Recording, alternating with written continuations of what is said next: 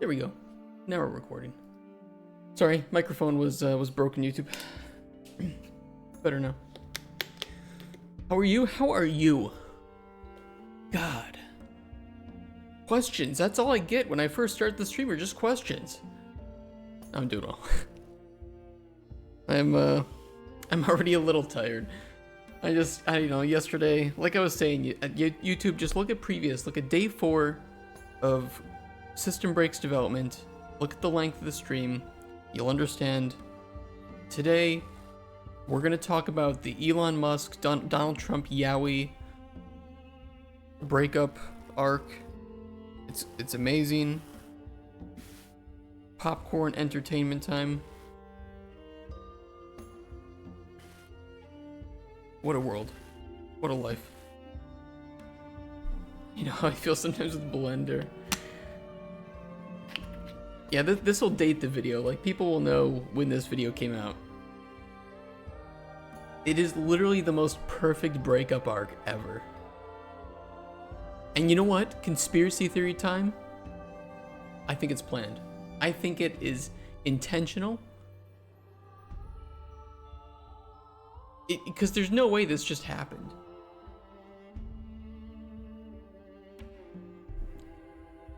I think they got drunk one night and Elon was like, dude, I got this great idea. Punch me. Okay? Punch me in the eye. Give me a black eye. We're gonna make a breakup arc. It's gonna tank our stocks. Then we're gonna say some crazy shit. We're gonna get back together. We're gonna kiss. Make out a little bit. Stock prices go back up. We buy the dip. We make bills. That's my conspiracy.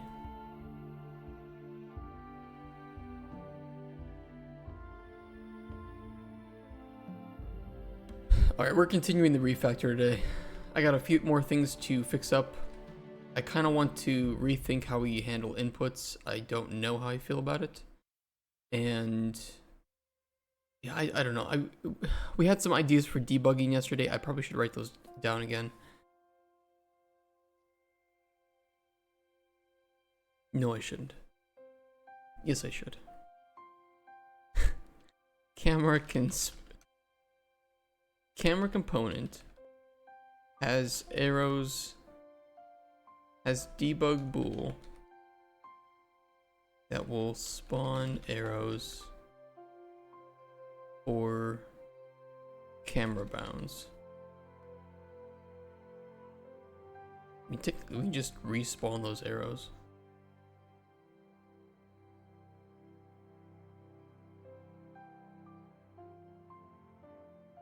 That should be fun. Is it Dune Awakening gameplay? No, I haven't. Looks like Fortnite in disguise. Why am I not surprised? What would you expect? Would you expect publishers to actually take risks? Or would they look at the giant cash cow and say, let's just remake that with new assets? Why am I not surprised?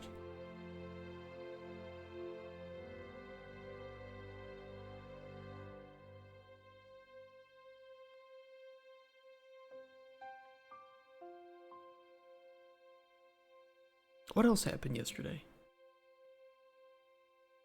I feel like there was something else that happened yesterday that I wanted to talk about. I can't remember. Only thing I remember is the Yowie.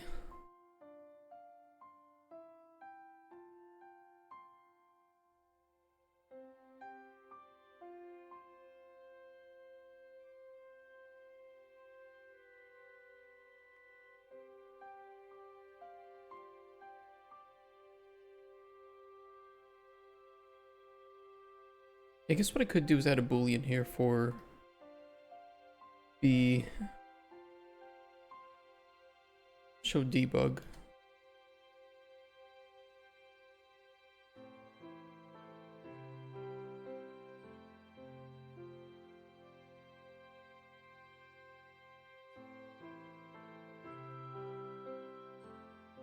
It was weird. Compile of BP device camera took 4,000 milliseconds.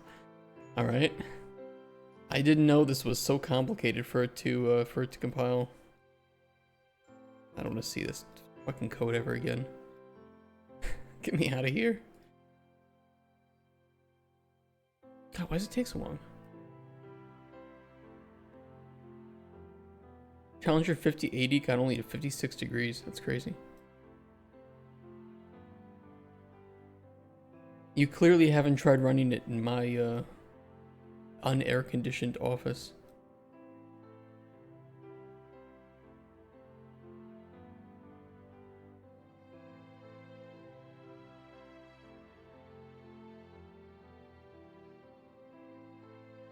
Oh, oh fuck.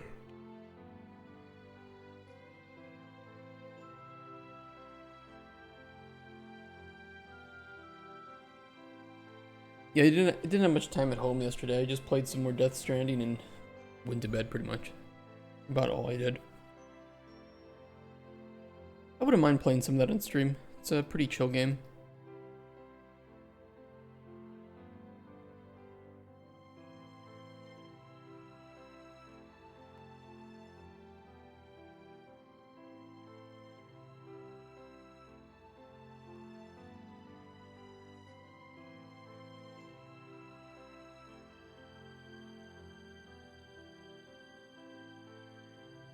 You could grab the child components of the component.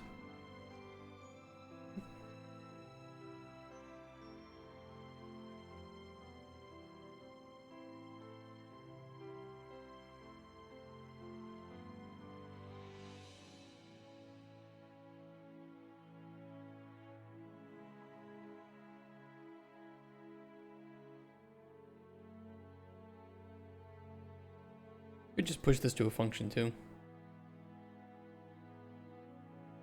You have good insulation here?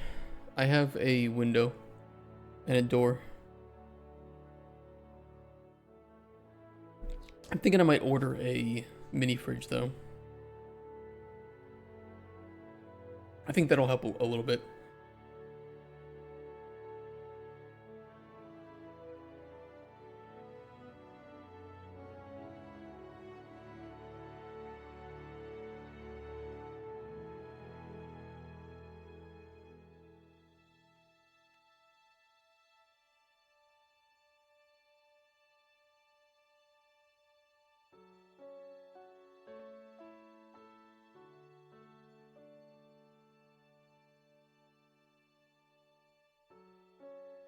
That should mean if we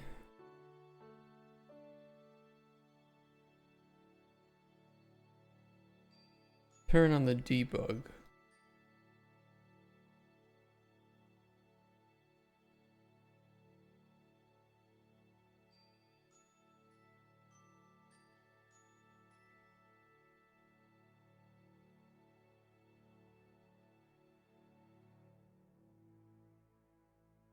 I mean, I think it does work.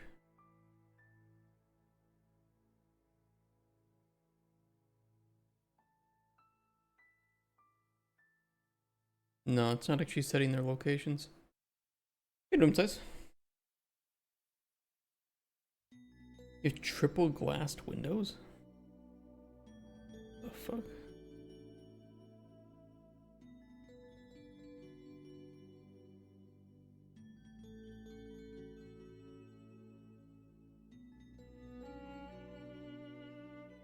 Yeah, it's not really working.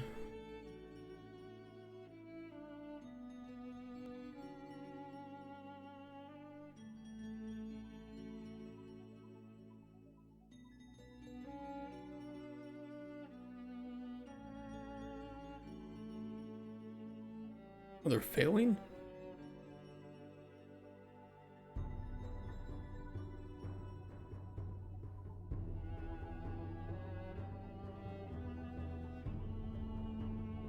Kinda weird. Eh, whatever, I'll just delete this. Fuck it.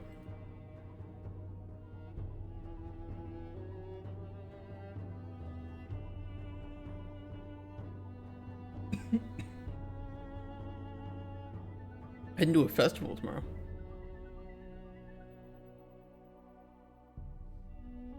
Something for a dragon?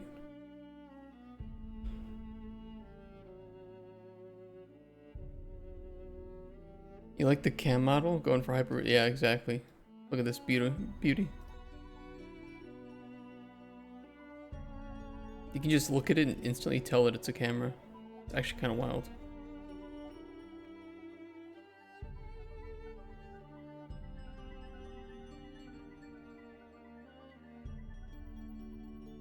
And our character is jittering through the ground.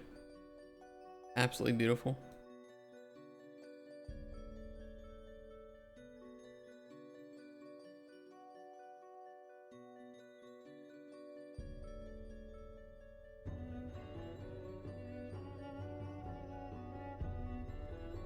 I hate it.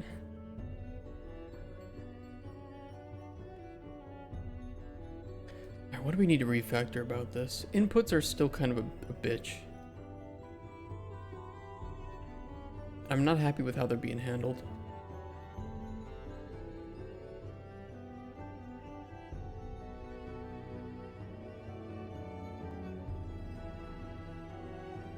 We use the input context priority map, but this is not great. And then for the camera,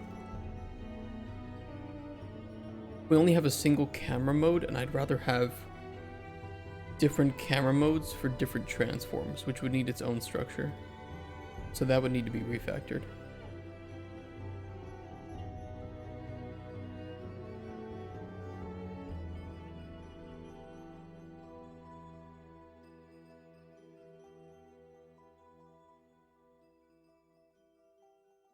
We can make that. ST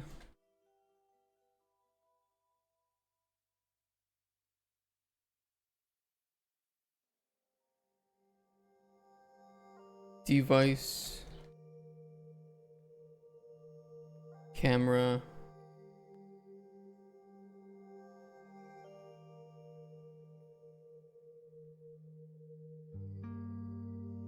transforms.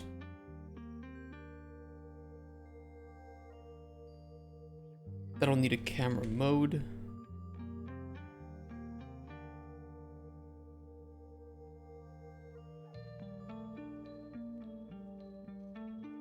And a transform. This way we could have multiple cameras on a device and give them different modes for input.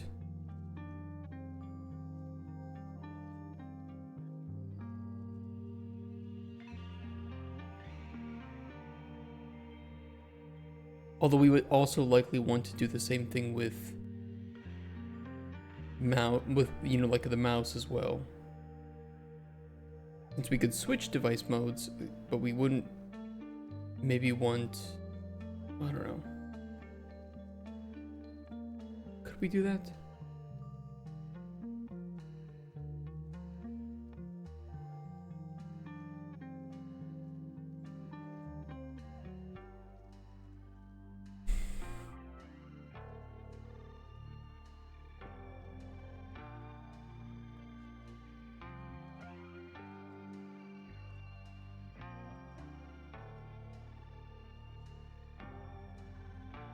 I'd almost have to run this and then this again.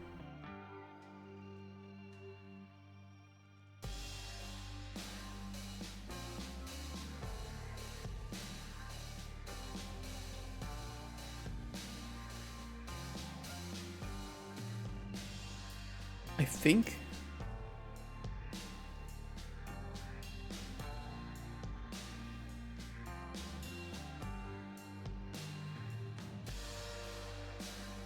The only problem is we still do run like setup mouse mode here in possess. I don't have to unpossess and repossess the pawn just to switch inputs.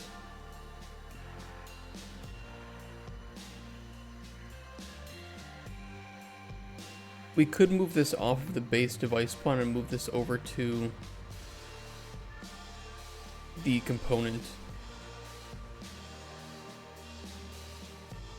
The only thing this needs anyway is just the device ID, which we can grab from the owner in the first place. So that can be moved over.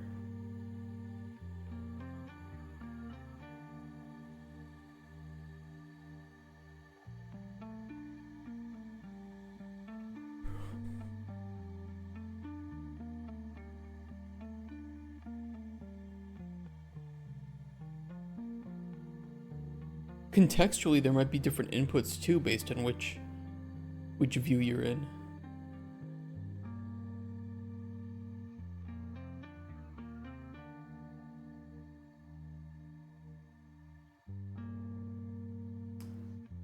Shit.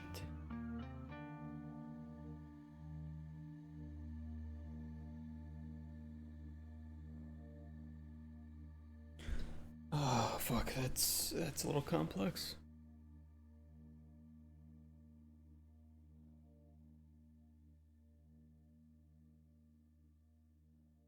I mean, we could do that too.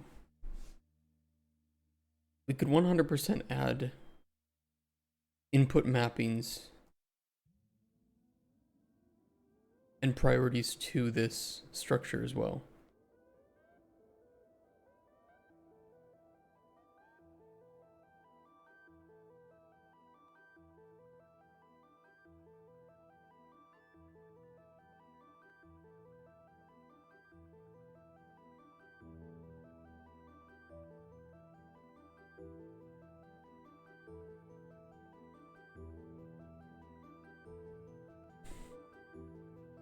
Only hear ideas.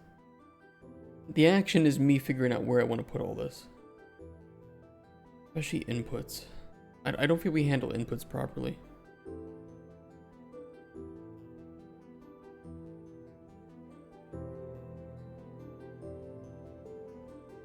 I'm wondering if it would be nice to have some input manager.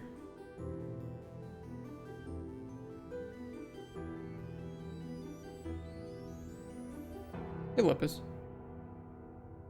Particularly, I'm wondering if we should have an input manager that remembers all the inputs that you have for a specific possessed pawn. And on unpossessed, we can just wipe that in the moment.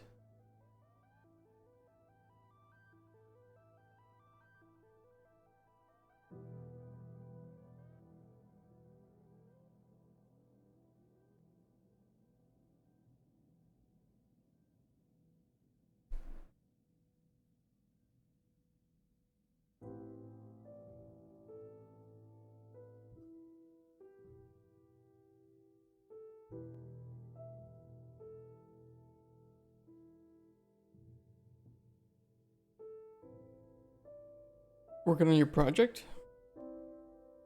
Bro, same.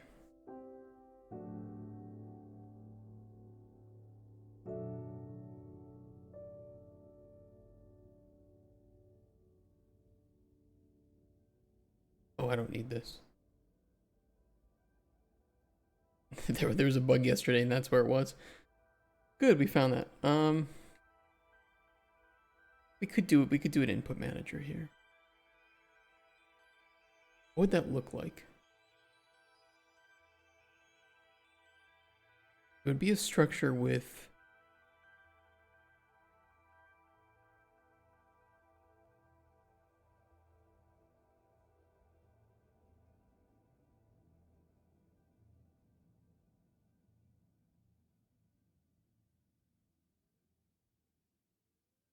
we don't switch the pawns here though.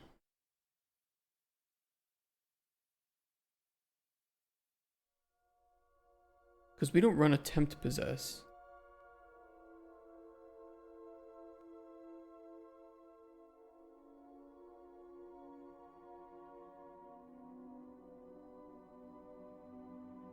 Do I?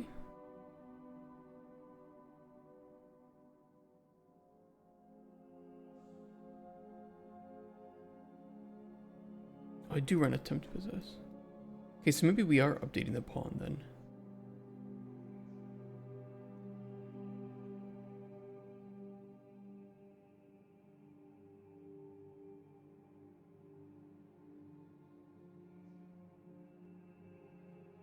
We could do like a providing actor with an array of the input context that it provides. And when we unpossess, if that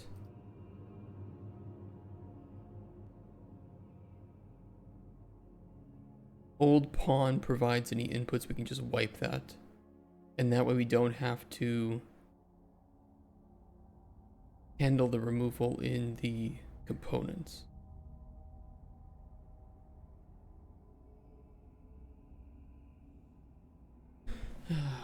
Again. Doing a narrative game, you spend most of your life in UI.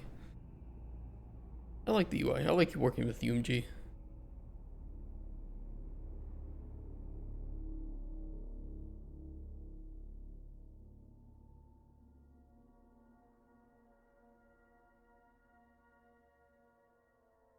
Because the main thing comes with, you know, if you're in like a robot and you have different actions depending on the device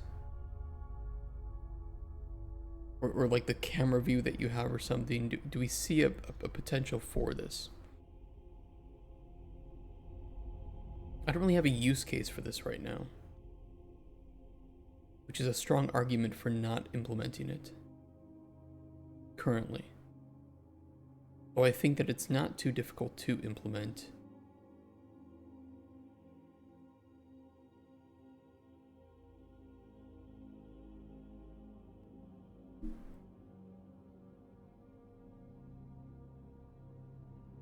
I mean, we have a DT devices, which provides input mode.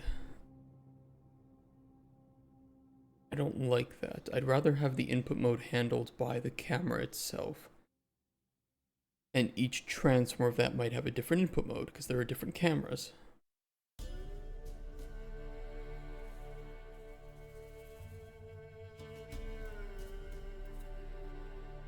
So that makes sense.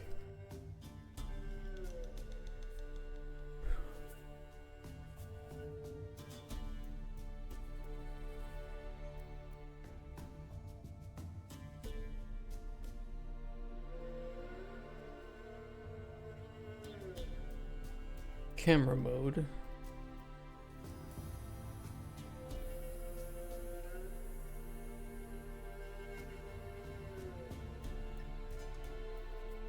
Input mode.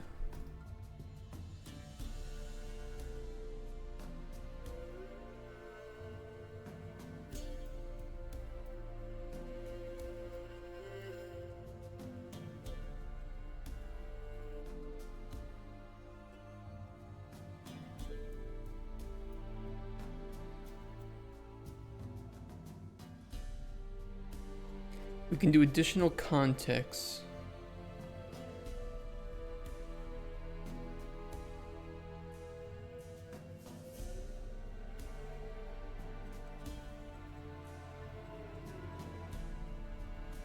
Nixie.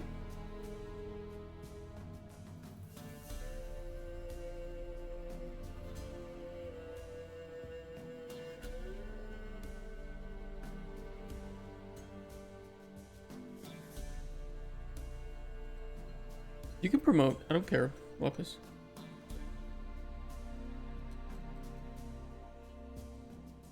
I appreciate you asking, but it's no worry.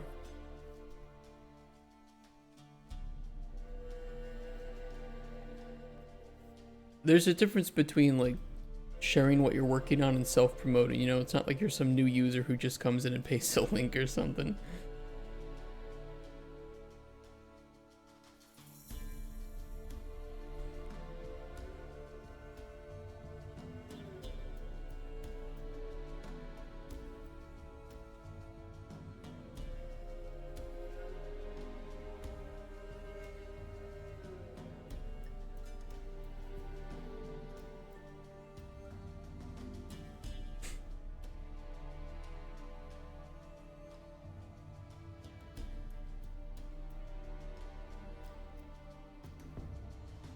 I guess, I mean, I could have the device camera handle it too, but I'd rather just one spot where I handle and manage all of the inputs. And we can just do easy callbacks to that on possess and unpossess.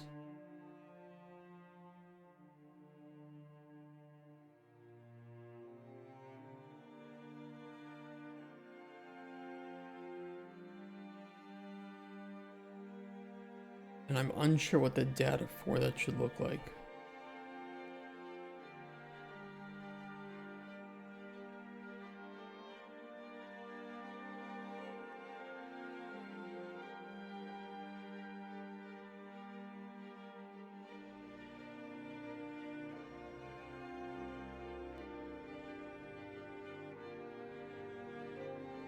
ST input manager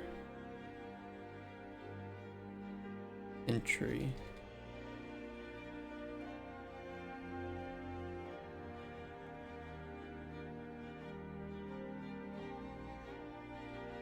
You know, I'm kind of curious, if you possess and unpossess a pawn, does it just automatically remove those input contexts? I've never actually looked that up.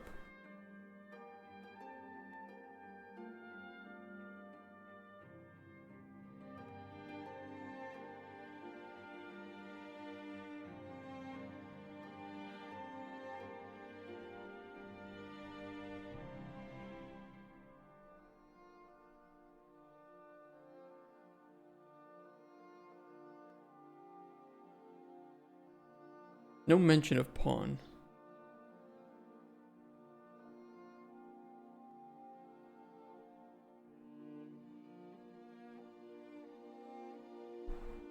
No mention of possessed.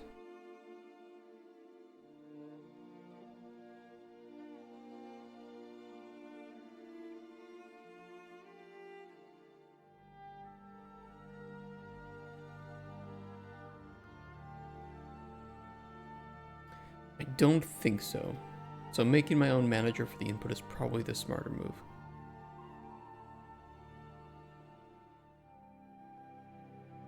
Not gonna be a very good manager, I'll tell you that. But it is something to start with. Okay.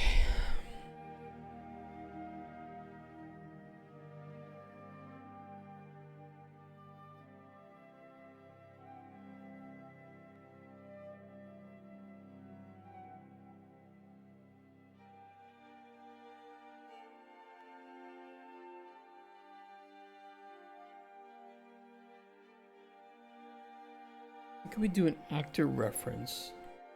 In this case, it would be the pawn. We could also just say base device pawn.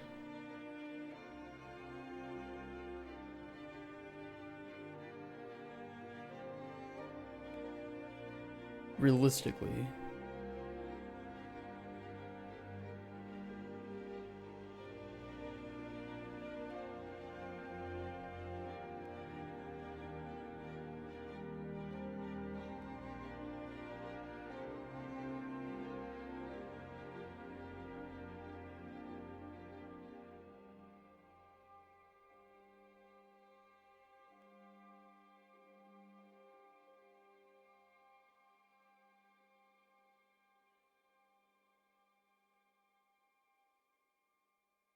Input mapping context. I don't think we really care about the priority in this case, but we can still add it.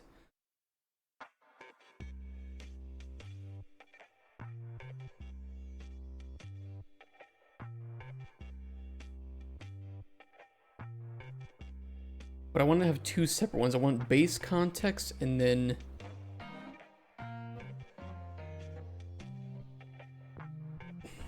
like camera specific context or something, or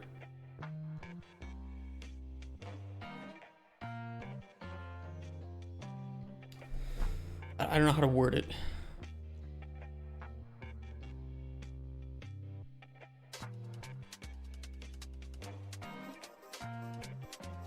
You had a friend of a friend do that in one of your streams once, just come in and advertise? Yeah, it's kind of annoying. Like, I get trying to get your name out there, but do you think that somebody honestly is going to look at that in chat and say, oh, yeah, let me click on this person advertising himself? I don't know, maybe it's just me, but I wouldn't do that. This is your progress so far? Ooh, I like that.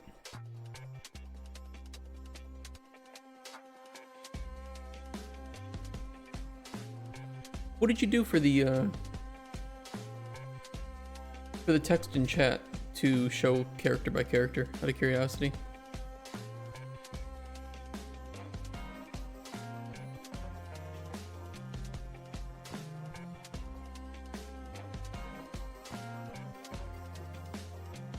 It's rich text too.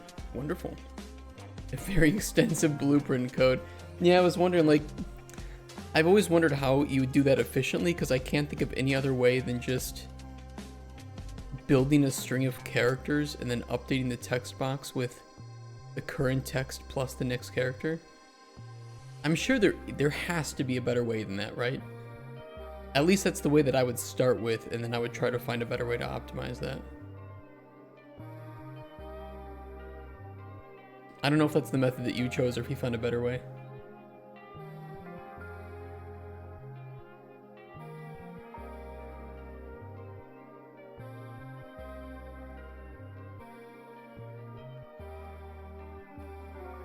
Looking good though, you already have more UI art than Golden Chronicles had.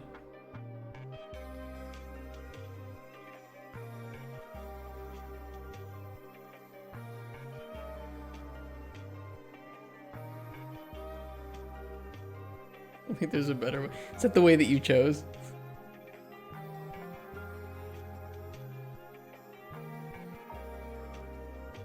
I do want to change the cube.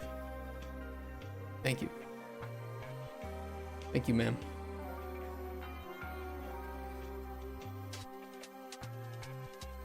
Using materials?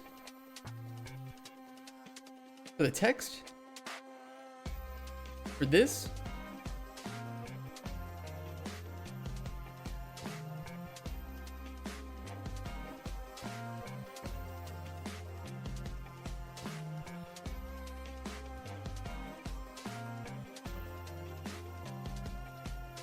And what method are you using?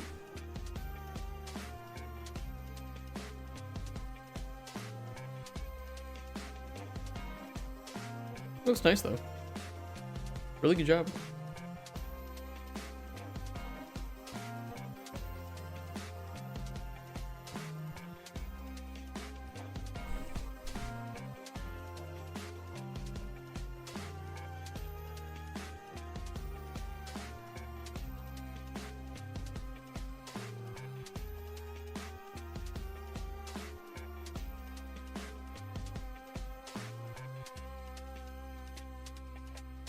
Use specific inputs.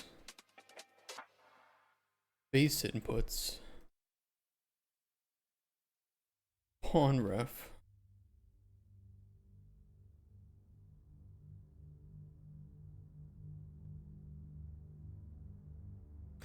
I'm so old school. My method of making text appear character after character would literally just be, I don't know, setting up a timer by function and just updating the text with the next character.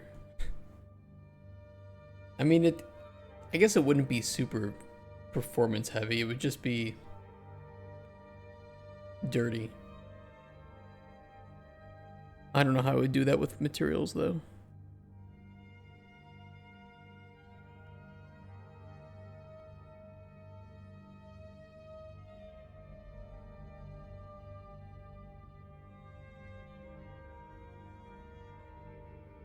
Something I'll look into. Maybe we can take like a couple days in the future and prototype some cool different ways to do it. Already par for the course in here? Yeah, pretty much. Hey, if the game runs. Hey, Kool-Aid. How are we doing? Better than yesterday. I'll tell you that. Better than yesterday. Fucking 10-hour stream dealing with angle. I never want to talk about angles ever again. Okay. From now on, we're just going to never have to worry about angles and rotations.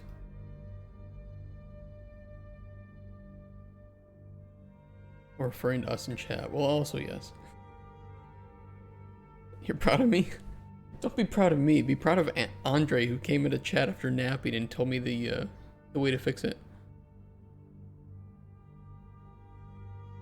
Next time he comes in here, I'm buying him a sub. I wonder if basic human specific input. I feel like we will need to add some different stuff to here, but this is at least a start.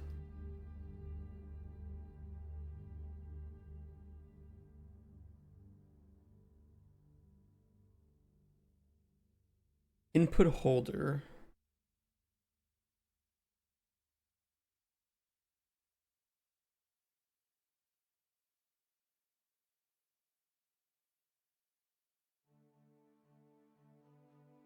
Proud of me for not giving up, proud of for keeping a good vibe. I don't always keep a good vibe, but I appreciate it, dude. But yeah, if a small 3-hour challenge was gonna stump me, I'm in the wrong industry. I can't get comfortable. What a day. You love the streams? Well, thank you so much, dude. I really appreciate that.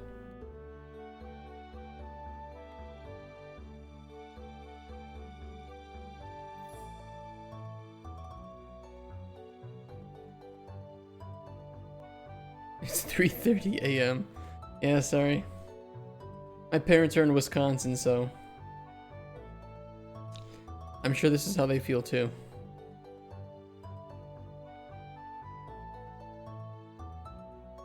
Ew.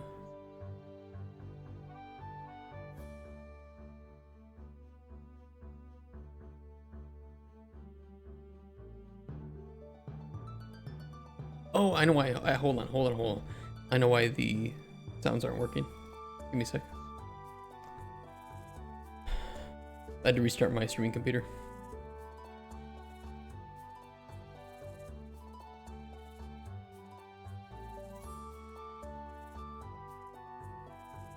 I will replay the fart for you.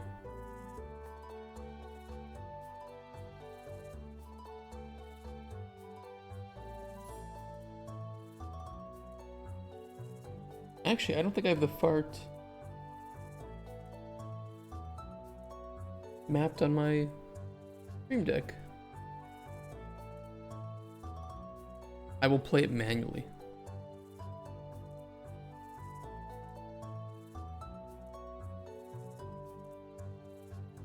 There it is. There you go.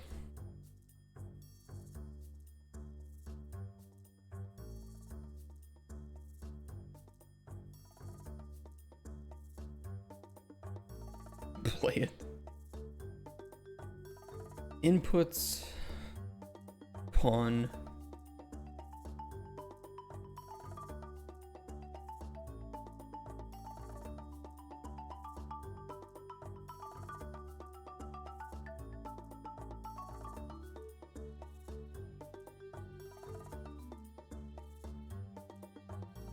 Add inputs for pawn.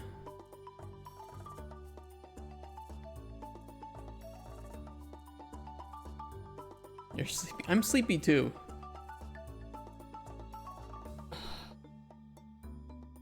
I might, if we get to a good stopping point today, I might just call it early and go home and rest. But I got some stuff to do before that. Want to check on you? Yeah, don't worry, Kool-Aid. Take care. Have a nice night. If you wake up, I might still be on. There's no sound for awards. I hear it. You guys don't hear it? Dude, I updated my PC, my stream PC, and it just like, it ruined everything. Give me a sec.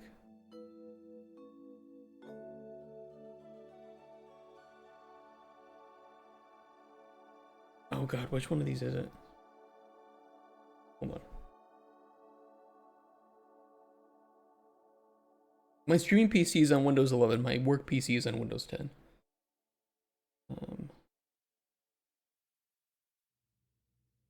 It's not the device.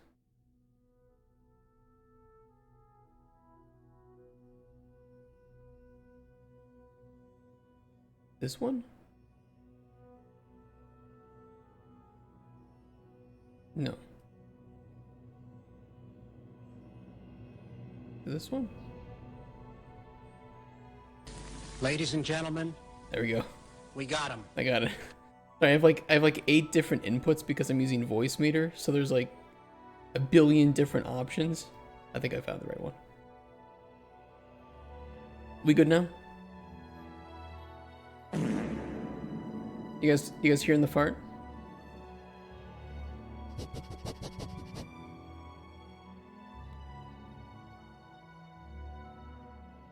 We're all good. Okay.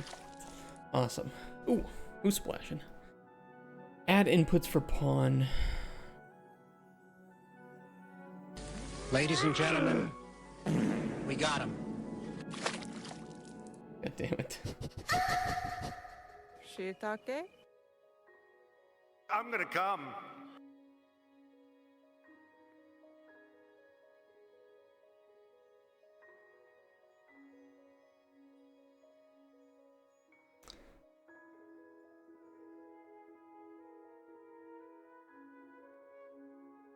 I mean, we could make the map. We could plug in the map. We could use maps throughout the devices. And then just plug that in.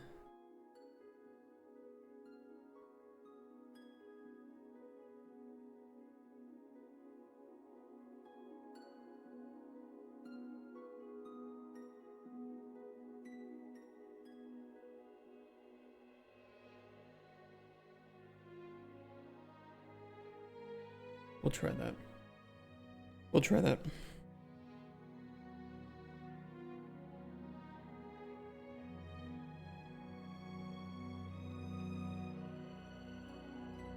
I'll rename the parameters once we feel like this is set up properly. I've never had to work in a game where there were so many contextual inputs based on the devices you're hacked into and what you might be holding. It just feels like it could get really messy really easily if we don't have a good way to control and query that. Anyway, something like Go games?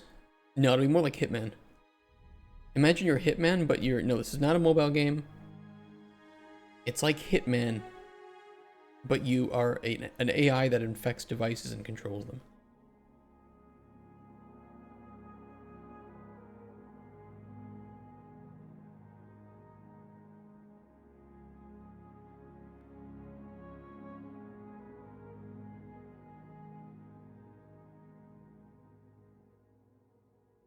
So it is definitely not a mobile game.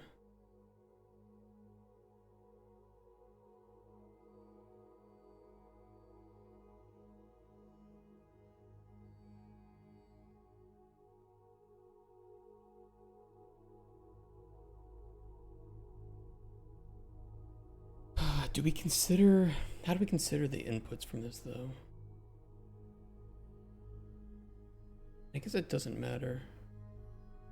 Can you do mobile and Unreal? Yes.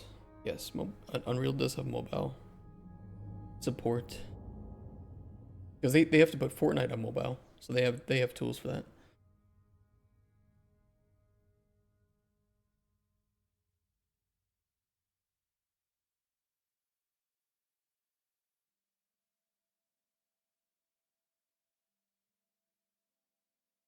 I mean, do we care about the base inputs and the specific inputs? Or should we just have one giant map of the inputs?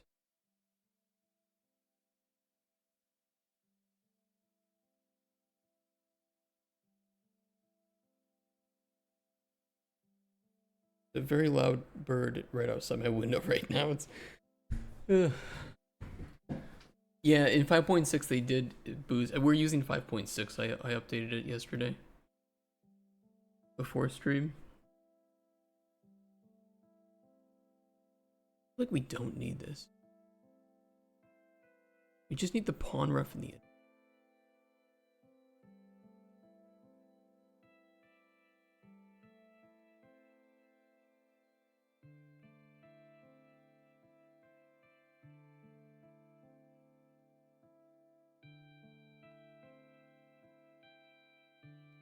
And I think that we'll do another structure here of st input manager.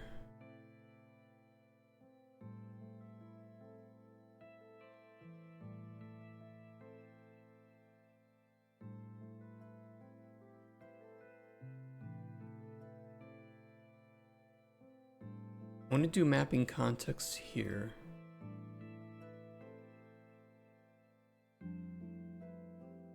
Base map inputs. I don't know, this way if we have like a...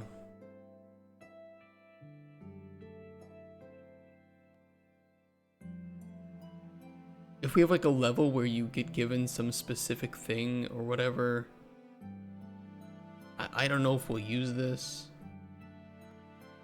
And then we can just do an array of entries.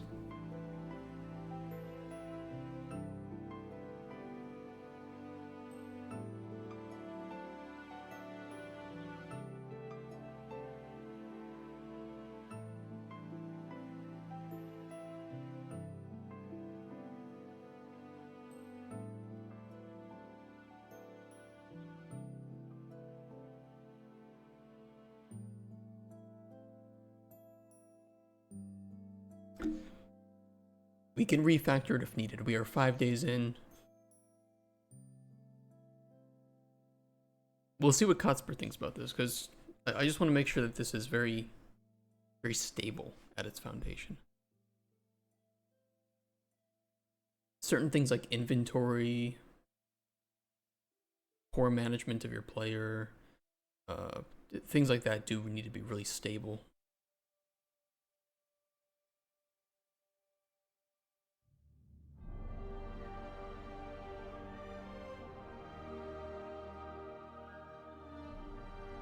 We would first need to check if that pawn already exists.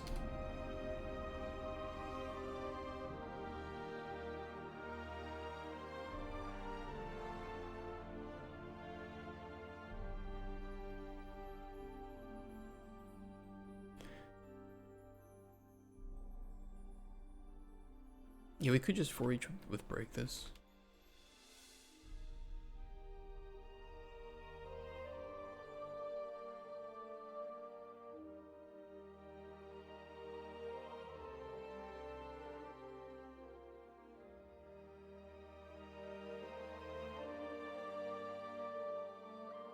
Thing is, this is a base device pawn object reference.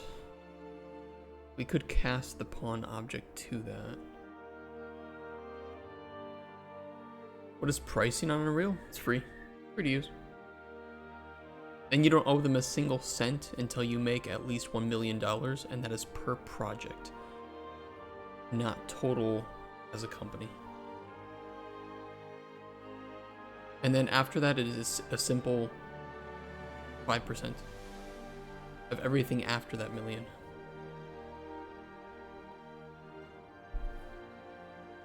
So for most indie developers, that's never going to be an issue. And you get to keep your first million anyway, so that's pretty great.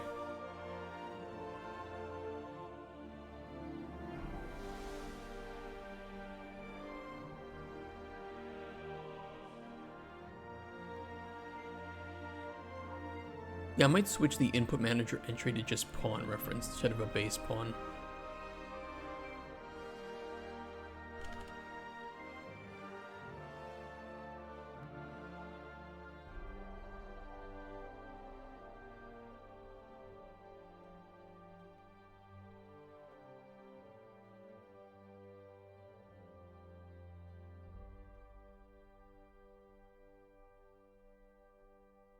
That'll work.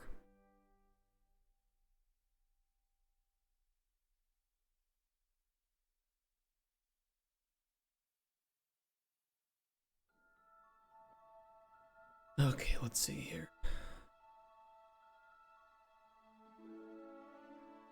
By default,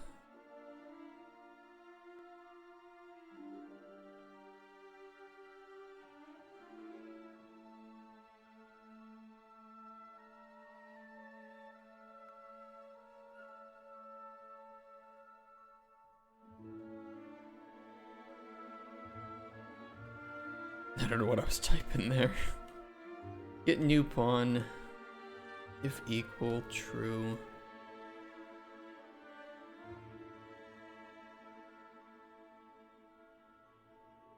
Or we could even keep it a little bit simpler. Because I imagine we won't have a whole lot to loop through and we won't be looping too often.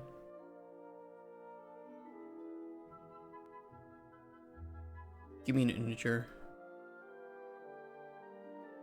Index.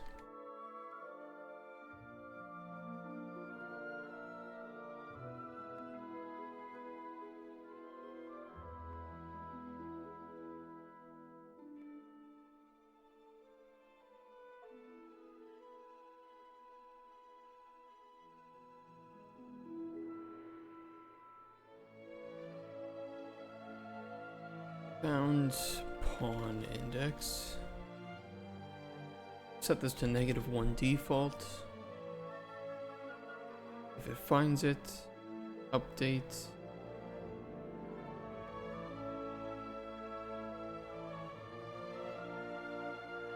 Get found pawn index.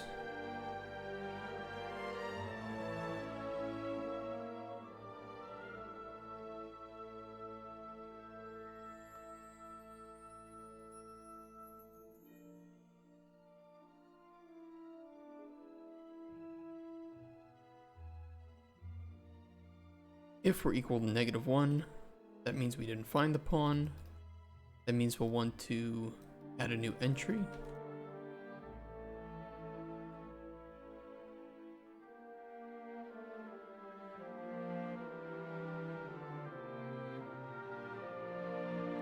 Which we should be able to do here.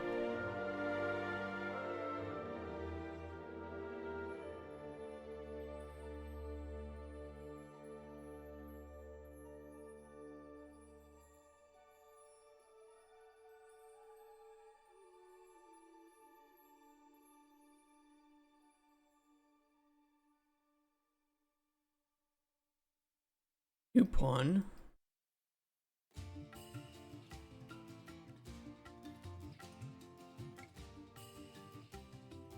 With inputs.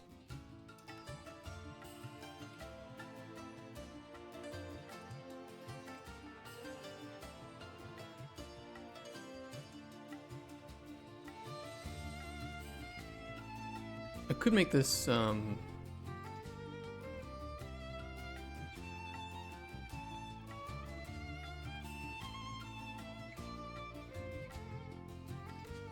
little bit cleaner.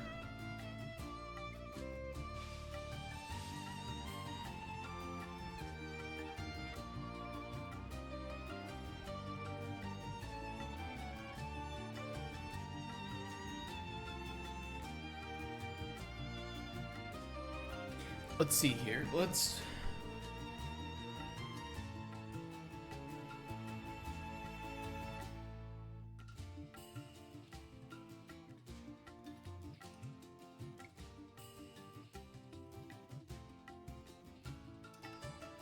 make a local input manager entry, and then we can set by reference.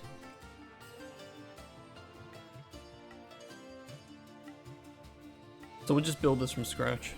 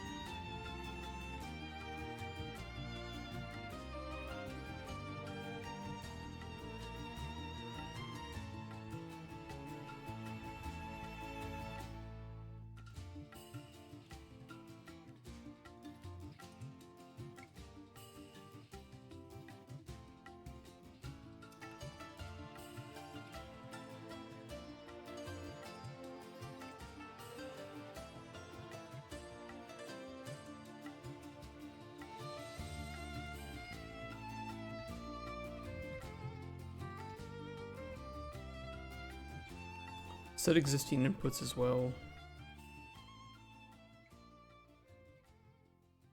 A little bit of cross streams.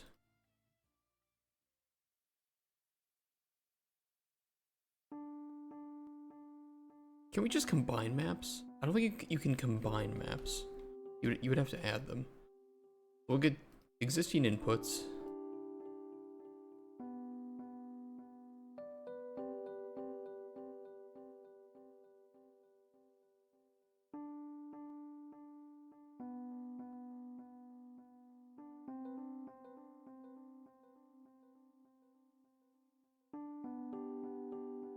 Oh, you can actually for each loop through a map.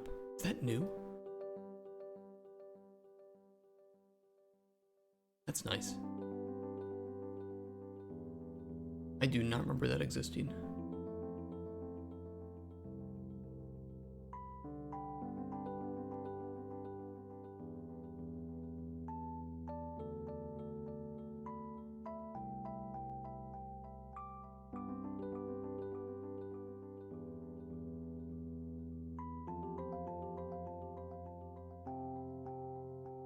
Would we even need a local input manager entry if we can just...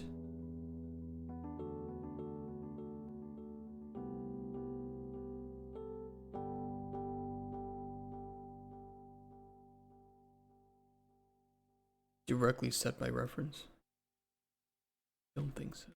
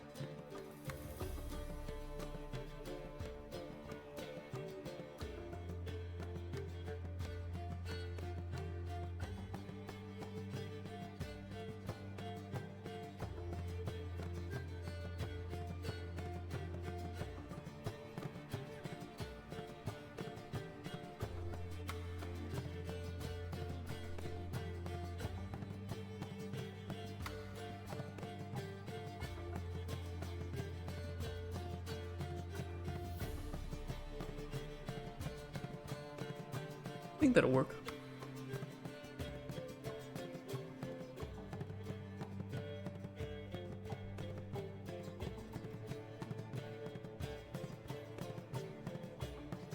Now that'll handle the addition of inputs. We need to make a new one for the removal of inputs.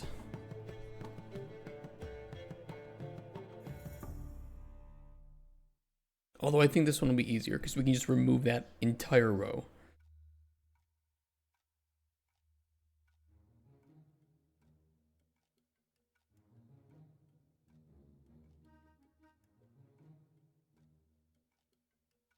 Well, we need two of them. We need to remove all pawn inputs. That's the easier one.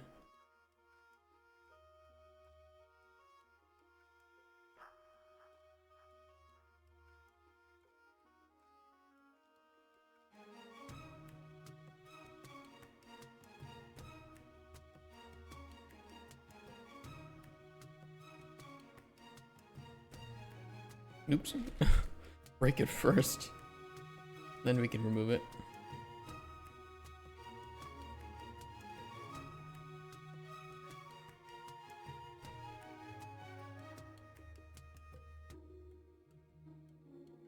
We're just going to return if we find it successfully, and if not, we'll just return anyway. So, should be an easy thing to handle. Break this. Don't care about that.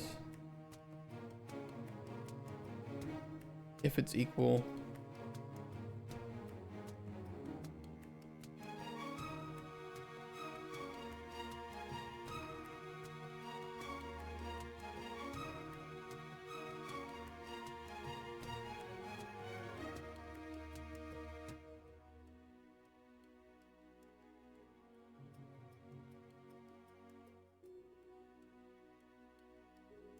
We're going to break that. And remove index at the array index.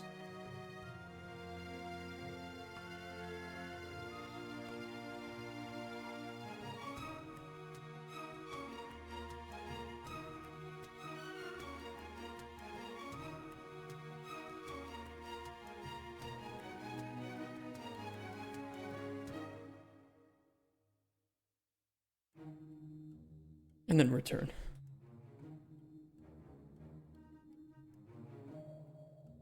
Okay, that one should be good. The last one we need is gonna be a little bit more involved, but it'll be very similar to add inputs for pawn, but instead it'll be remove inputs for pawn.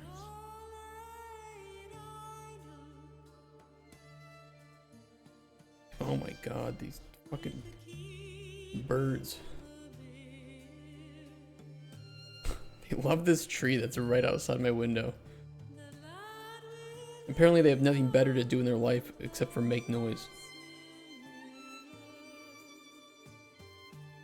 Okay, we don't need this.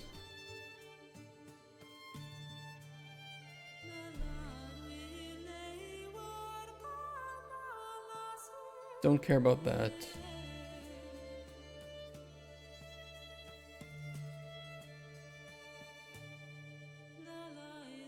If we didn't find the pawn index, then we don't really care. Otherwise, we do need a for each loop.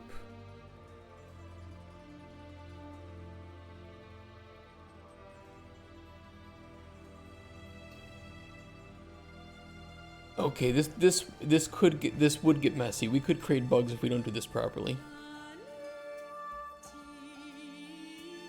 I think rather than removing from an array, we should just rebuild an array without the inputs that we want to remove. The reason being is that it will be a lot less bug prone. Yeah, because that's exactly what would happen if we just tried to remove index. I mean, we could reverse for it. It's just not worth it. There wouldn't be that many input mapping contexts. It's not that much data. Just rebuild. Hey, Jumbox.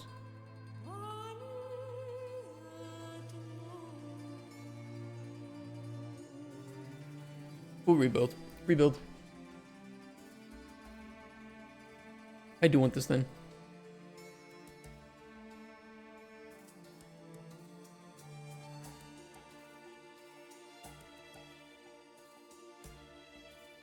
Birds further reminds me of the meme about birds singing to mate.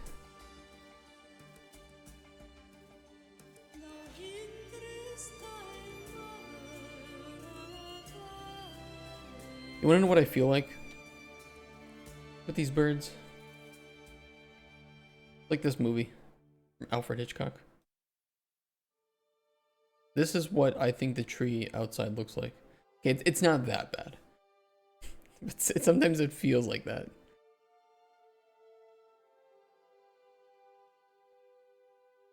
Good movie. It's kind of silly in its premise, but it's fun. Very memorable.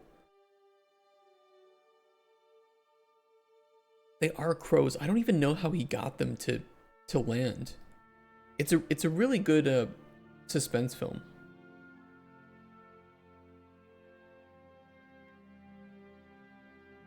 And it's really beautifully shot. This is a very memorable scene that is so silly on paper, but I think is filmed exceptionally well.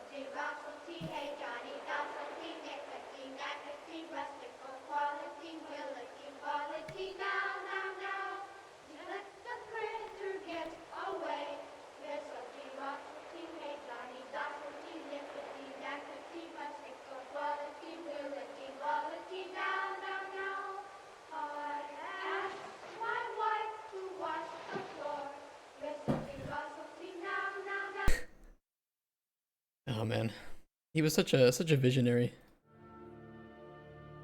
Background looks Compton. Hey, for 1963, if that's Compton, it's done pretty well. Even modern CG can't look that good.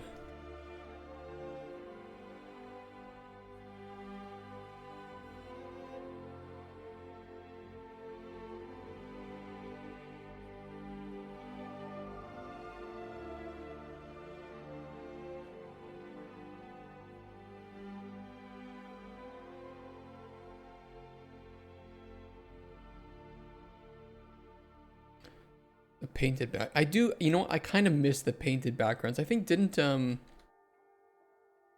like Gone with the Wind have a whole bunch? There are so many of the old movies that painted backgrounds.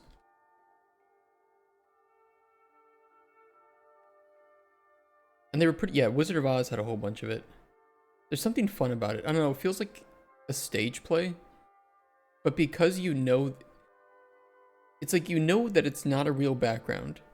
But at the same time, you know that it is real. It's not CG. So your mind doesn't really play tricks with you. It's like, oh, it's just a painted background. And your mind is like instantly over it. Or like, yeah, like minis, like with Lord of the Rings.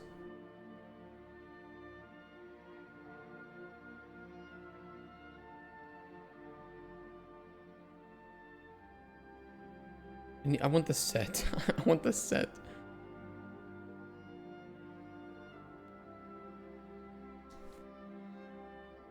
It's not what I mean. You know what it means. Yeah, what I mean is like it's not a real. It's not real life size, but it is physically real. And because of that, they can avoid all the issues with the Uncanny Valley. It was one of the things that made Baby Grogu in Mandalorian so well liked, is because, well, it's a puppet. You know it's a puppet. But it also, it isn't fake, so your mind doesn't have to like pretend to figure out if it's real or not.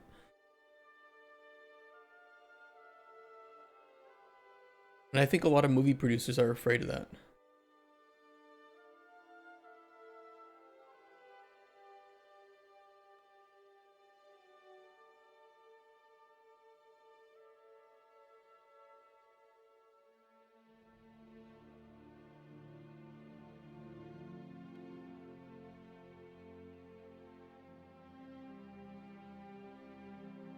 It's fake, but it felt real. Yeah, I don't know how to describe it.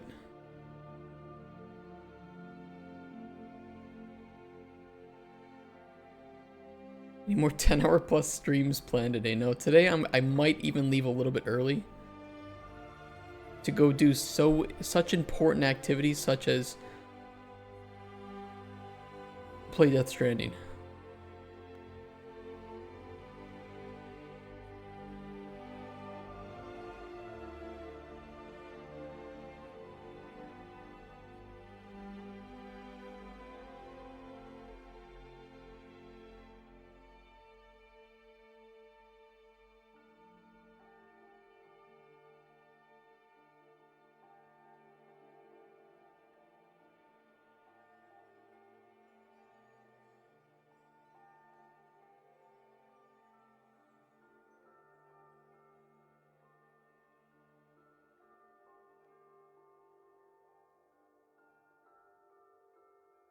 Poets Day?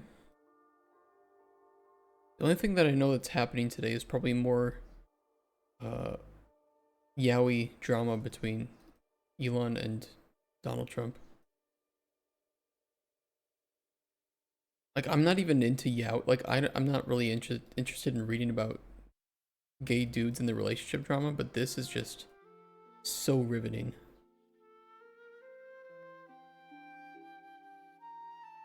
Piss off early tomorrow, Saturday. I like it.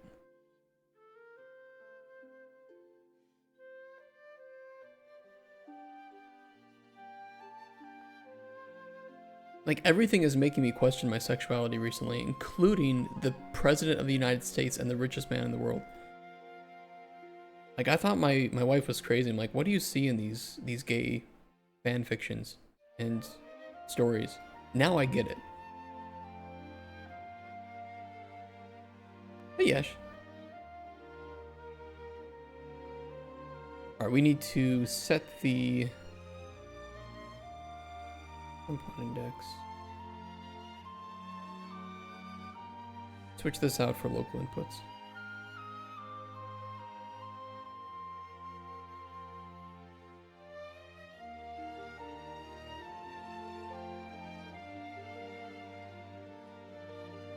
Yeah, this handles like the base of it. We also then would need to remove those input mappings. It's not the chemicals in the water that will turn you gay, it's going to be the politics. I love it. Thanks for the follow, Yash. Wait, hold on. Are all of my sounds messed up? This is why you don't update your computer.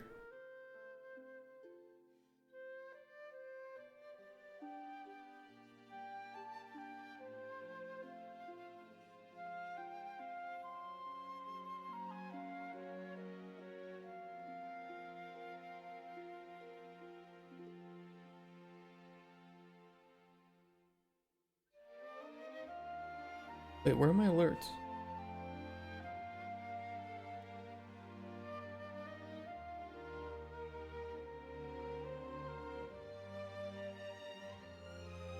Wait, did you guys see the alert, but not hear it?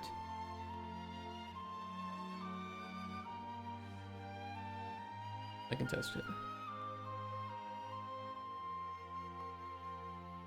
Oh, I have 2 sponsorships. Oh my god, do you guys want to see me play Warpath or MU Dark Epoch?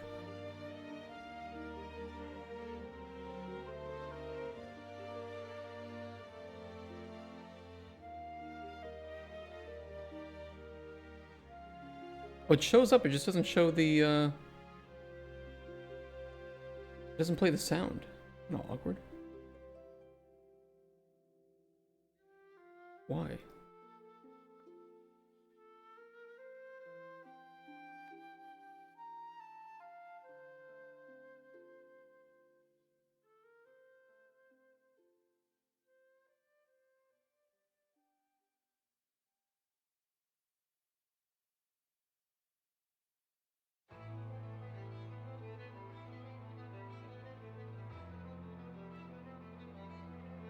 don't know. I'll worry about it on the weekend.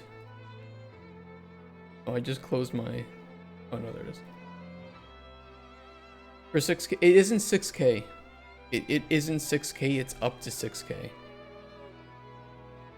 I'll show you how these work, because they're kind of dumb. Like, you guys would actively have to play it and get to certain points. Like, I'll earn gift subs when viewers hit level 248. If you guys install the game, I get $1. For every person that reaches level 30, which takes 20 minutes, I get $1. Like, yeah, it's...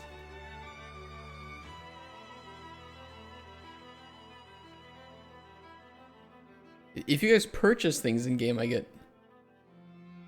money. And then there's maximums that you can get.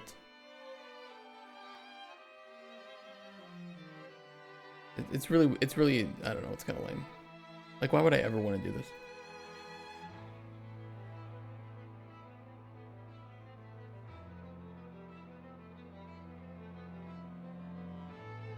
I mean, I guess what you could do is just, like, install the game and then uninstall it. But I'd still have to do this sponsored stream.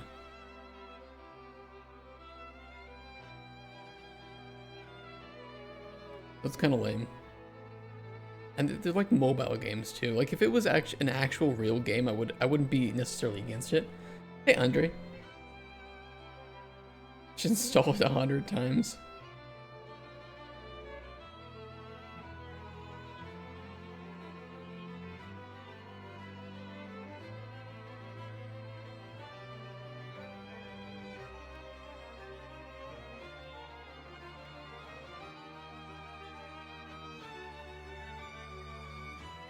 Hold on a sec.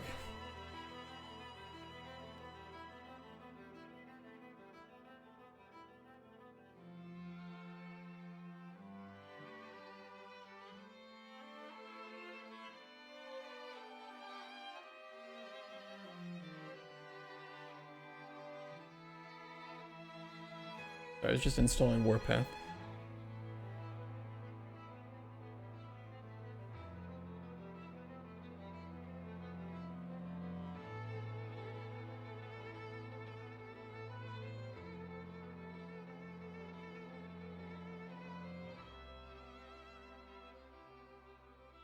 All right, let's remove mapping context. Oh, I made a function for this.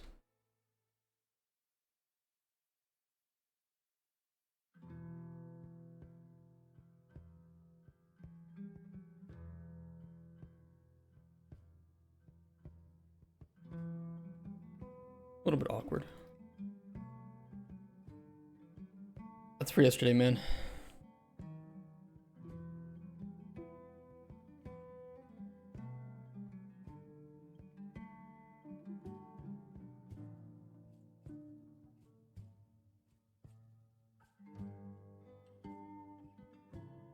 I think that'll work.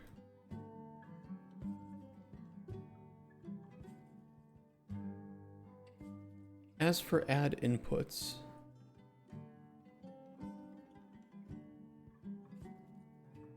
add mapping context.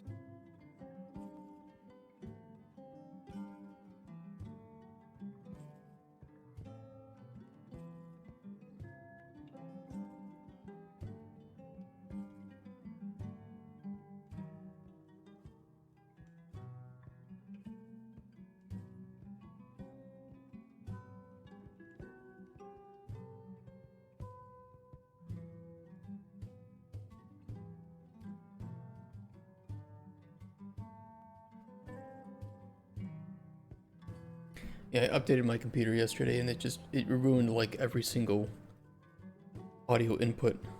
My microphone wasn't working. My Elgato wasn't picking anything up. Nothing. It was all broken.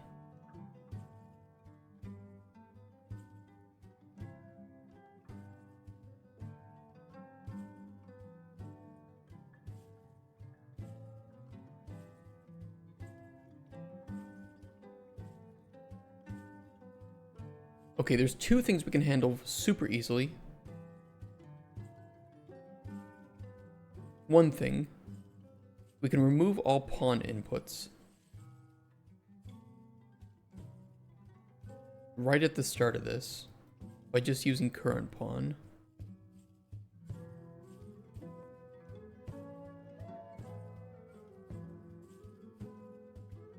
Although I'm going to check if the current pawn is actually valid.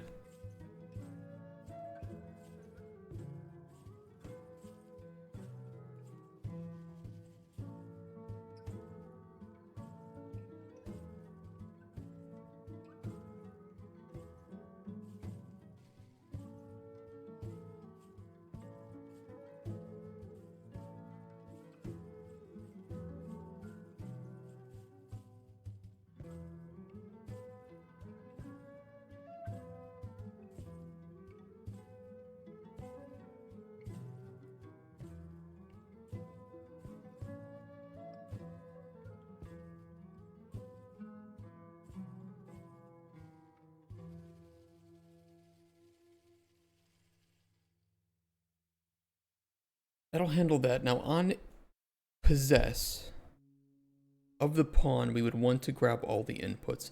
Problem is we have inputs in all these different locations and from all these different things, including the camera, including the components. They might add their own inputs. I think that's fine. We would just need to call that each time.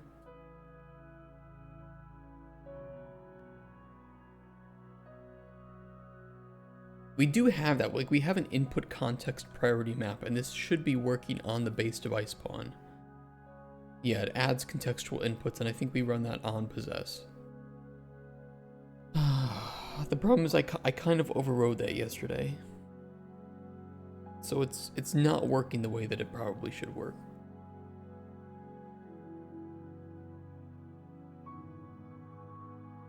And I don't like that. I don't like that.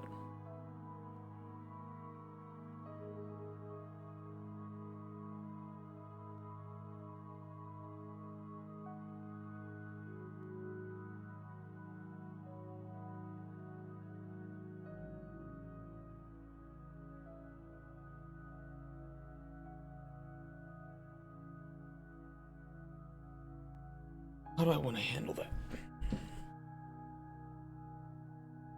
The original plan was to use different components. So we would have, like, if we have 5 different mouse input modes, we have 5 different components. And you add the one that you want. I decided not to do this and instead provide the player with, or the developer in this case, with specific options to choose from.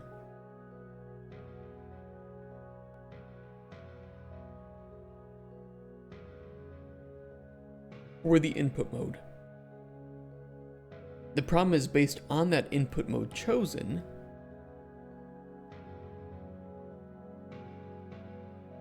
we have this problem.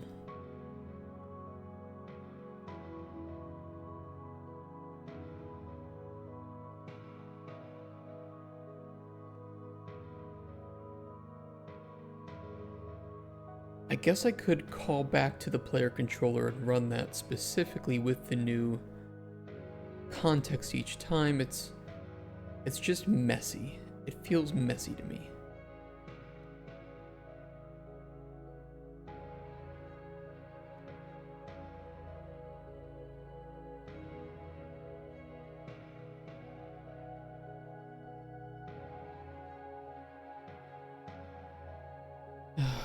Let's do it.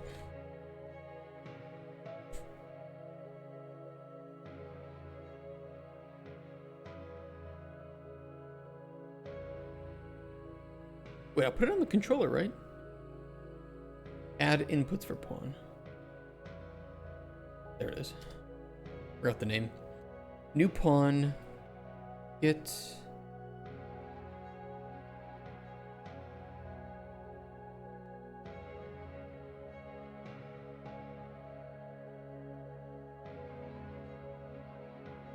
Yeah, we just have to grab this again.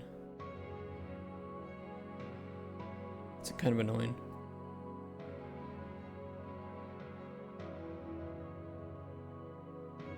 You tried the Hell Is Us demo? No. I have not.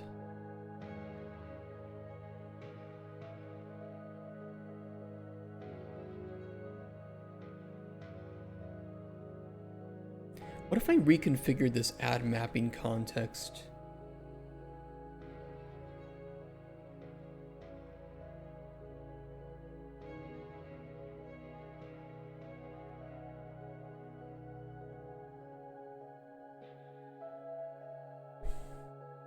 I don't know. Let's not worry about that right now.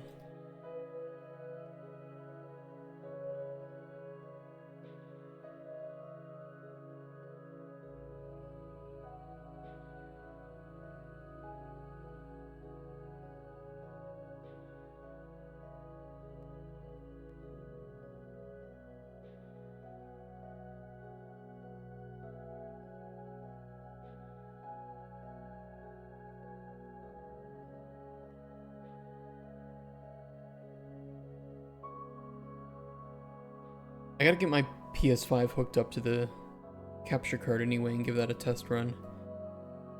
I was thinking if we did that, we could also try the Neo 3 demo. I really like the Neo series, and that would be a fun game to play too. Although I don't know if they have a release date for Neo 3. Oh, it's also coming out on PC anyway, so we wouldn't even have to play that on PS5. I think only the demo is out on PS5. 2026. That's nice. If we wanted to play the demo of that, we could. Otherwise, we'll just wait for the full game to come out.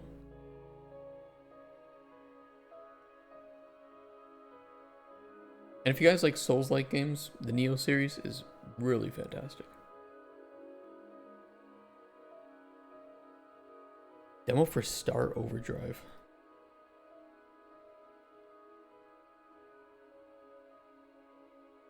Oh, yeah, this game. I heard about this. Good to know. Hell Is Us is next on the list. Is this the game that I think it is? No, it's a different game. Nacon publisher, oh. Boy, do I have stories about Nacon. Just say I'm never working with them again.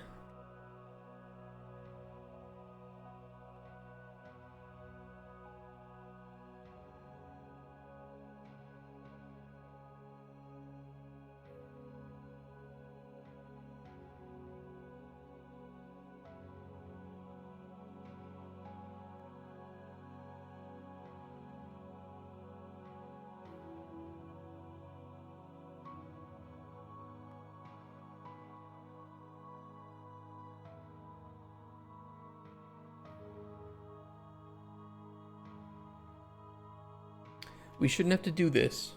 That'll automatically get removed now. On Unpossess.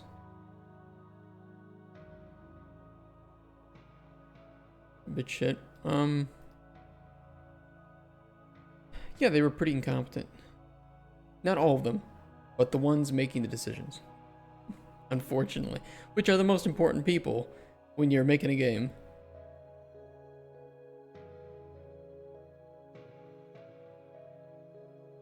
They were the ones that marketed our more casual to mid-core game as ultra realistic. Even though in the first paragraph of the GDD it says mid-core, unrealistic, train simulator. Thanks guys, appreciate that. That'll attract the right audience.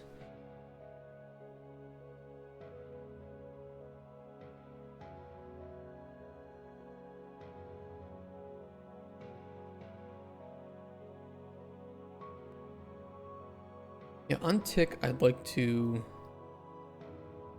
print some of this.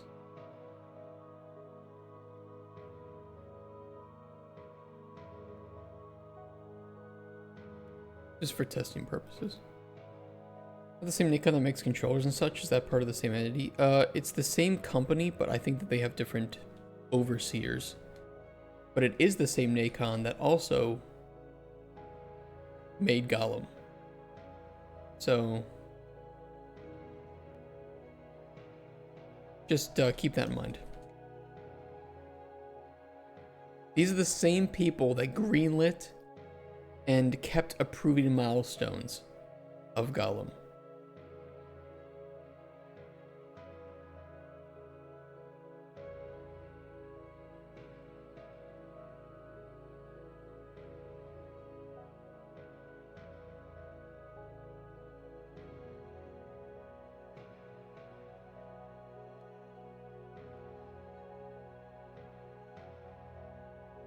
I mean, guess I could just grab the length for the moment.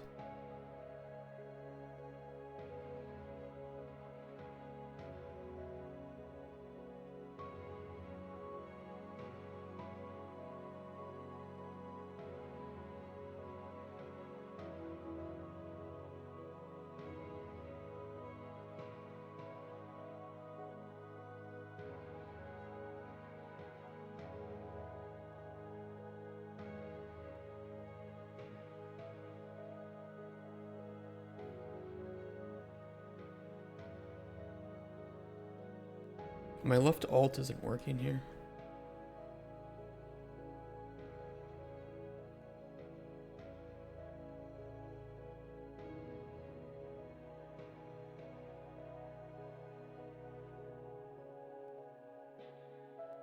Did we break the left alt yesterday?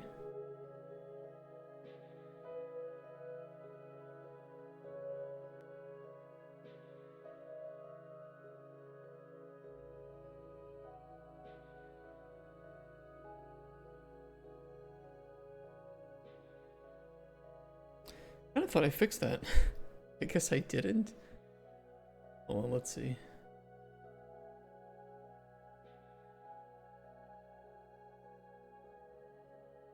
That's not adding it.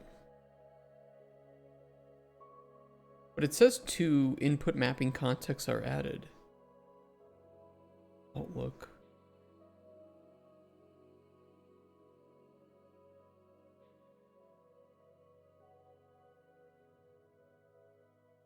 Oh, because we didn't find the pawn, so but we still need to run through and do this. Okay, hold on.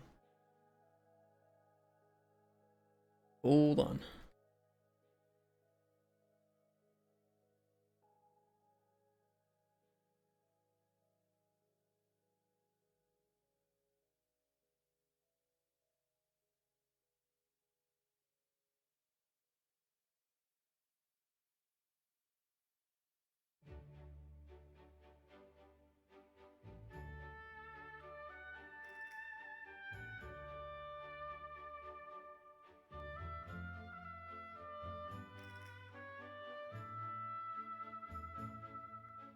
That should resolve that problem. One of those days where you feel like you can't wake up properly. I get that sometimes. Overload myself with caffeine to fix it.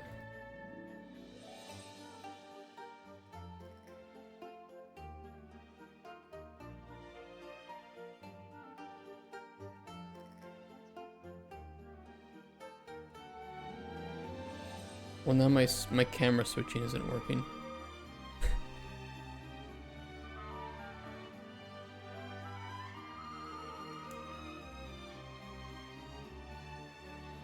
I thought, oh my god. So many bugs.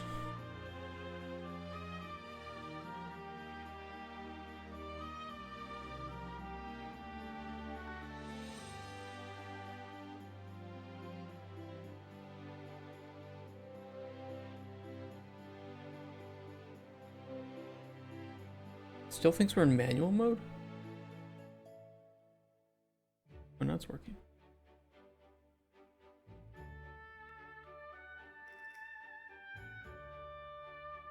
The fuck?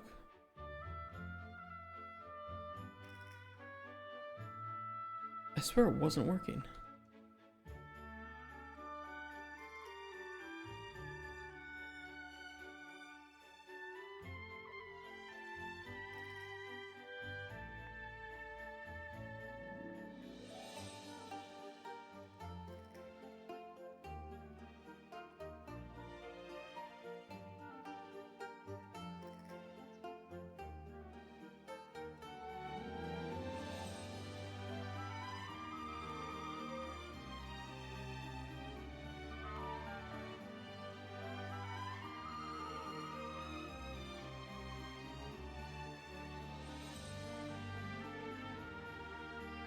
That's weird. On unpossessed, we set it to false, and it is of course by default false.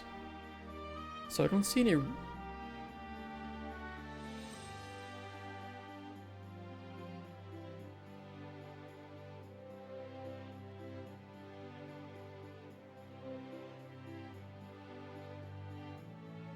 I don't see any way that that could get fucked unless maybe.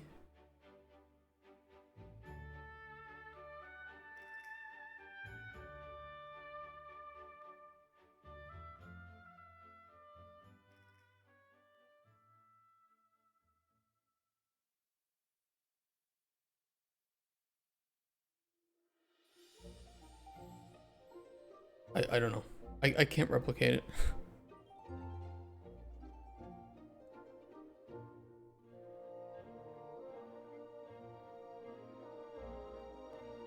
Weird.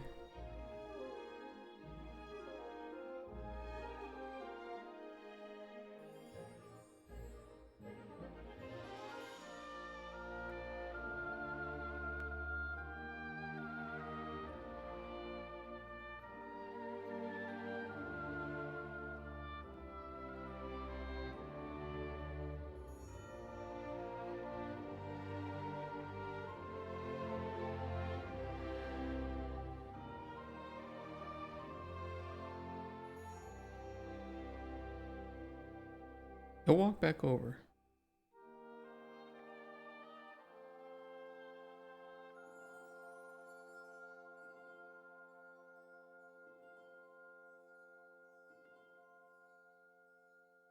You will, right? Where is he? Oh, there he is. I missed him entirely. Fuck.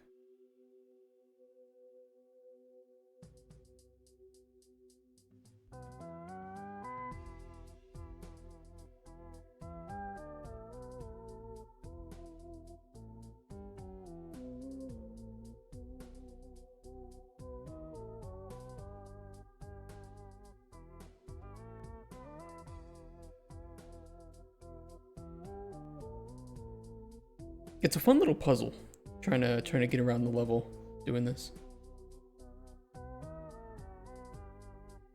And I think this should be the primary method of interacting with the world. Is, you know, in the devices specifically. Like, yes, you can be on the network level and hack into them and get them to do things, but I think that visually, it's way more appealing to be in the devices directly and control them. And I think that we should try to prioritize making that the most accessible and the most... I think that we should try to go with like a remote hacking resource. Like you can do this, but it costs something and you have to obtain that back either over time or by completing objectives or whatever. And so the primary method of interacting with the objects is by directly controlling them. The remote hacking is cool, but you might as well just have a command prompt game at that time, and we need to make sure that that is limited for specific uses.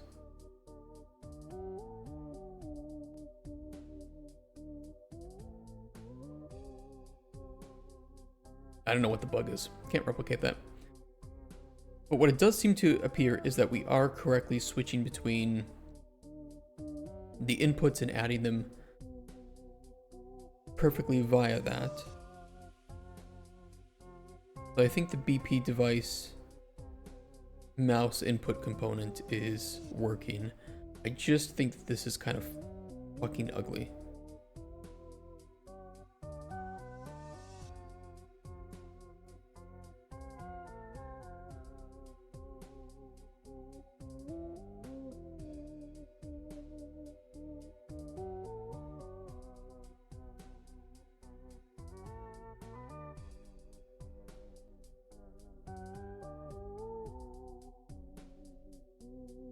Predator animated film drops today? That's pretty cool.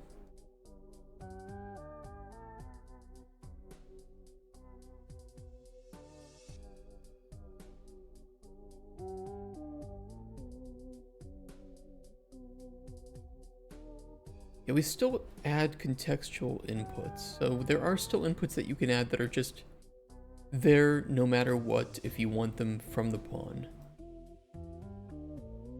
But rather than add mapping context, we would again have to do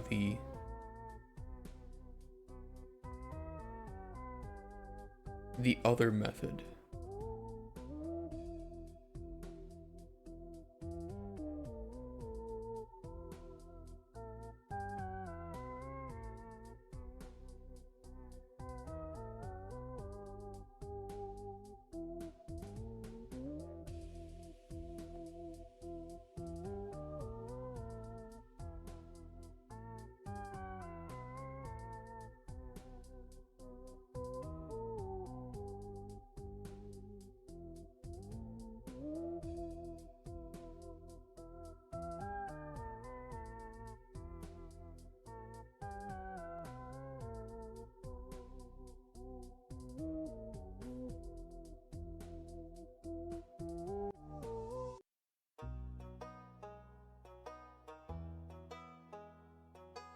Oh yeah, base device pawn has a mapping context and priority.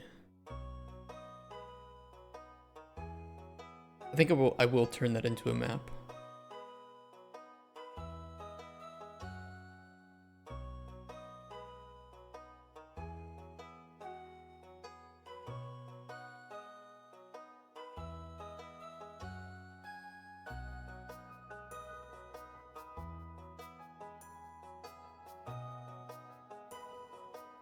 The Stardew Valley soundtrack's a vibe. It's pretty good.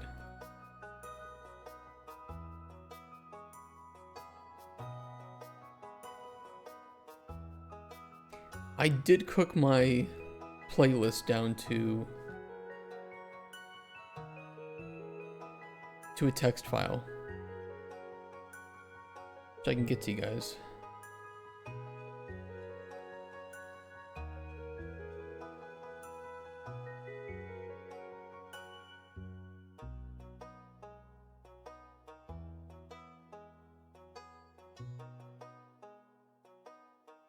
Because I know some of you were asking for it, so let me do that for you.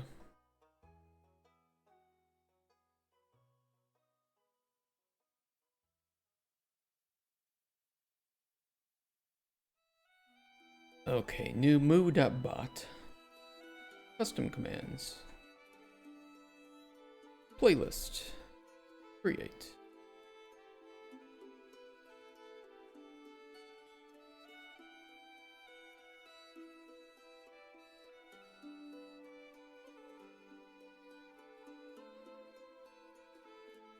There it is.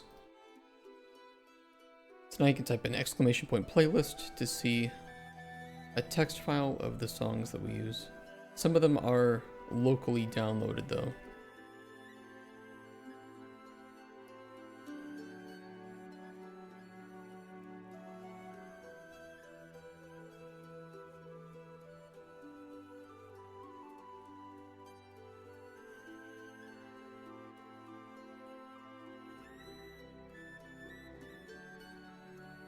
Can I do a validity check? I guess I can just...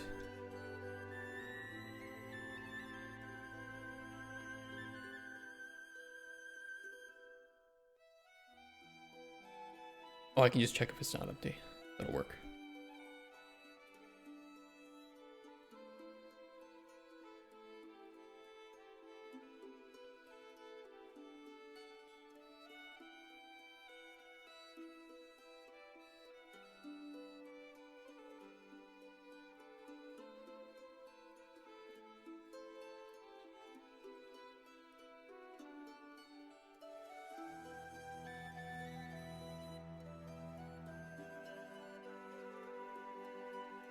Bug.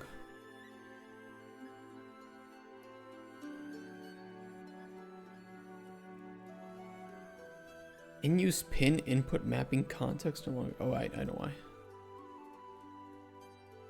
And I also have to get the player controller here.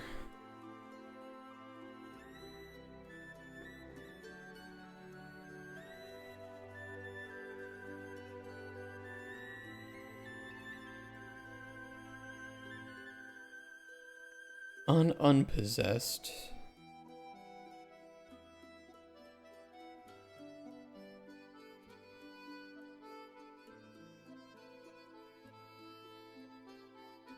Get player controller.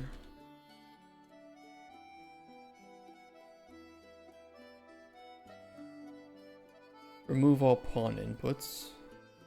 Although I thought we already ran this. Am I crazy?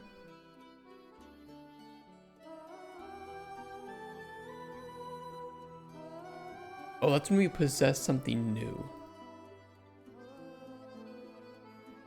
Would running it twice...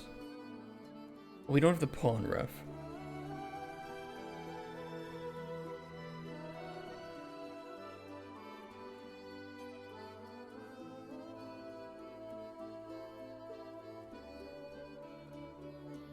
Well, this is the pawn. We don't have pawn ref. We're in the fucking pawn. Idiot.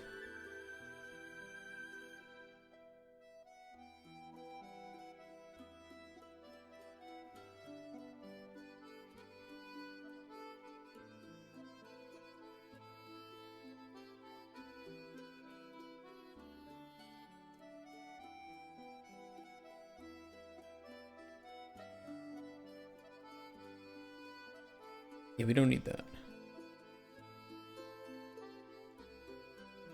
In fact, I don't think we even use this function anymore. No, we don't. Huge cookie. Oh.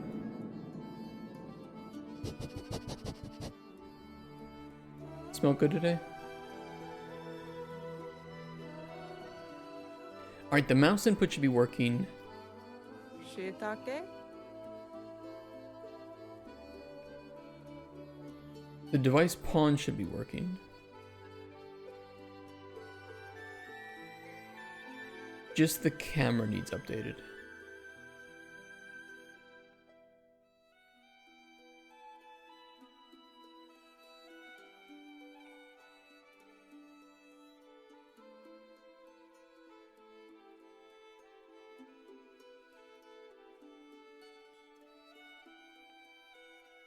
Do we think we could boil this down to just something much simpler?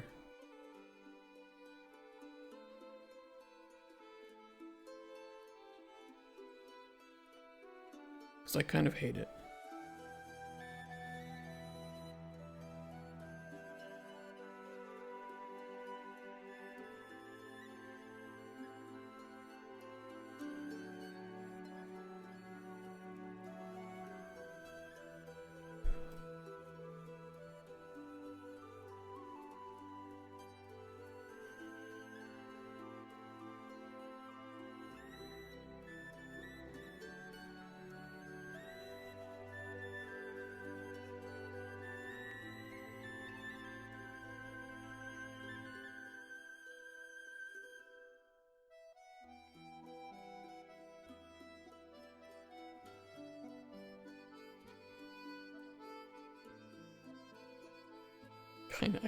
I don't like this block.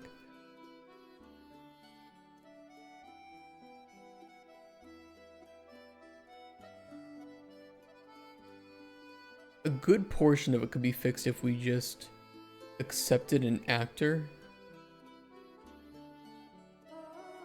And instead of storing it with pawn, but we stored it via like actor. Because all pawns are actors anyway. And I think it would actually just be more universal in this case if we stored a reference based on actor. I'll refactor it. I'll do the actor method. I hate it, but I'll do it.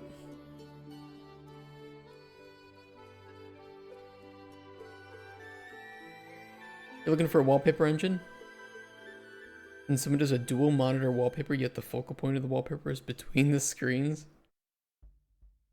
I was thinking of making our this into a animated wallpaper with wallpaper engine. With some simple effects. Thought that could be fun. I use it at home and I really like wallpaper engine.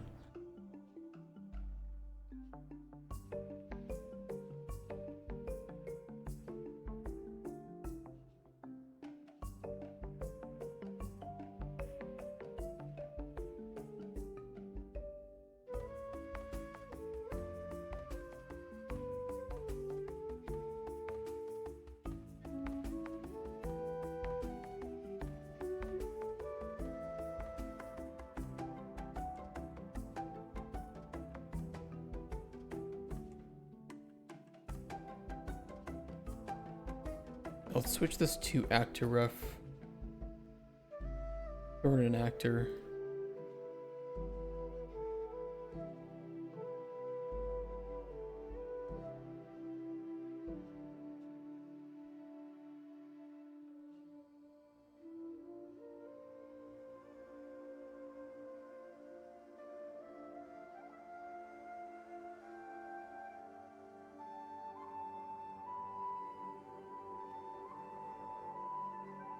That's just for debugging.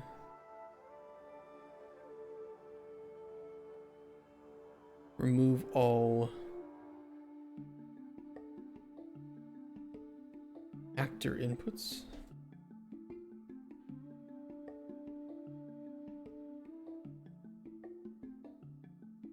Love for having a wallpaper that persists across both monitors. Like my current wallpaper is just space, but then you'll get shooting stars that go across both screens. That's cool. I use different ones per monitor. They're both they're both anime. One of them is a man. One of them is a man. Arcanos, thank you for the follow. I'm sorry that there's no sounds for that. For some reason, my sounds for alerts aren't working today. After updating my Windows version of my stream PC. So here we are.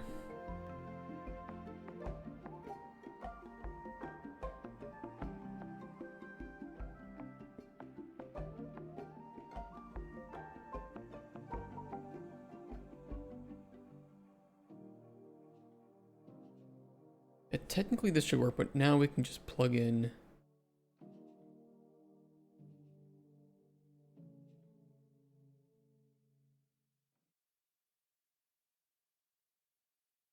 the owner. Oh shit.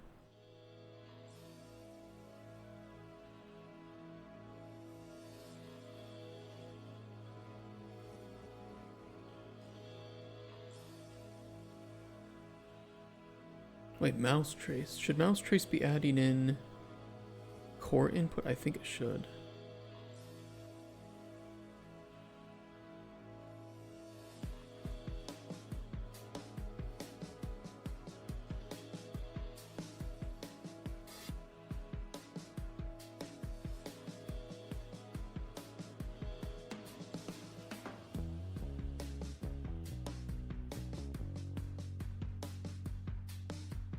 It simplifies things a little bit. It's not perfect, but it's something.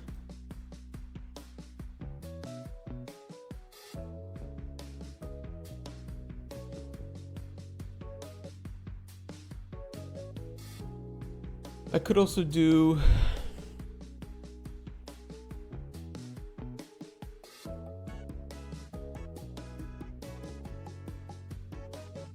this is fine. This is fine for now. I'm not gonna worry about it.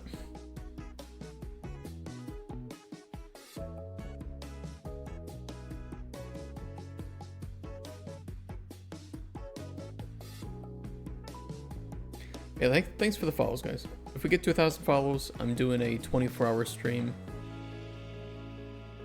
Should be pretty fun. And it gets us a little bit closer. If you guys are watching, it gets us closer to partner. And if we get partner, I would love to set up a streaming team where we get a whole bunch of the game devs here on Twitch together. And, you know, people, I would definitely say like streamers who are very pro ethics, pro players. I'd love to have a team like that. Lordbot Games, thank you for the follow too. Again, sorry we don't have sounds for that. I'll fix that after the stream today. And do 24-hour stream? Yes, if we get 1,000 follows, I'll do a 24-hour stream. We'll go crazy with it. Play a whole bunch of games with you guys. Jump into some Deep Rock maybe, some GTFO, some Jump Ship if that's out. We'll just chill. Probably get canceled. Inevitably, I will say something that will just cross the line. That's part of the fun.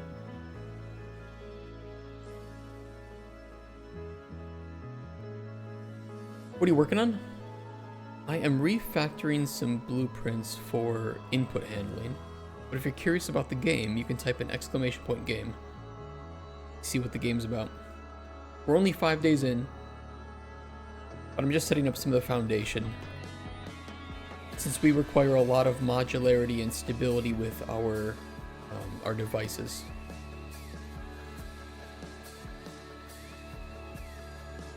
Make a streaming team that will just get canceled.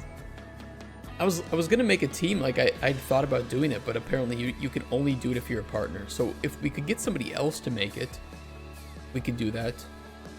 I've been talking to the developer of Soul Ash, and I need to catch up with him again. Because I had pitched this idea to him. I'm curious what he thinks about it.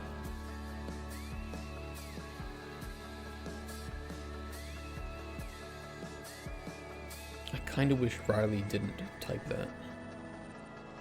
Kind of annoying.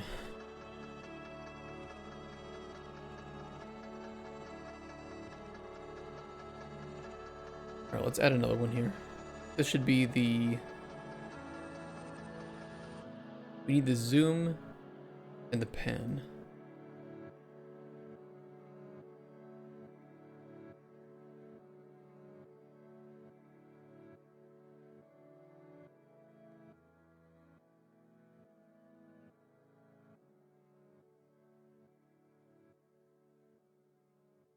I should really push this to a function.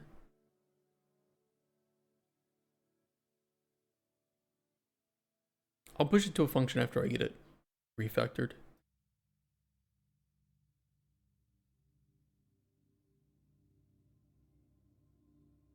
Camera switch.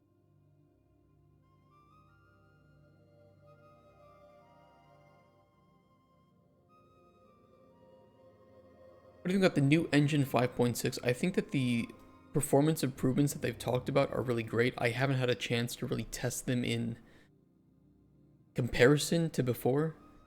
I do have a project that I would love to just update to 5.6 to see how it differs in terms of performance, but it has a lot of custom changes to plugins and whatnot that it might be a big struggle to get it to even run on 5.6. An old prototype.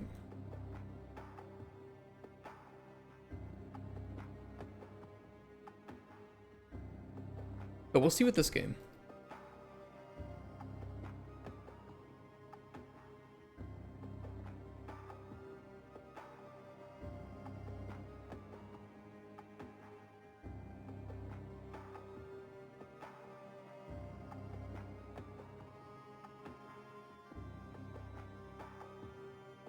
But I will say that I'm very glad that they actually focused an update of Unreal on fixing the performance of Lumen and some of the nanite issues, instead of just adding new features that would tank the performance more. It's been a long time coming. I'm glad that they did that.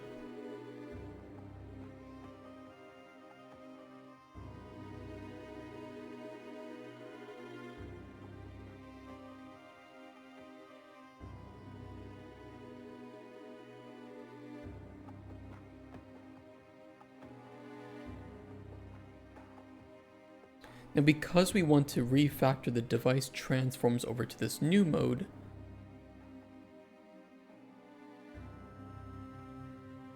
we're going to need another function here to update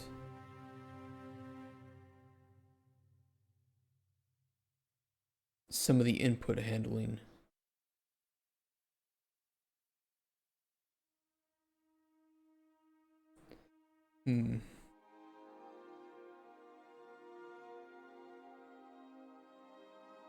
Cape Tour? How you doing? Almost absent. Speaking of, we've been talking about the Elon Trump Yowie drama that's been unfolding. That was an interesting thing to go home to.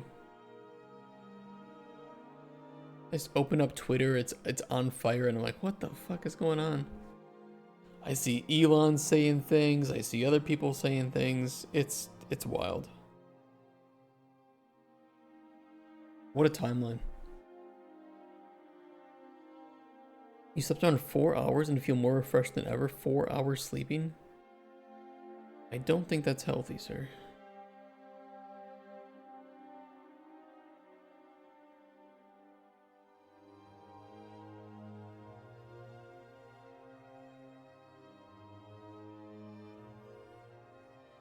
I'll make a new function and I'll slowly update instead of replacing the current one. So I'll just name this camera.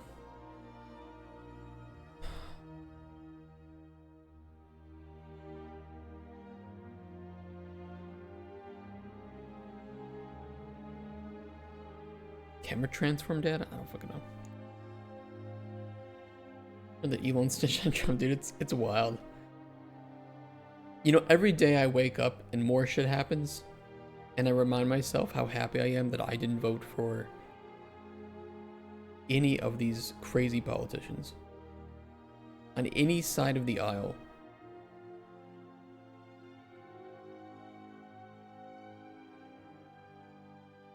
It's pretty wonderful, I must say.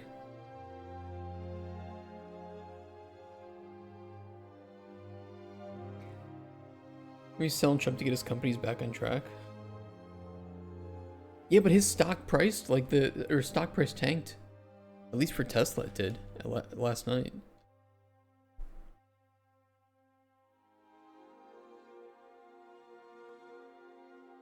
Went down quite a bit.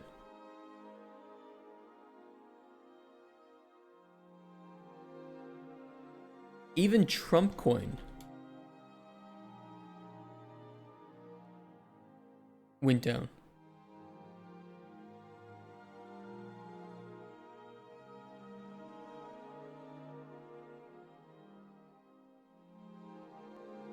You know which way is up? No, I don't. Nope. Probably fake.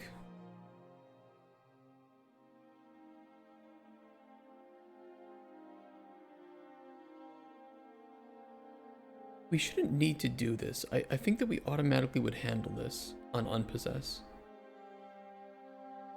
I don't think I need that hooked up anymore.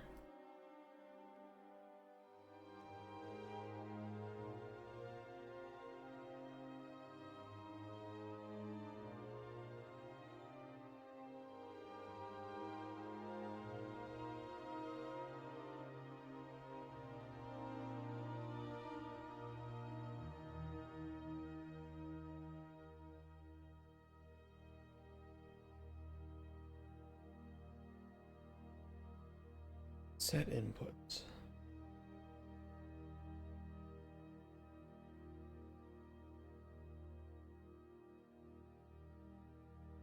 Let's get a copy.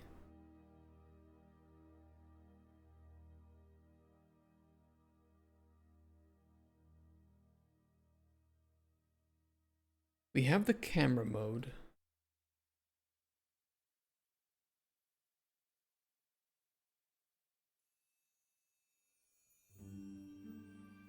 Which we need to set.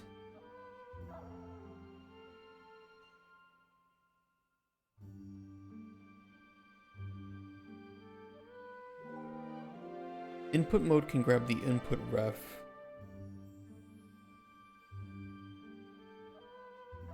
But we don't have any way to update that.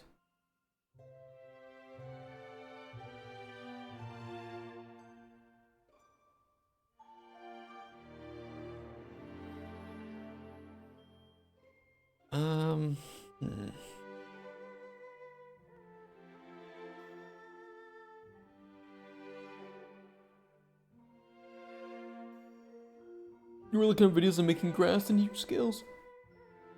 Grass should be a lot better in Unreal 5.7, I think. You just have to model every single blade of grass. But it shouldn't be a big issue anymore to make well-optimized foliage and grass in Unreal 5.7. If you're not working in Unreal, you might still have an issue. But Nanite's got a whole different pipeline.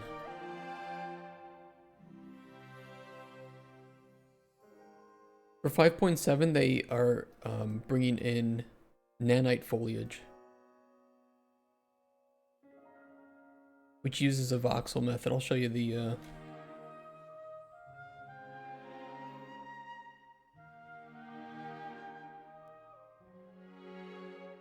Not this one.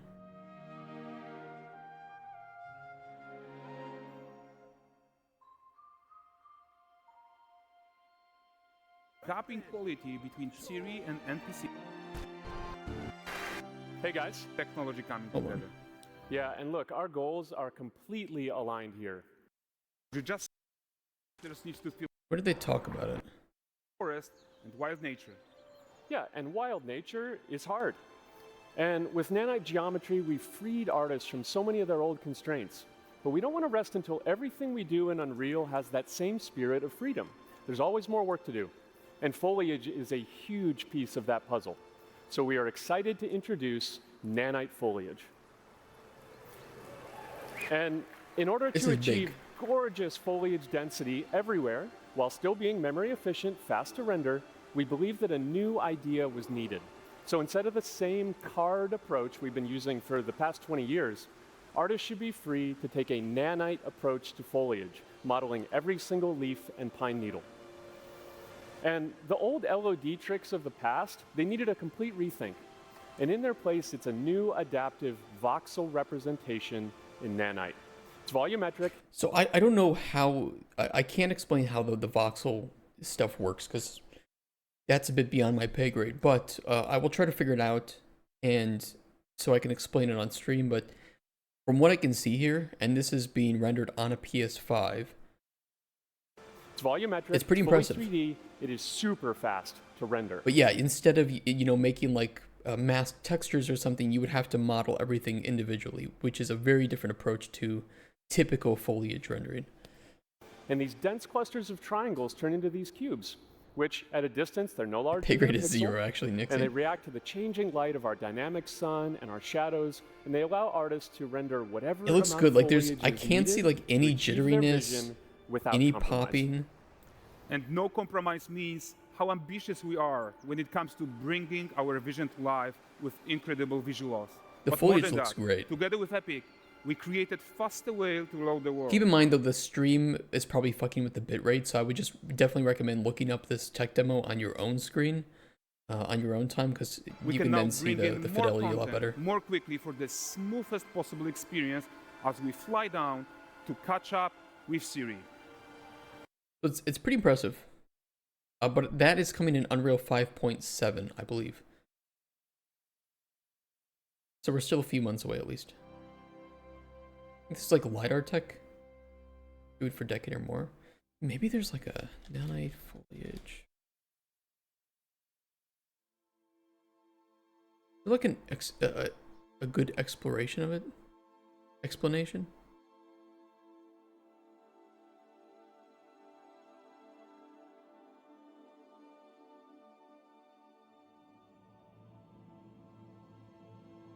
They showed it that there was also a way to make trees that they showed in that tech demo,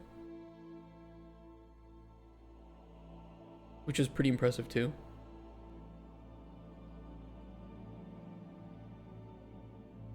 More work to Let me pull it up again. Where's the tree creation? do. And foliage is a huge piece of that. Since they're no Bring down fishing contract. Or maybe it was slightly before that Is to- moment. and in our ask you Meet Kelpie. Kabir's smuggling trade is of no concern. Oh, I think it was here. However, this is a crazy amount of fine geometry. We use 3D geometry for all parts of the trees, just like we do for everything else. However, this is a crazy amount of fine geometry. So we It have is. to rethink how trees are created and displayed. To create them, we developed nanite assemblies. These 28 little exciting. parts that you see are all that we use to build all the spruces from the forest. They are instanced thousands of times and used like building blocks clicked. to assemble trees in different ways. And as you probably noticed with the wind effect, they even support skeletal animation, which runs on the GPU. So what I seem to understand from this is they're making their own answer to speed tree. that is built for nanite, which is really exciting to be able to make unique trees that you Thanks can to probably use static meshed instances of. This is going to be incredible. We greatly reduce the storage, the runtime memory, and the rendering cost. Then, to display an entire forest, the challenge was to preserve fidelity and performance from any distance. Let's check up close the level of detail we're talking about here. So that's really good level of detail on this. So I'm excited for this. And they made this whole forest with like those 20 pieces or whatever. It's impressive. Lots of details. But this triangle representation is not the most efficient when far away, due to the amount of overlapping. And that's why we made an adaptive voxel representation. But in reality, you'll never see those voxels this close, since when we move the camera back, they're barely a pixel. Nanite foliage is almost done. We are moving it to the main line as we speak, and it will be available for everyone in 5.7. That's exciting. I'm really looking forward to seeing how that runs. And especially if it can be really performant with Lumen, then you can just have extremely dense forest scenes in, finger snap. I think that'll work really well with PCG. It should be easier than ever to make open worlds, which will be pretty exciting to do.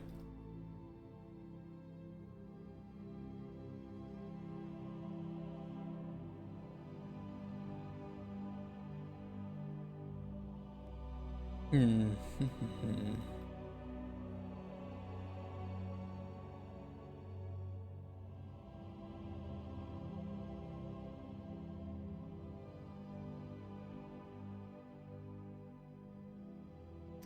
trying to think of how to handle this here.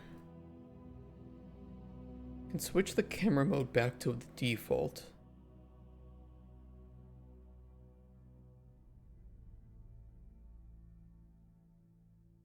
The input mode I'd have to send over to the mouse input, and then we'd have to be able to reset that too. Although I think we already handled that on Possess. It's not like we need to do anything crazy with the input mode.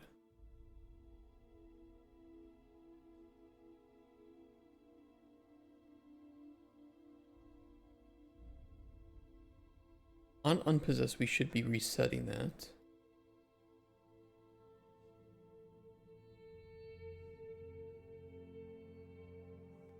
Can't wait to use this super great technology for most low poly trees. Well, that's the thing. If you're working with nanite now, you can still make representative low poly meshes, right? If we're looking at, I don't know, let's say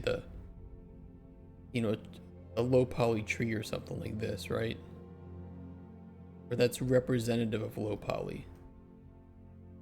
You would still just render it with as many triangles as you could.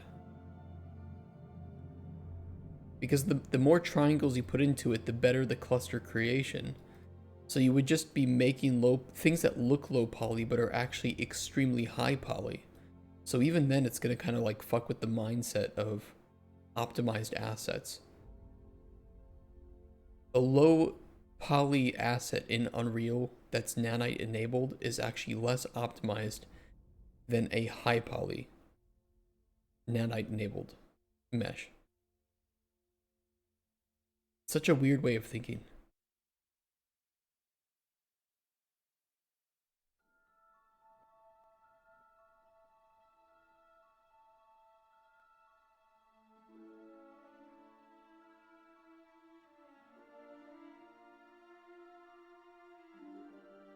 I mean, if it already exists, it's not going to add it.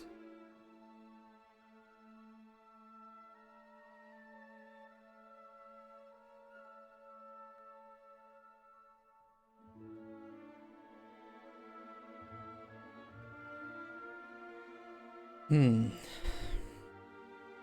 do I do this?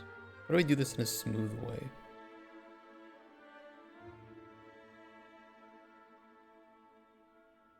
Realistically, we should categorize the inputs and then remove all the inputs of that category.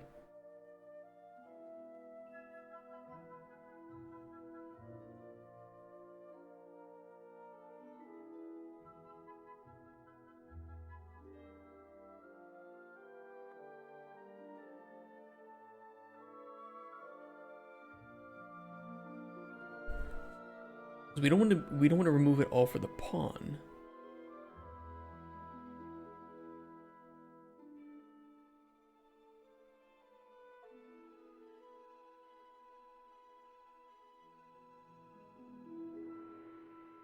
Oh fuck, I think I already fucked it up.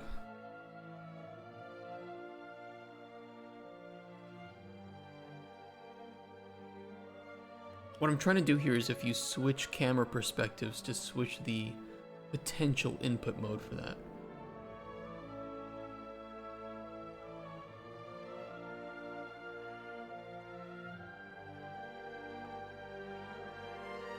And that might have its own additional input context for that transform, right? So if you switch between like, I don't know, a sonar enabled camera and and another one, but you're in the same device, so you're not unpossessing it.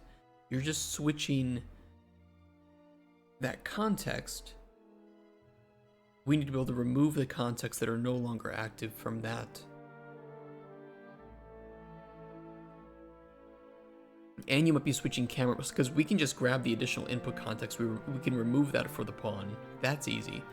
But if we switch camera modes and input modes, we then need to handle that separately. So it's like I would need to remove all of these first to determine which ones we do or don't need anymore.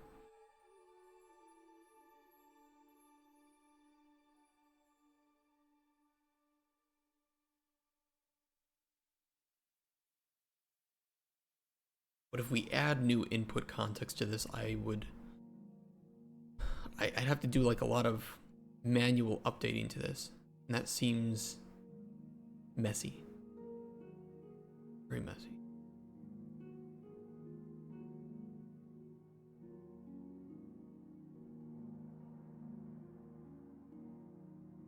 It is a prototype though.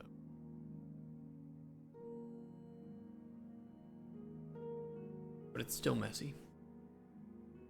I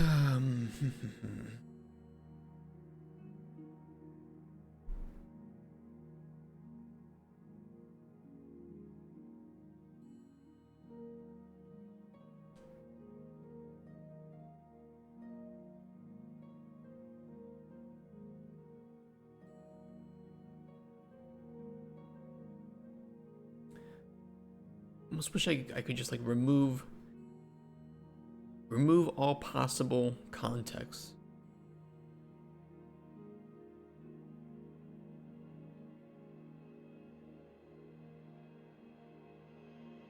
We used a data table or gameplay tags.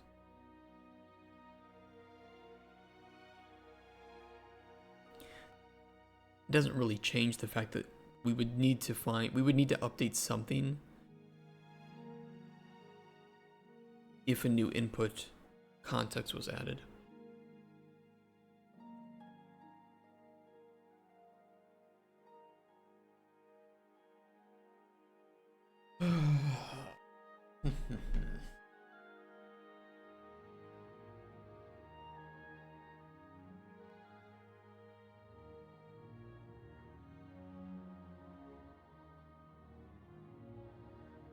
I'd like to use this function for switching cameras too,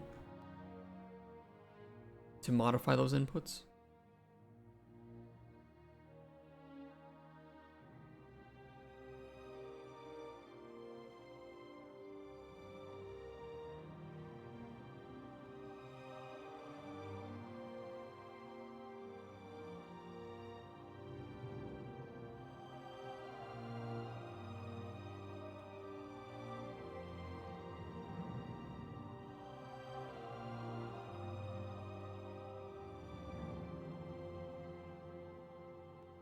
We'd have to have some like update input mode here.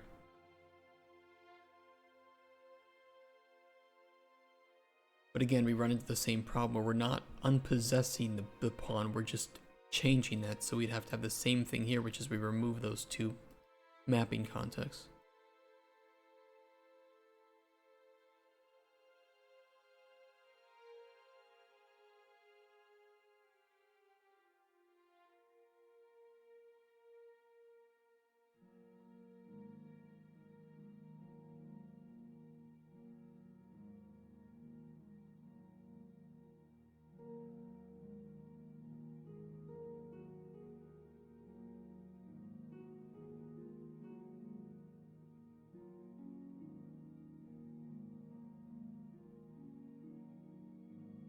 I don't think there's... I can't see a way around it at the moment.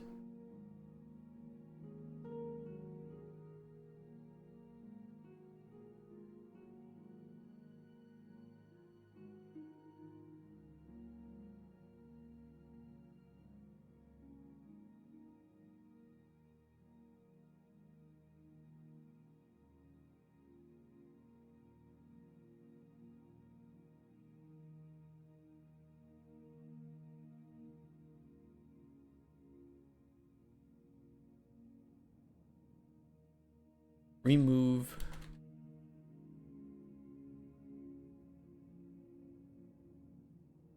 What did I call it? Add inputs for actor. Should be remove inputs for actor.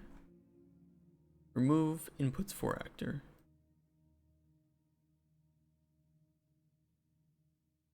Oh, that's still doing a pawn ref. Hold on, I gotta update this to a actor ref. Actor.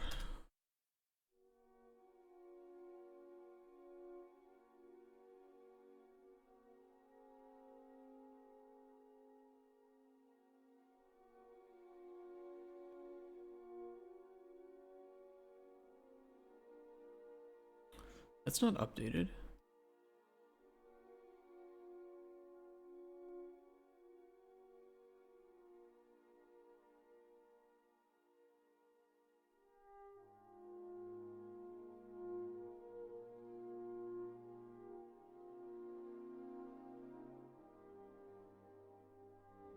Okay. There it is. Kind of weird.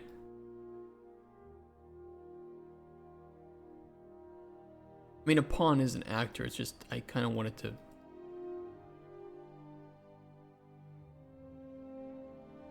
actually say actor.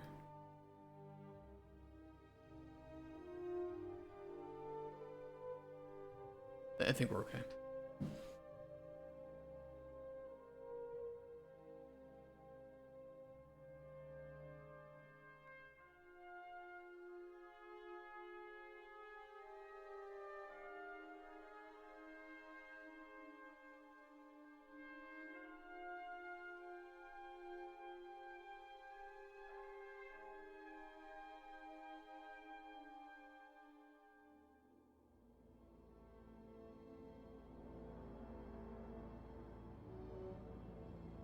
I think we're okay.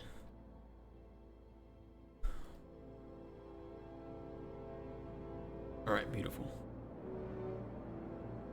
Make that map. We want to remove alt look and core input.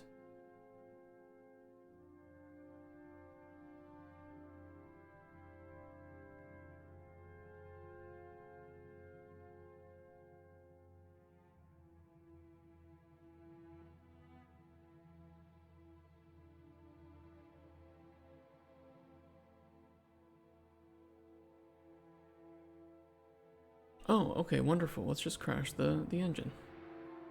Sure. Why not?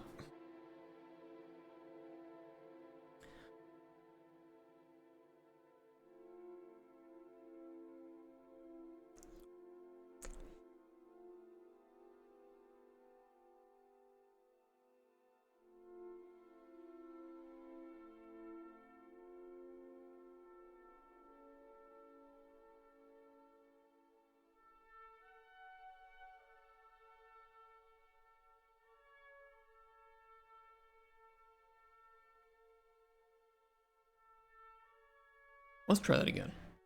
Alt look, core input.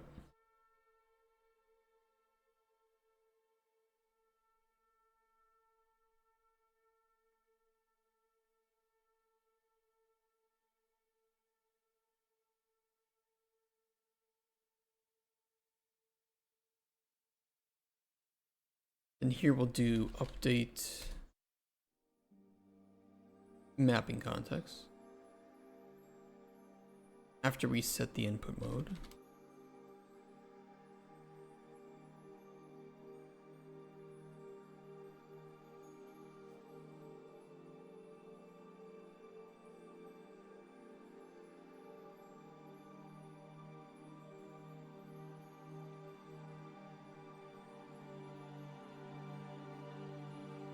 Why does that take so long to compile? It's so weird. Maybe that's normal with camera components or something, I don't know.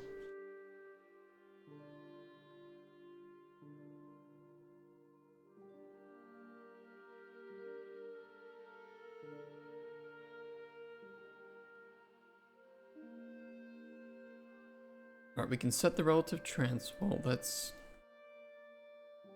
not really relevant here. We do want to do that. Let me just rename this then. Set camera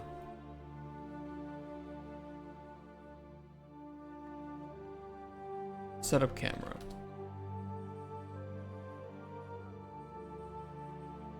And inputs.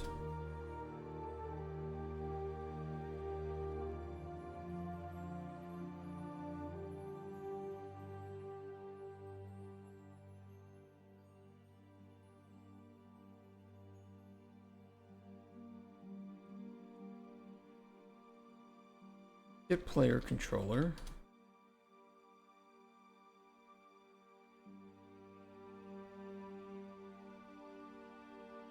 Add inputs for actor. Get owner. Inputs.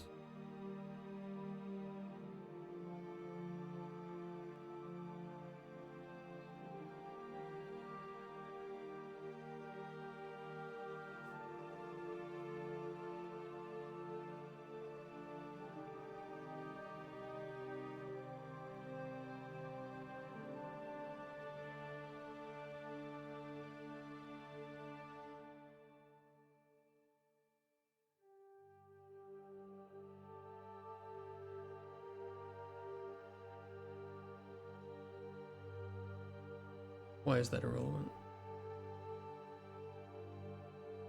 Oh, hold on. Get owner component. There we go.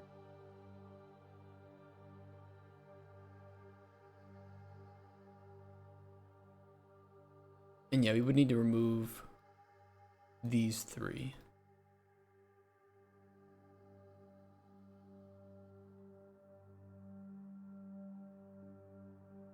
Remove inputs for.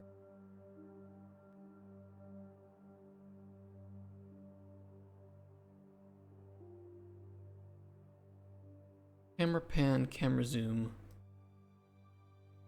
camera switch.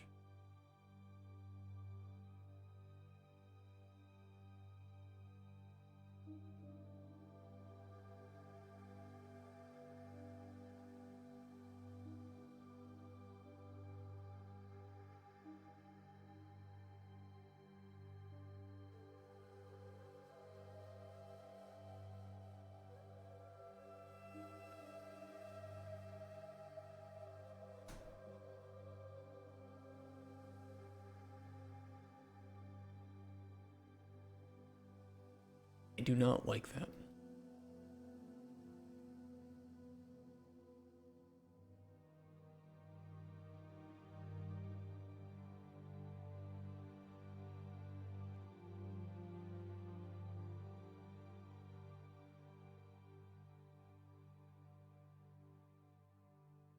But we'll try it. Let's replace.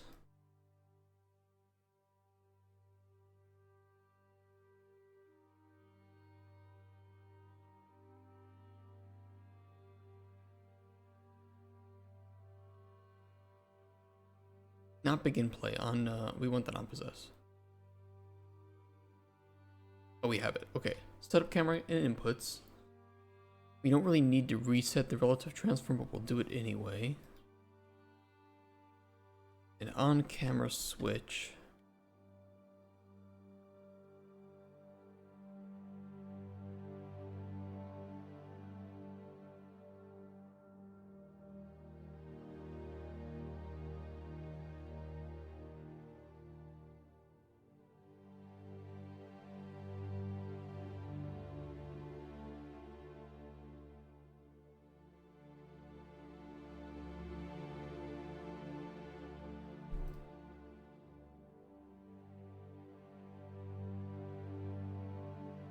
Okay, we should be able to delete that. It's already in use. Where?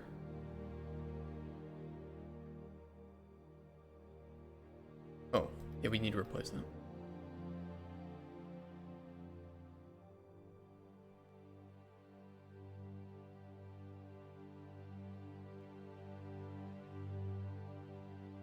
It's still in use.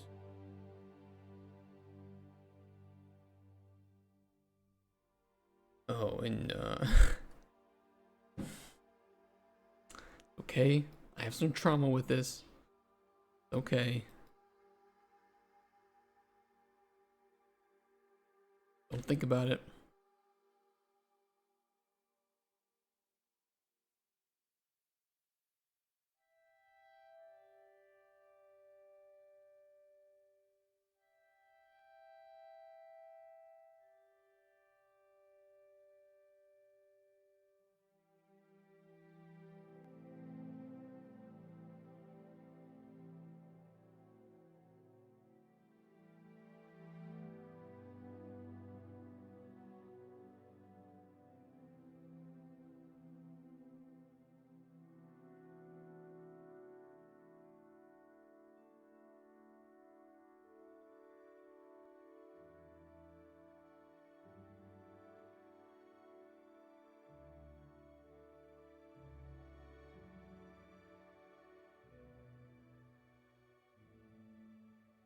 Okay, and then for the pitch.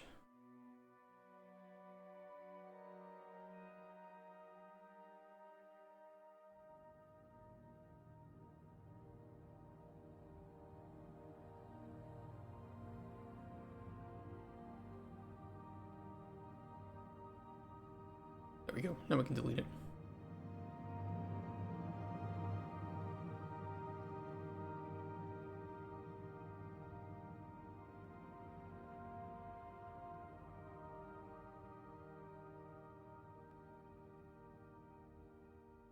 This does need a default value though.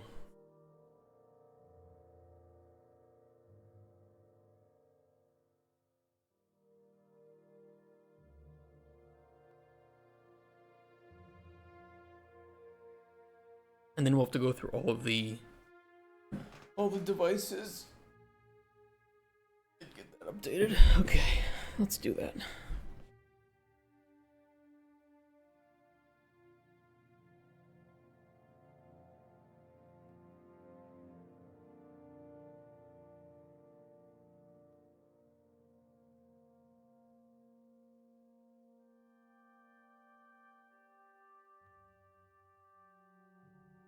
All right, CCTV.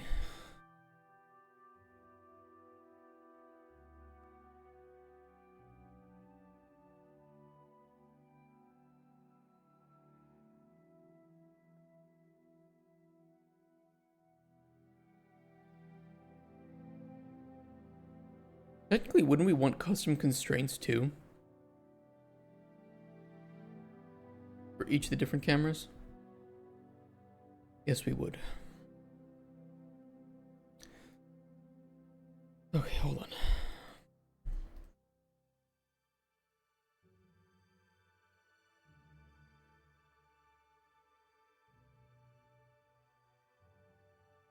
We probably want to push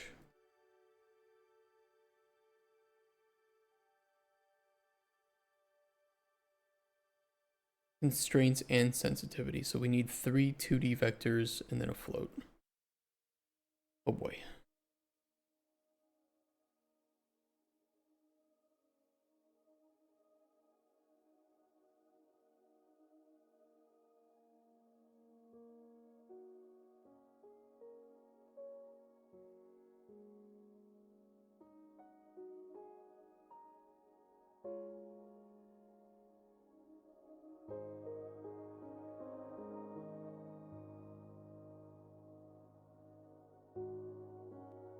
Constraints down, up, constraints left, right.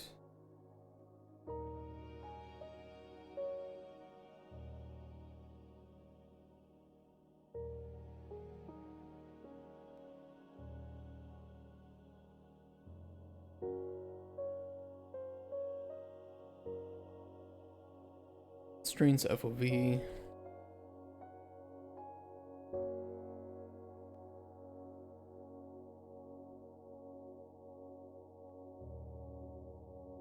Camera sensitivity.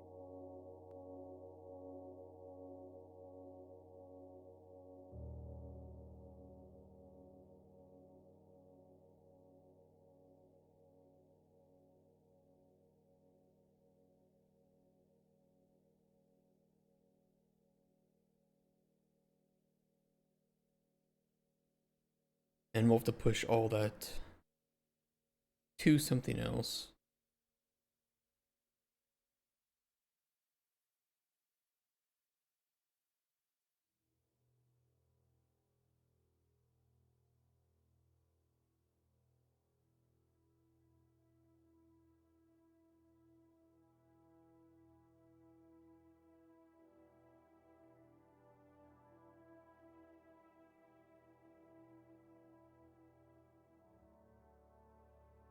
I mean, it is nice in the fact that now our devices are, I mean, like completely lean. And any other custom content we wanted to add to it through a component, which would have its own input, could just handle itself. The devices are largely just add the components you need, add in the art,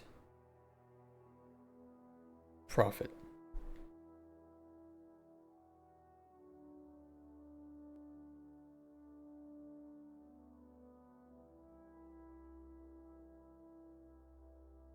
Oh boy.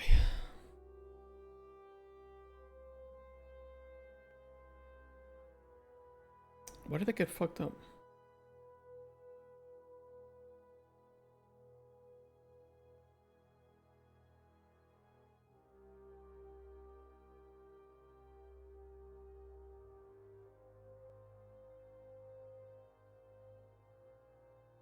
That's annoying. Oh, there it is.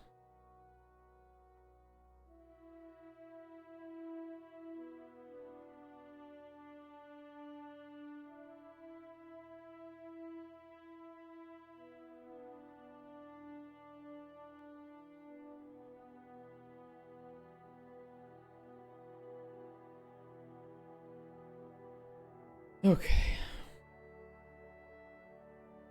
Okay, we need the constraints left, right. X and Y. This can be poofed.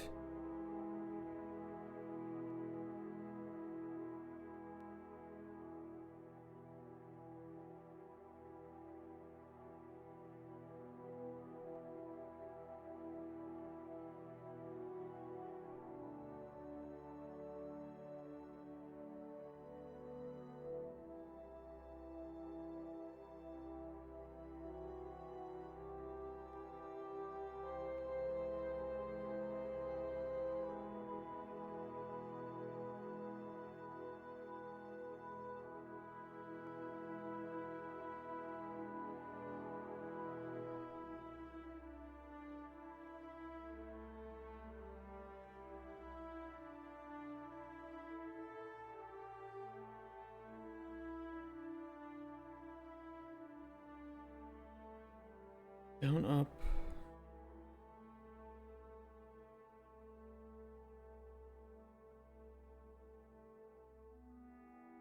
Left, right.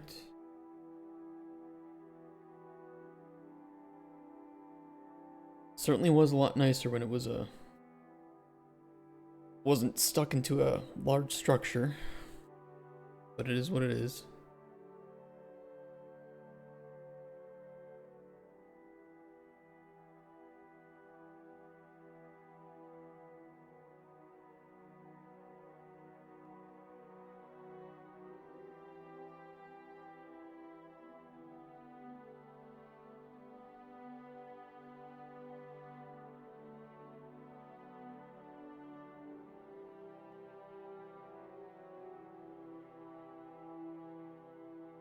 Technically, we need the camera mode from that too.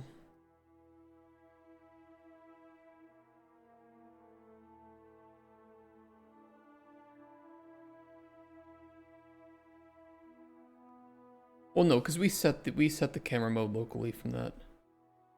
We don't need that.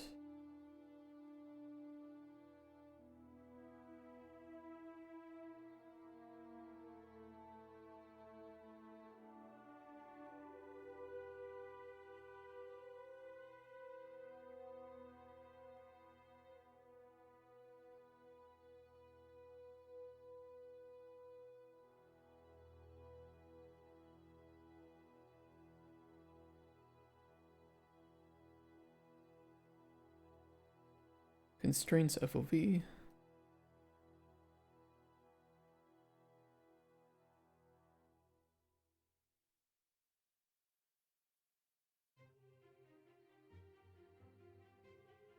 Where else do we reference that?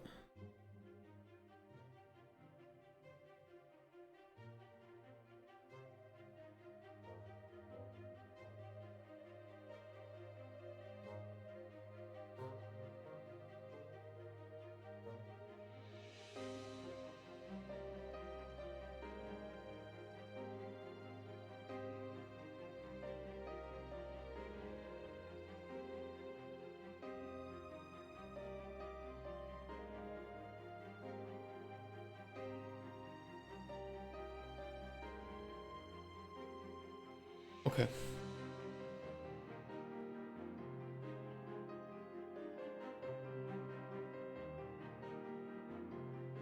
We should be able to delete these then. Or not. Still being used somewhere. Camera mode we can't delete. The constraints we should be able to delete. And camera sensitivity.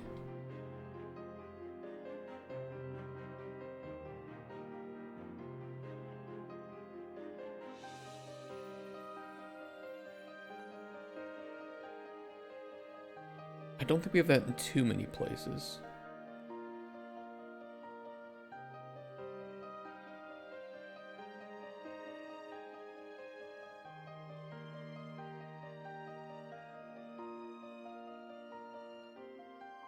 Beautiful.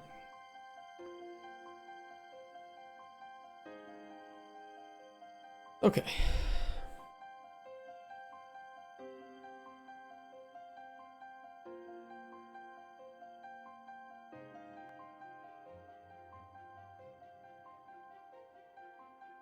Okay, it has a default. Let's go with no pan. Oh wait, no, this is zoom, pan and zoom, center and alt mouse trace, default transform, no additional input context needed. Yeah. That'd be like if we hack into like a turret or something, but or like something so unique that it needs its own thing. Like this is a special camera with its own special input. We could do that here and then just write the custom code for it.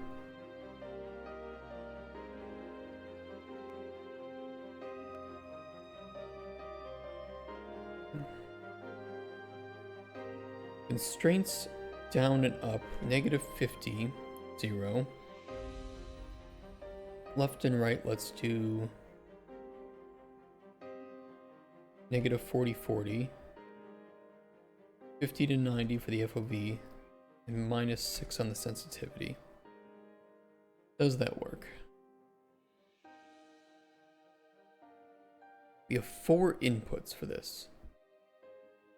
That should be the interact, left and right, and up and down on the axis, the scroll wheel, and the hack.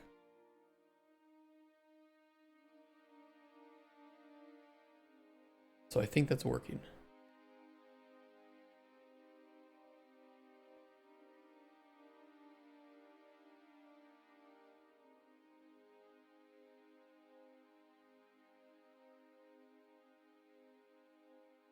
And I think we're removing all the inputs properly. They all just, you know, all of that default view range right now, which is kind of shit, so we will go through and update each of them individually. We're going for very handcrafted levels, right? So I don't mind if there's some requirements to go deep into each device, or a little deep, and configure it the way you want it to work. As long as there's a starting point, right? I should be able to place a camera into the level and at least be able to use it. Might have to modify its parameters just a little bit, but it should work. But because devices are just the core of the gameplay, you know, once we have NPCs working, they should just be able to... You should be able to put like a device in the room and the NPC will be able to use it, right? It should add on to its behavior tree in that case very modularly. Modularly.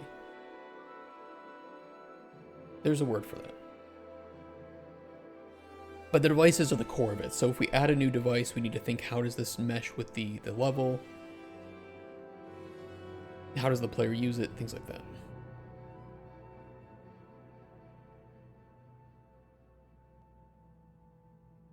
All right, for the computer. Or the camera. Custom setting camera mode.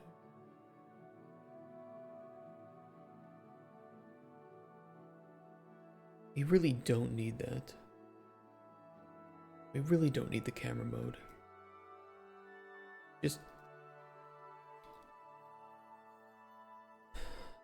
I'm replacing it.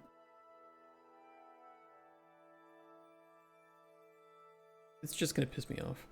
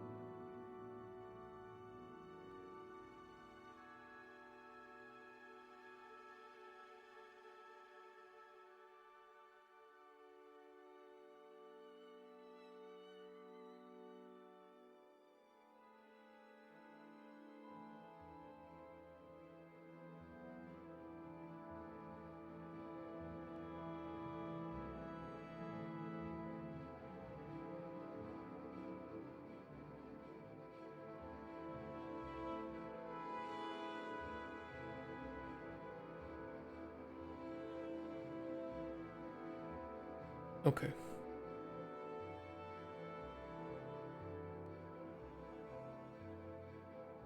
And this has that input ref. I suppose that's fine to have here.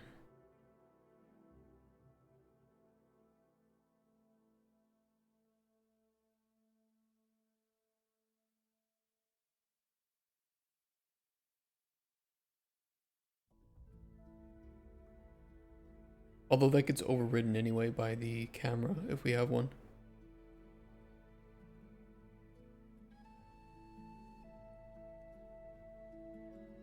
I think it would.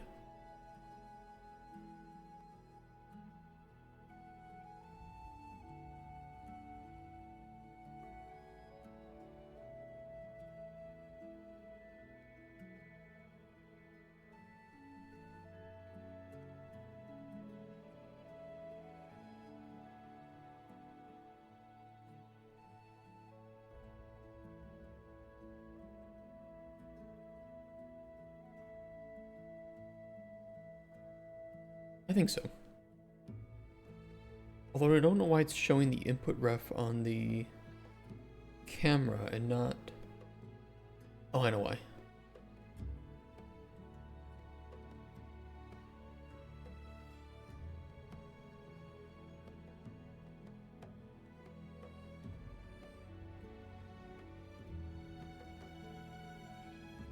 We should probably make that read-only. Whatever. Let's set up the camera. Okay, this is the CCTV. That's all good. Computer. No pan until zoom. Center and alt mouse trace.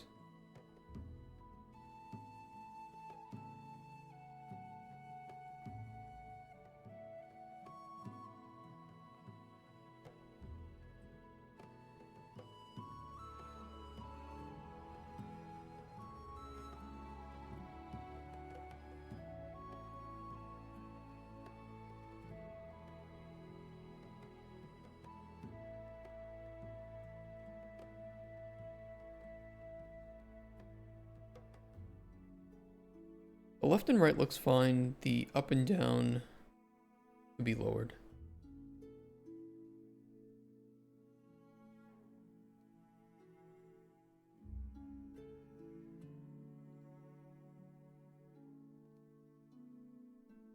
Oh, that looks perfect.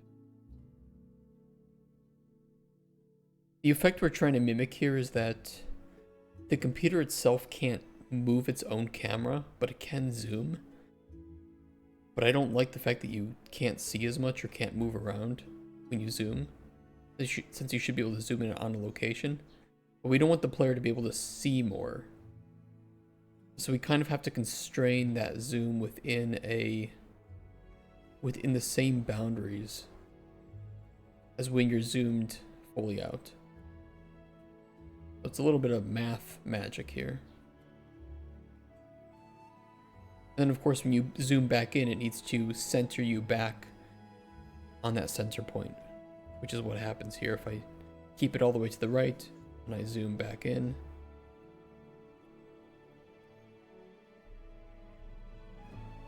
But in addition to that, I don't like the fact that you can't see, like you can't interact with the things that you can clearly see. Like if I'm in this computer and I see this camera up in the upper left, I should be able to interact with it. But normally you'd have to look at it with the trace. So that's where this alternate, like manual mode comes in. So anything that you're hovering over, you can click on here to move between. So if it's in your view, you can interact with it, even though some views are a little bit more limited than others.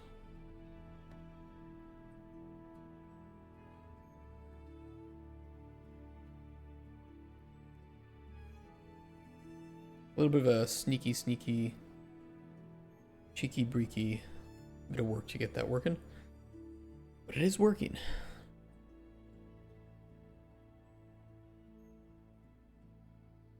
Alright, the smartphone will be the real test of whether or not this is working properly, since we have two cameras. This is the front camera.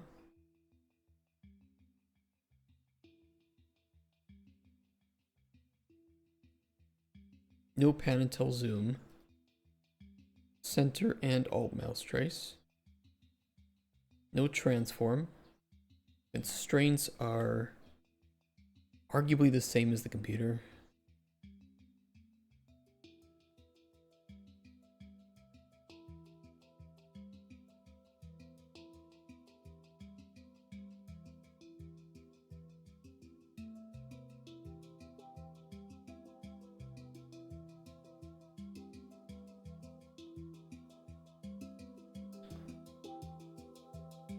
And the second one has a transform of 180 on the Z.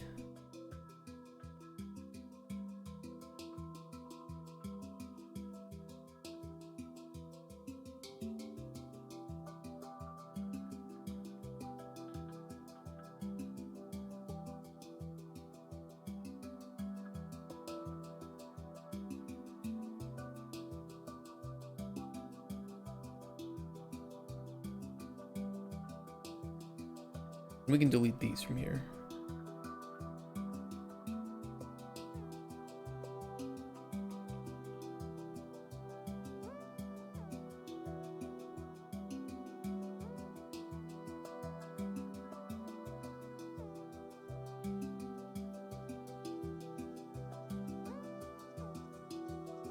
I think that's correct.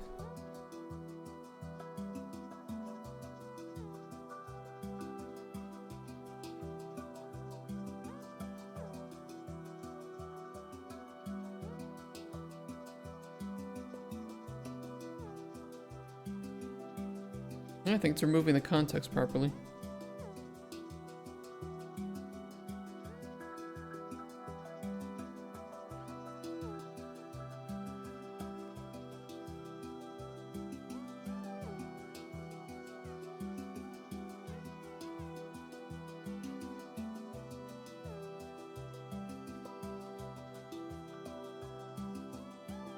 Oh, CCTV is fucked up. Oh, there it is.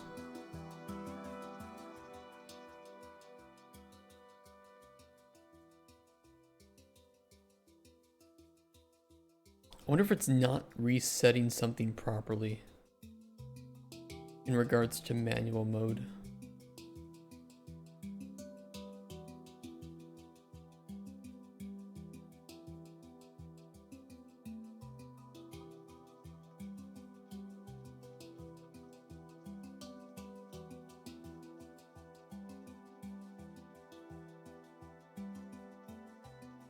Oh, and I can press F and it switches me.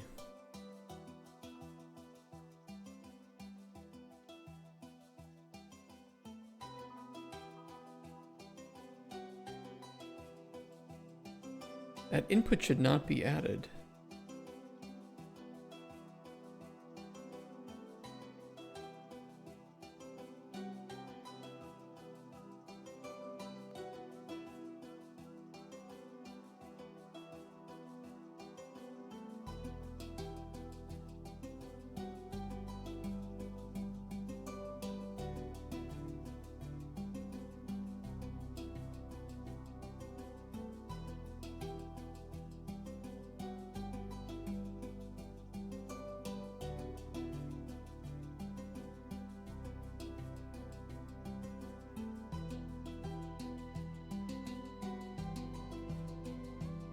Yeah, that shouldn't be getting added.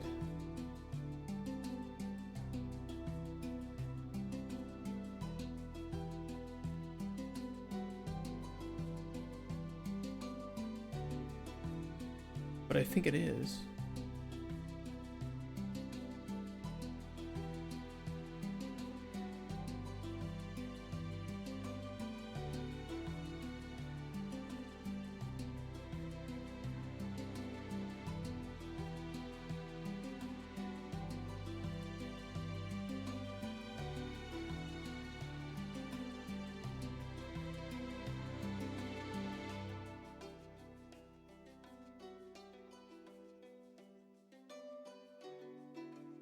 Oh, let me see exactly which four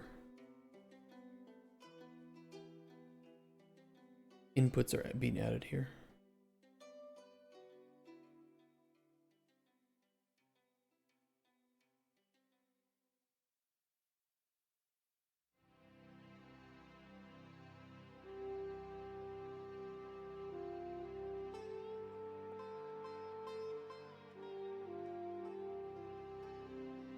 Look, core input, zoom, pan.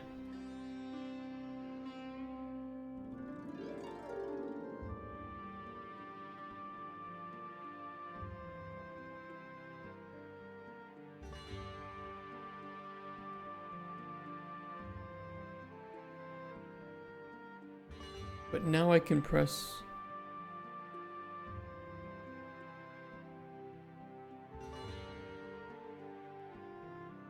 look, core input, zoom, pan. That's weird. Why does it allow me to press that then if the input mapping context isn't added?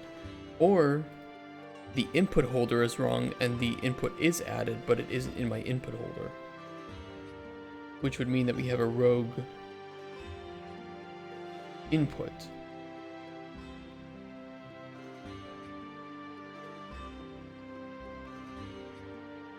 Which is possible because I am doing the refactoring today.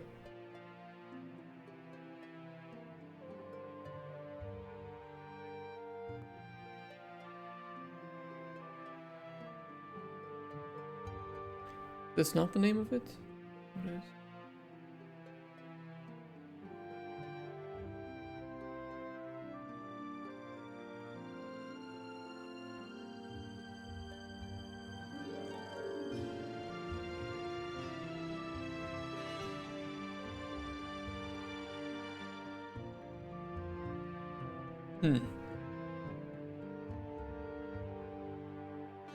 Let me go to the bathroom, and then we'll figure this out.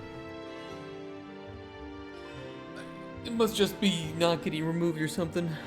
I don't know why. It says it is, though.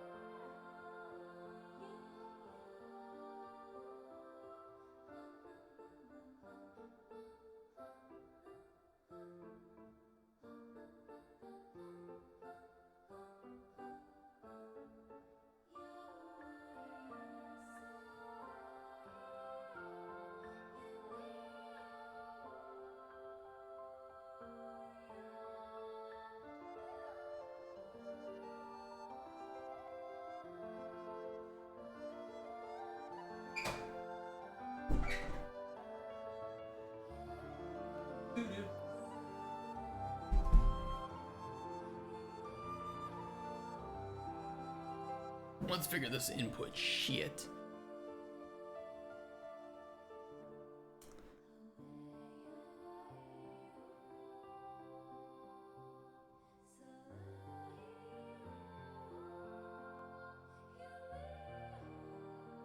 I can query that specific one. I can do has input mapping context.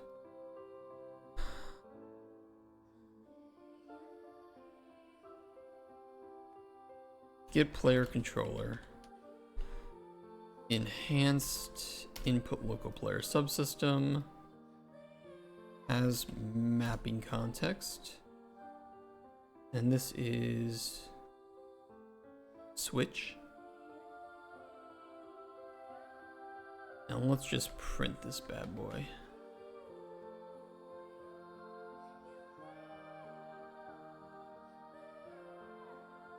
False. True. Still true. Okay. Oopsies, we've got a rogue input. That's not good.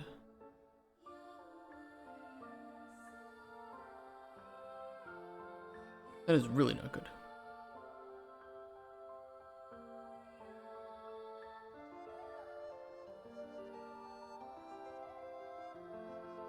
Out of curiosity,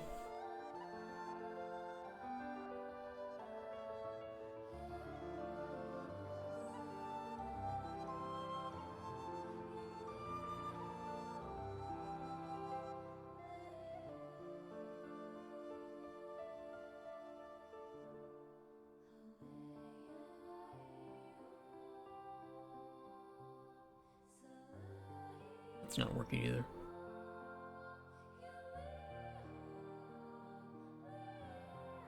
Probably because of this.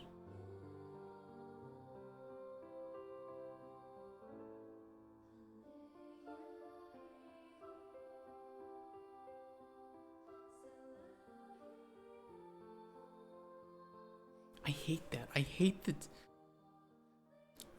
You know, if you switch camera, yeah, you might have to switch the mouse input too, but then... Oh, fuck. I don't like this. Fine. Right now. Even that, okay. 2 bugs. We'll fix them both. Number 1.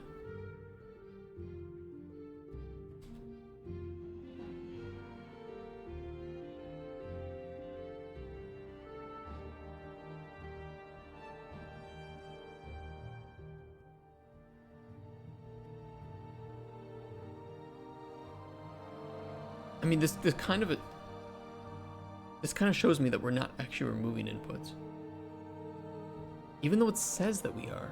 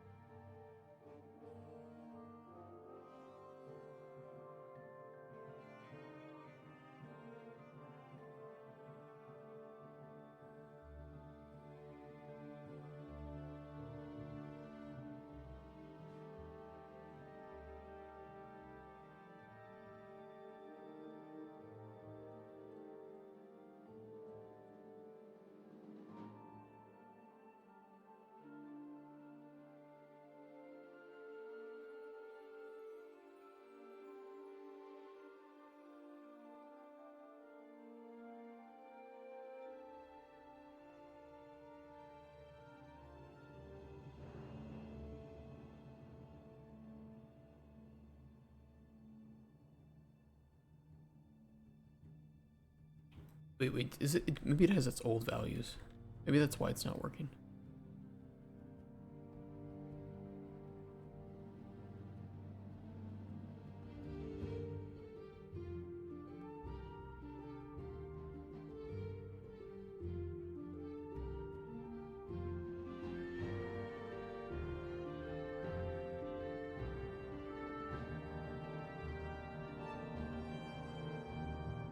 Yeah, I see it here. No zoomer pan mouse trace. Okay.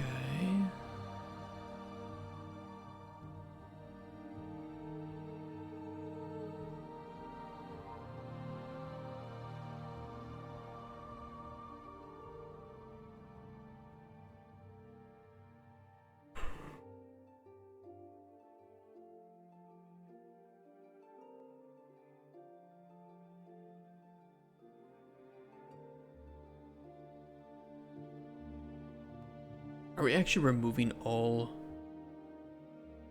inputs?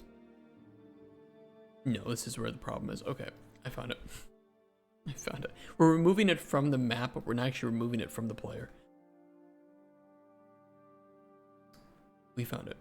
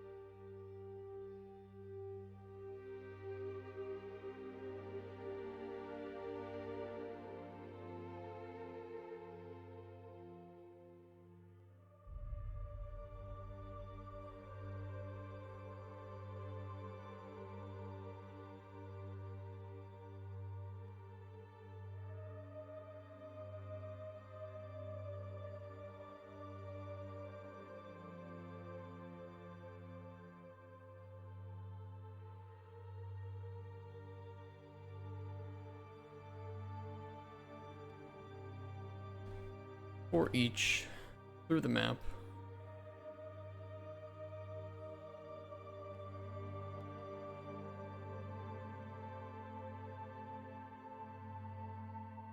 Remove mapping context.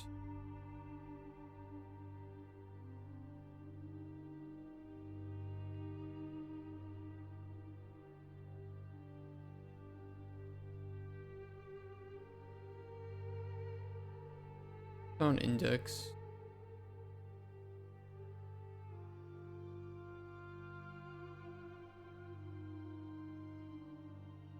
If it is greater than or equal to 0.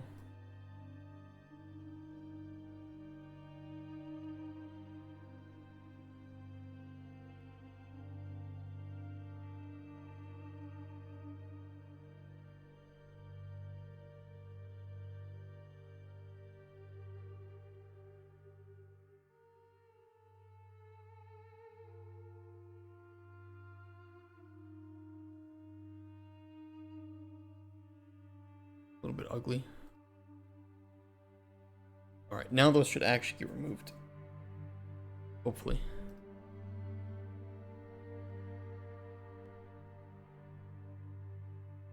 We still have the center trace on here, but I don't have the inputs now, which is good. Although the mouse should be visible. Hey, Vintage. How's it going? Are you still working on the coin drop game? No, well, yes. I'm not working on it anymore, but there is an artist who is finishing some things up, and then we can finish that up and get it released on Steam. So my hands are off of it for the time being, and then I'll probably return to it to finalize some things, work on getting the shipping builds made, and then we can upload that to Steam. Yeah, that'll be nice. That'll get us a little bit of extra spending cash, which will be useful for certain things. So I do it in a different way. It's good to see you guys today, and not on the yesterday's 10-hour stream. We'll pretend like that never happened. We're working on a new game now. Something smaller, something we can maintain independence with.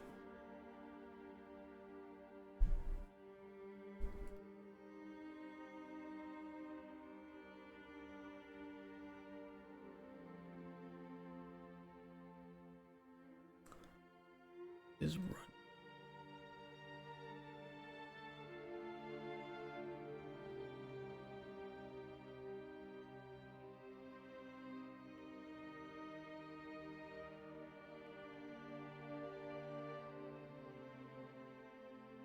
Weird, the mouse should be visible on that, but it isn't.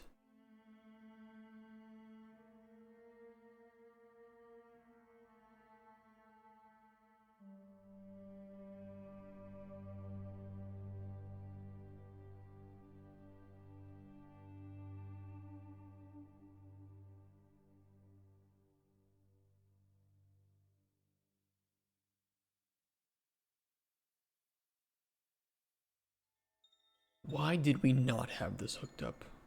Was that being handled somewhere else, or maybe I'm going crazy?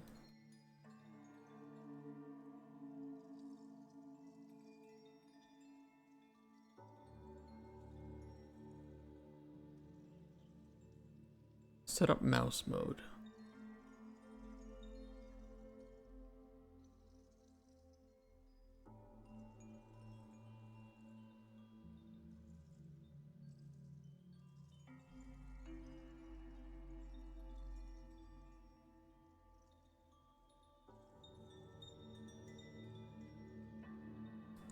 What is that you are currently working on? I am refactoring the inputs for the devices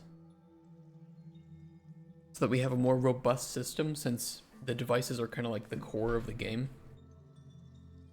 I need to make sure that the foundation of them is very modular and stable. And right now it is modular, it is not stable.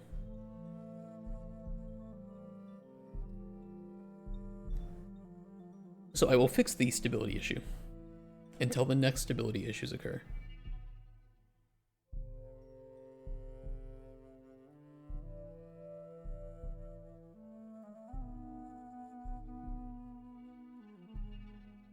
Maybe the row isn't getting found? No, it would print that. The mouse should be visible here.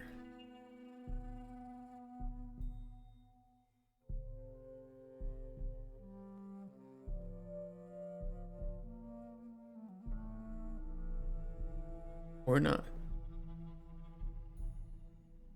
Oh, cause wait, hold on.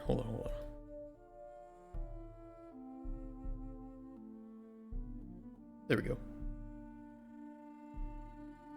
That's fixed. Building strong foundations of the majority of your actors so you may use them and reuse them? Yes. Yeah, primarily like our CCTV here. Which I know is just a box, but ignore that. Is just this. That's it. And it's all being handled through the custom camera component and the mouse input component. So making a new device should be very easy and just, you know, Lego part your way into that. And it has to be that way, otherwise, you know, because the more devices if you think of like Hitman, right? The more options and tools that you have at your disposal, the more toys you have in your sandbox. So like that, in our game, the more devices you have that you can hack into with unique capabilities and technologies, the more opportunities you have and the more toys you have in your sandbox. So we need to be able to, you know, grab a 3D object or a 3D model, put it in our Lego pieces, and get it working within 1 to 2 hours, maximum. That's my hope. So we spend more time building out the components, but then from there, Lego pieces. But in order to do that, I need to have like different ways to handle the inputs, different ways to handle the cameras, how the player interacts with those. It's like a whole bunch of different input contexts. A little bit of a nightmare. That did not fix my mouse problem. That's incredible. Why did that not fix my mouse problem?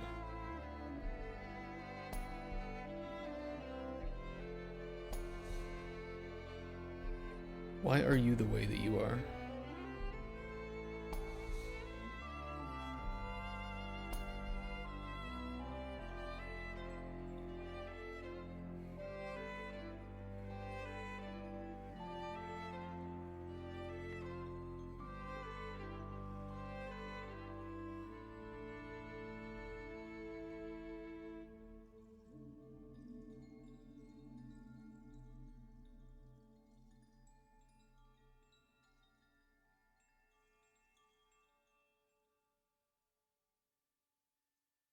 Or input.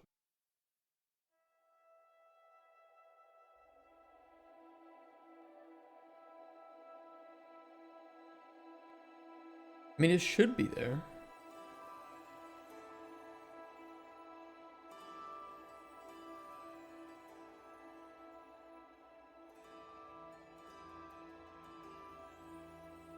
Although it's doing the center trace. It shouldn't have the center trace, and it should be doing the mouse trace. Is there a theme besides hacking? like a setting or some other theme? Define theme for me.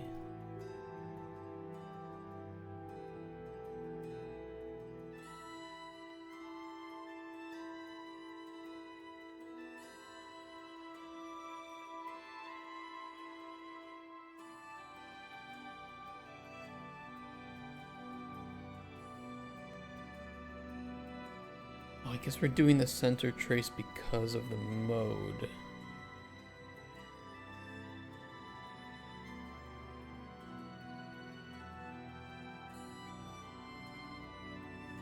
We wouldn't want the center trace in...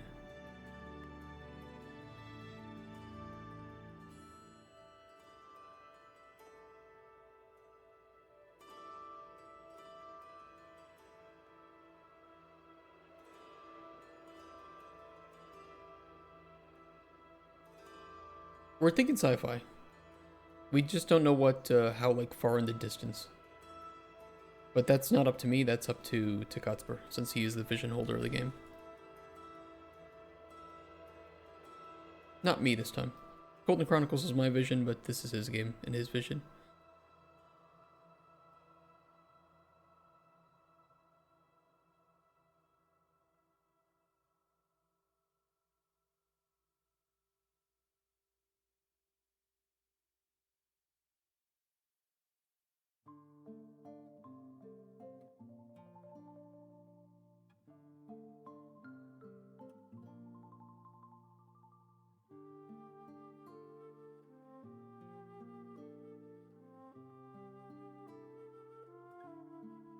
And that'll prevent the trace.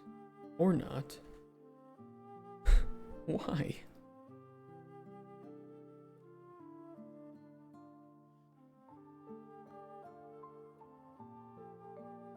Clearly set to mouse trace.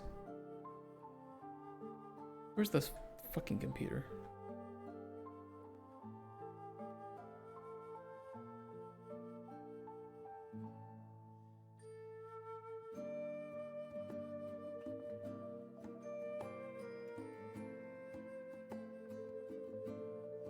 This should be this one, but it...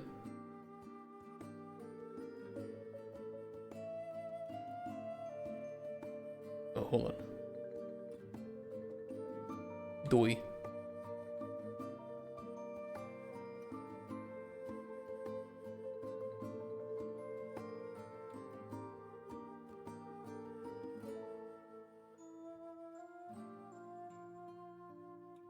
Slight retard moment.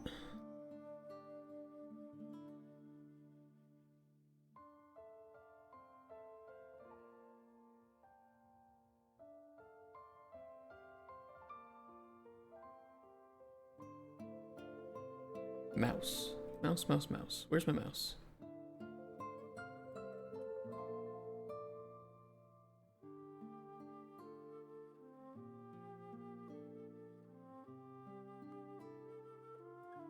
Are we perhaps hiding it for some reason?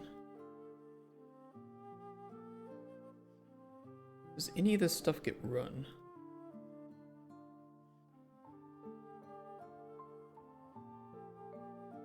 No.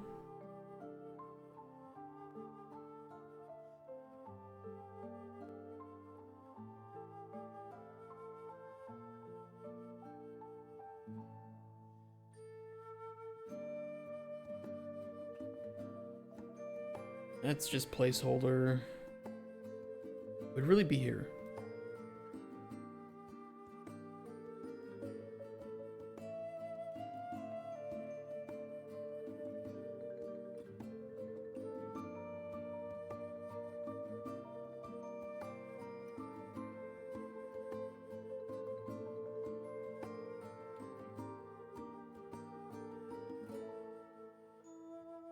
Oh, because we grab it from the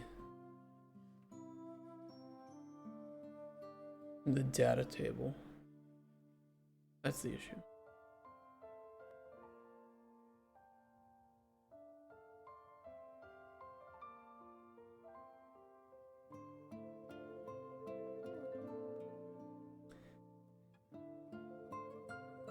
I'm gonna move this over. Give me all this shit.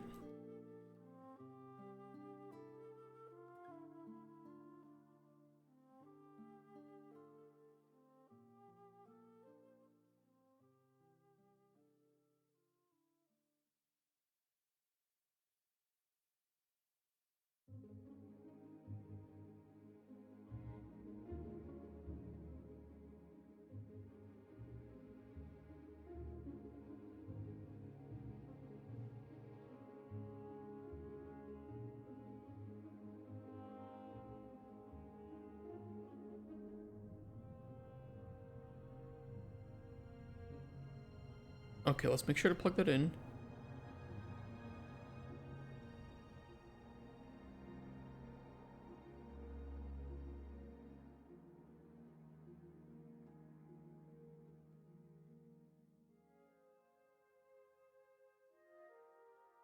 We'll unhook it from the base pawn.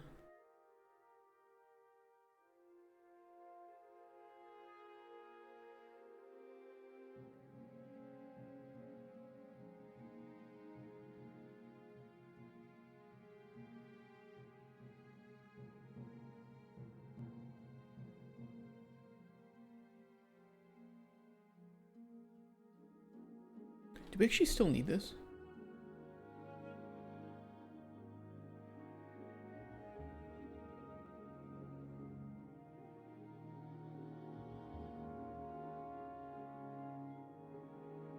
I don't think so.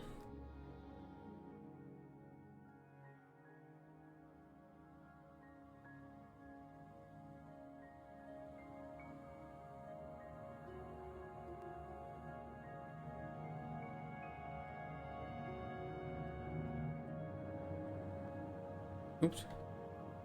Not the phone. We're not getting the mouse trace though.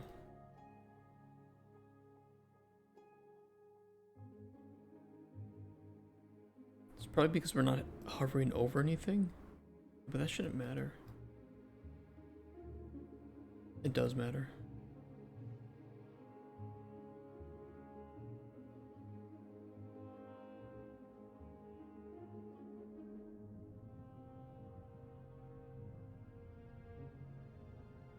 This is where I wanted to do what we did with Cauldron Chronicles on the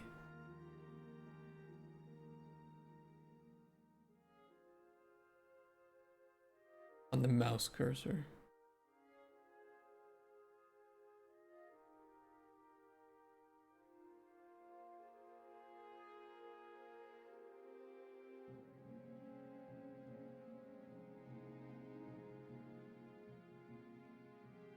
I might make a new graph just for the tick.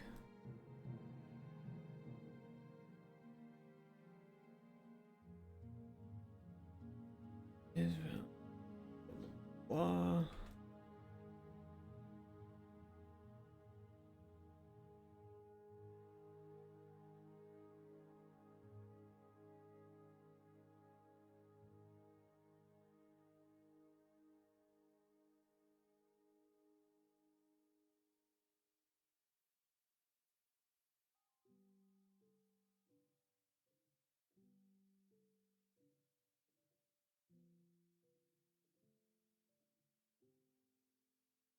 Probably just gonna use a switch at this point. Whatever. Sue me.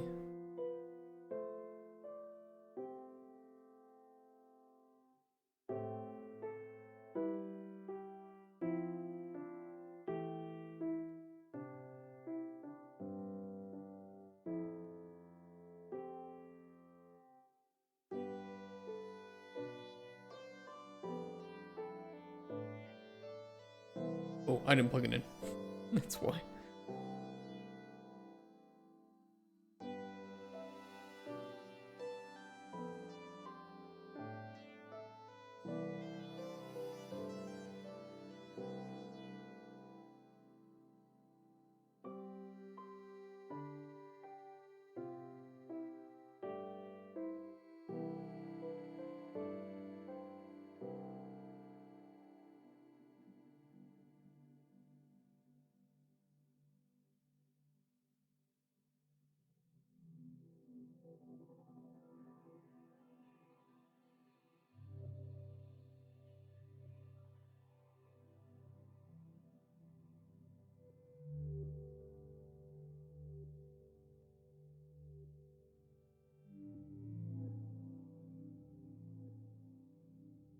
Yeah, that works.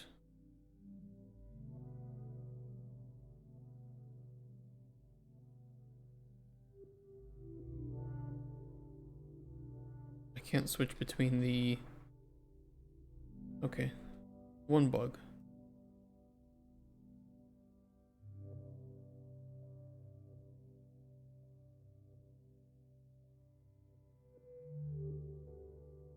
The smart... Oh, I recreated it.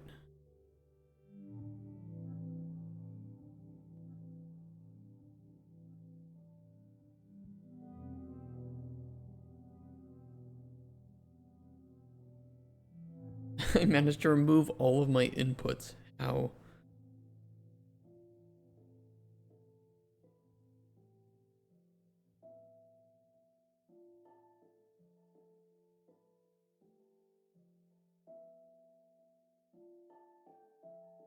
Oh, I did it again. Okay. There's something occurring here where I can lose my inputs. And I don't know what it is.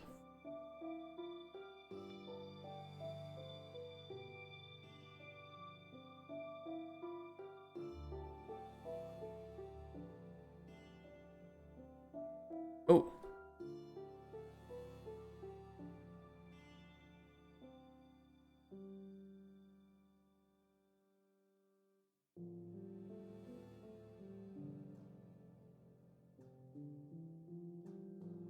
It's with the mouse trace.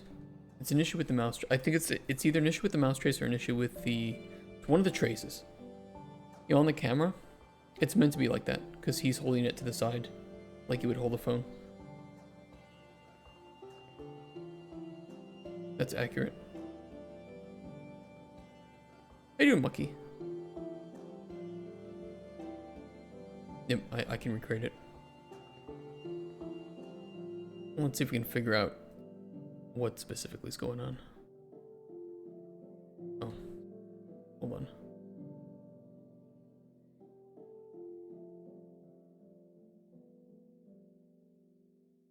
Smartphone.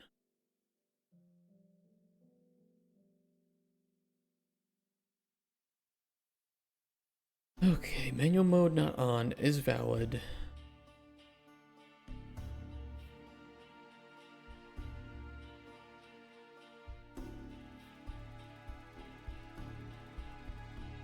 Attempt possess. What if it's the same thing? We probably should check if the...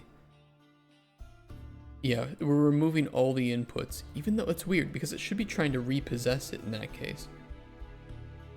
Fun, what's up? Fixing bugs, doing some refactors today. Trying to create a stable foundation for our modularity, since it's kind of core to the building of our levels.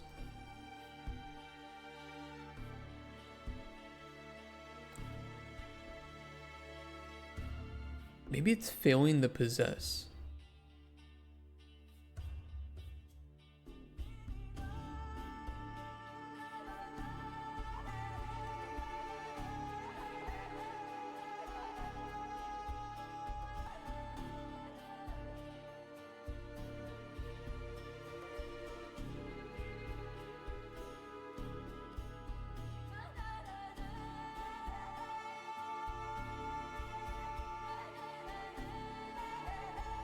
NPC. I need to check if it actually uses the interface, and that'll fix the problem.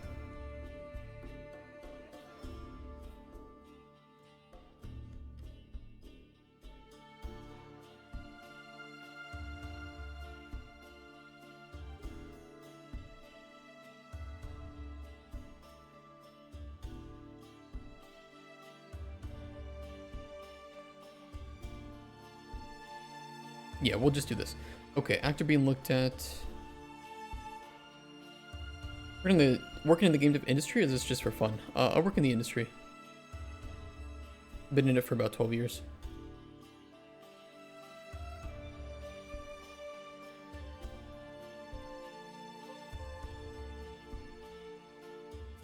I think it's the BPI base device on, right?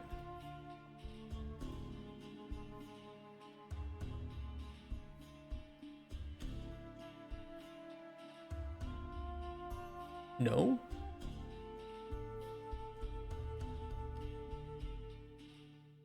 Where do I use that?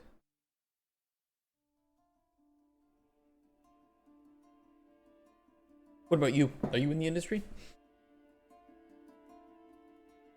We get a pretty good mix in here of industry people and hobbyists, people who are aspiring developers. Well, it's nice to see everybody's different approaches and focuses.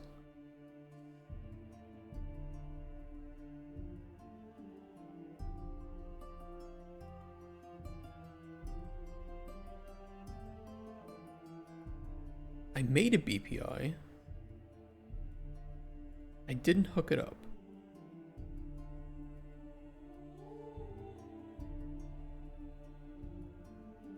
Yeah, I didn't hook it up. Oh, you're a student from Germany. Maybe one day in the industry. Oh, very nice. Guten Tag. I've been to Köln twice. I'm sorry, I don't do the umlaut pronunciation very well. But it was very nice. I love the church there. I was in for Gamescom. Yeah, howdy. And honestly, I miss bratwurst. Holy fuck! Every time I go to Germany, I have to have bratwurst. I'm in Poland.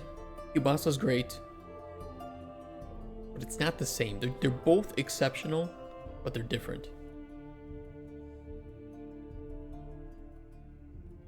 And I love in Germany just being able to go and grab one. Sorry to hear about CC. Looking forward to seeing the new project. Yeah, it is what it is. We always have it, you know, it's always there. And it's on Steam, it's playable. So, one day we can get back to it. The umlauts are hard to learn. Yeah, it's just... Maybe I don't say it as well as I could, but... I don't know. Yeah, Golden Chronicles is always here. By the way, if anybody wants a key, I can still get you guys keys. For our old prototype.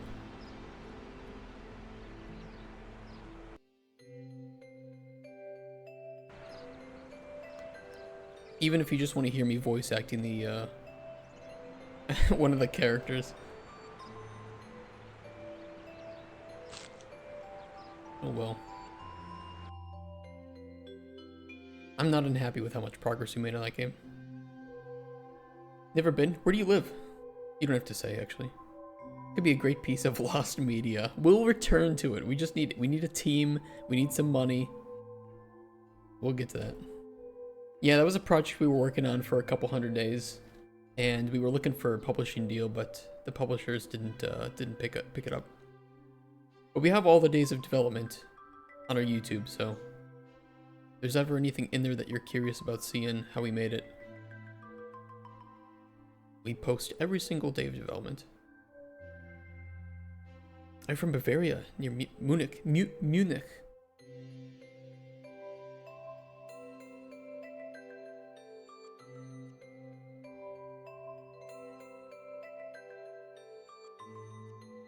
I think I've only driven...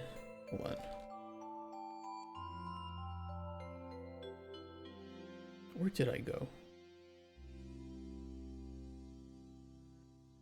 I think when we drove probably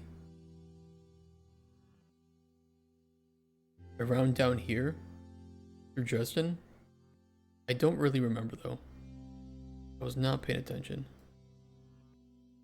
Because we drove from Krakow. So we probably drove through here. You might have tried to avoid it too and went through like some of the smaller villages. It was fucking beautiful though. Oh my god, there's just these idyllic Germany countryside towns that are absolutely beautiful.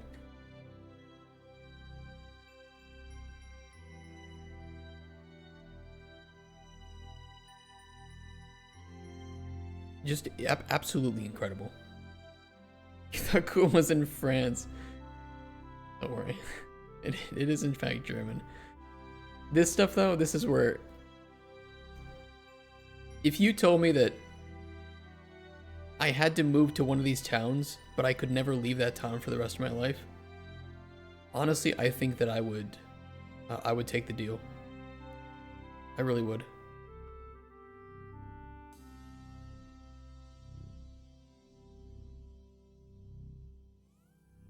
Yeah, it's very beautiful.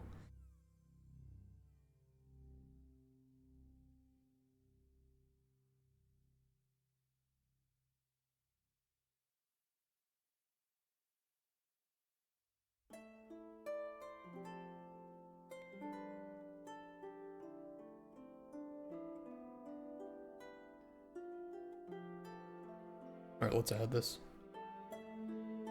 So what are you interested in learning about the game dev industry? Poland is pretty nice as well. Poland has some pretty stuff. Some of the stuff has been destroyed in wars, so like Warsaw has been rebuilt a lot, but Kraków has a really nice old town. Very touristy though. I think Wrocław and Torun have very nice old towns as well, and aren't as touristy. What was I testing this for? Oh, for the bug. Right. Awesome. Bug fixed.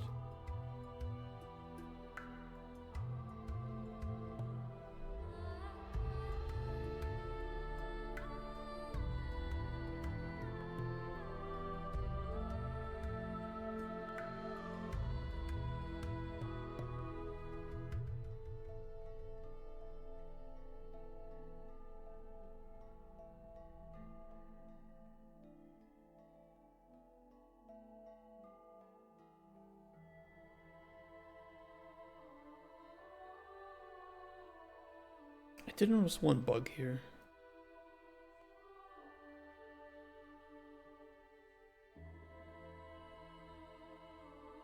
There's still something weird with the mouse input sometimes. Hard to recreate.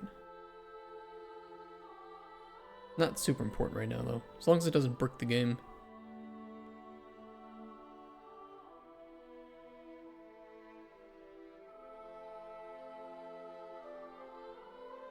We're gonna learn Unreal 5, working on a project with another student called Fusion Feast about cooking and exploring islands. Oh, that's cool. I like that you're working with somebody else. I think a lot of developers try to jump in solo when they're learning, and while great, it's a lot to learn. And learning with somebody else, I think, is very nice.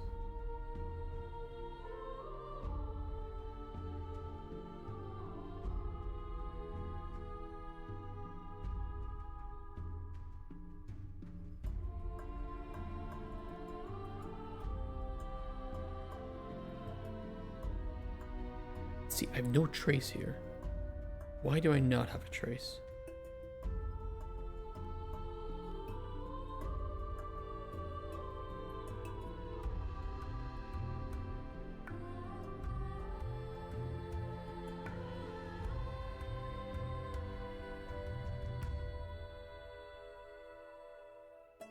It thinks I'm in manual mode.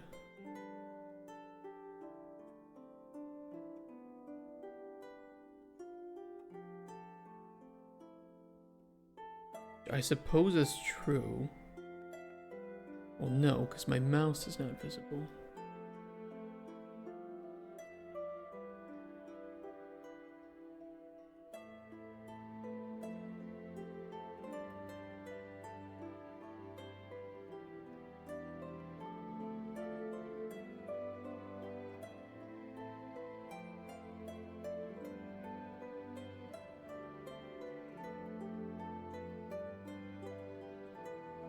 It's an issue with the alt look.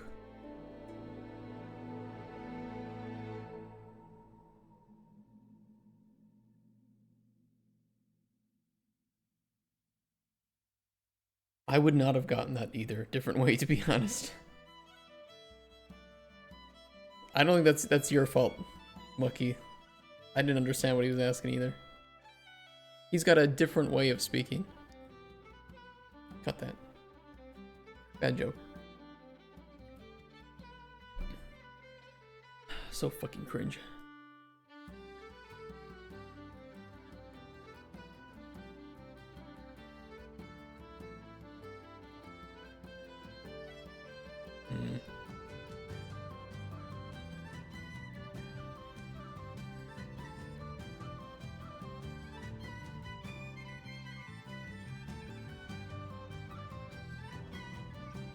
It only happens sometimes.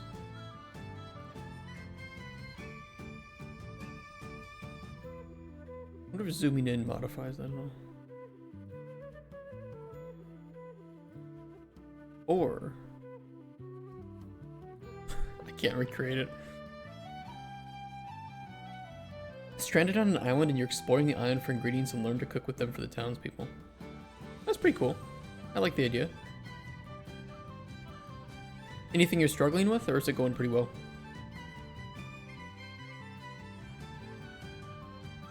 I made an alchemy system in our game that I feel would have worked really well for cooking, and I'm kind of sad we didn't pursue cooking, because it's a pretty fun little system.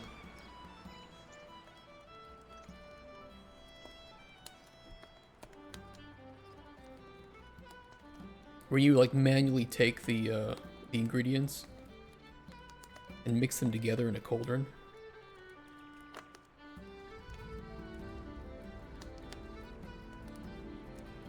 And then you get combination effects. So if, I don't know, if we wanted a potion of night vision and fear, we could grab something with fear on it. Throw it in there too.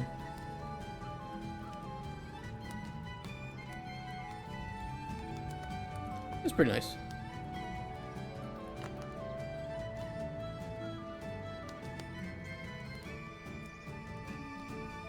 As you schedule 1, you are not the first person to say that, but I like that.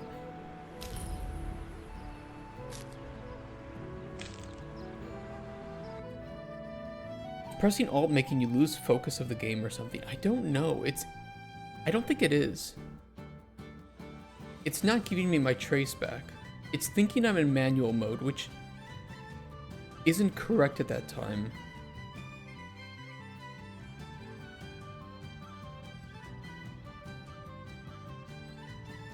It's like it's hitting... I don't actually know what it's doing.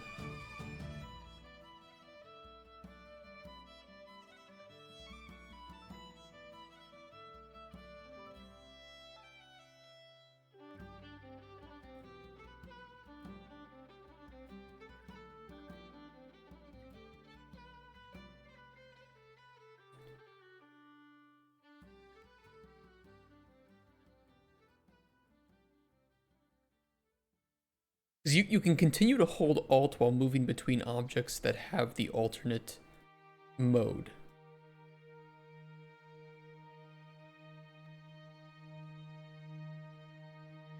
I did it here too. I wonder if that's what's doing it, is ones where you... Oh, here it's actually just fucking broken. What's that? Yeah, it's just like, it's not giving me back the mouse. It's hiding the mouse. Probably because I'm triggering cancel completed.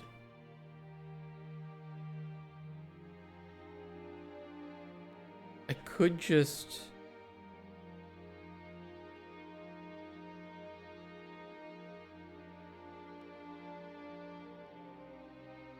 I think this is where the issue is coming from. It's coming from here.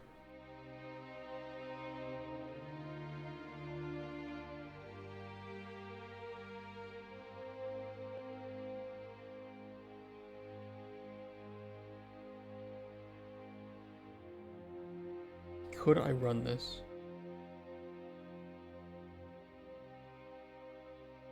Let's try it. It's kind of weird to put here, but...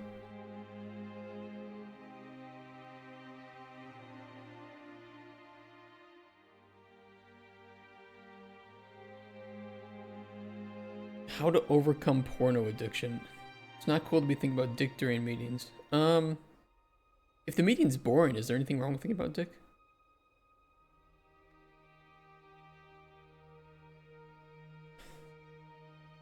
Also, welcome to the stream. Thanks for your first time question. I appreciate that. Game was a bachelor's project for the other student, and they kind of just did a demo version. The other programmer quit and passed their code on to me, so now it's up to me. And sometimes it really takes a while to figure out what they did with the code and why. Other than that, it's working pretty good so far, except it's on hold. We have our test next month. I see. Well, if you have any problems with it, or any questions, you can join our Discord. And, you know, always willing to help or get you over a hump. Yesterday I spent 3 hours trying to fix a problem that somebody in chat came in and told me, oh, why don't you just do it this way? Problem solved. So, doesn't matter how much experience you have, you can still get stuck in those moments. Don't feel bad. The important thing is overcoming them.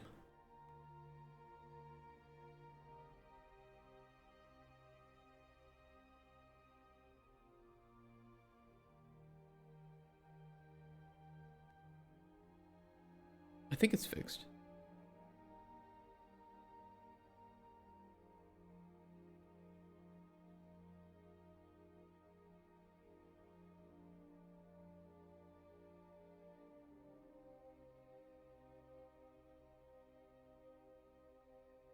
It feels good. Feels good. Oh, SRS addiction. Old school RuneScape. If you honestly feel you have porn addiction,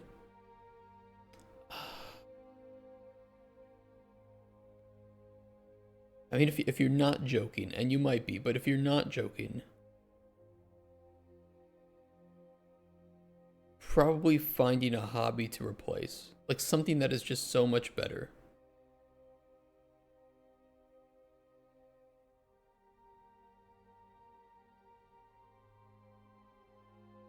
I figure it's better to ask for help on and move on than try to fix it yourself and be stuck. Yeah. Well, I mean, if you try to fix it yourself, I think that you will try to fix it yourself. But if you really can't fix it, then look for help, right? Because then you're at least attempting things, and you might try and find different methods or different things that exist in an effort to try and fix that problem. So it is useful, you know, if you just like run into an issue and you go to Grok or something or ChatGPT, you're not really going to learn anything. It can tell you how to fix your problem, but you're not actually going to really absorb that information. Oh, that's what you meant. Okay, okay, we're good. Awesome.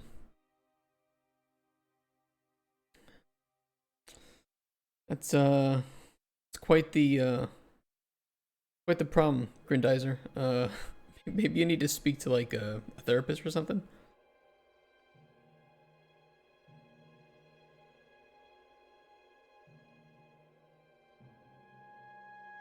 I'm glad you didn't commit a crime, but if you feel like you're getting that close to it, probably you gotta speak to somebody about it.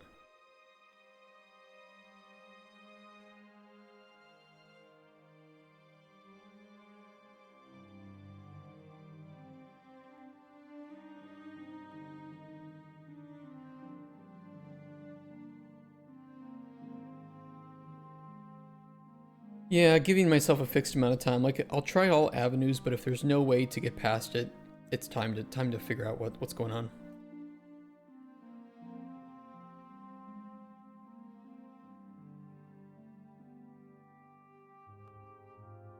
Okay, this problem was solved. Mouse, that works. I think that works.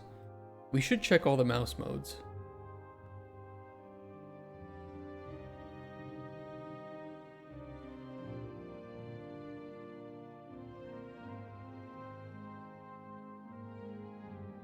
No traces mouse hidden. This is obviously quite useless. But there might be some cameras where you can't really do anything out of it. You can just like see things, but seems to work.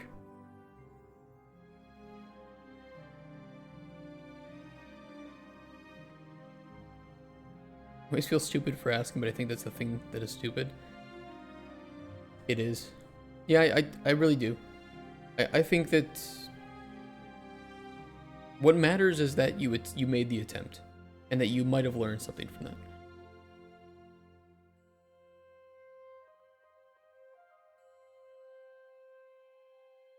Okay, no traces mouse visible.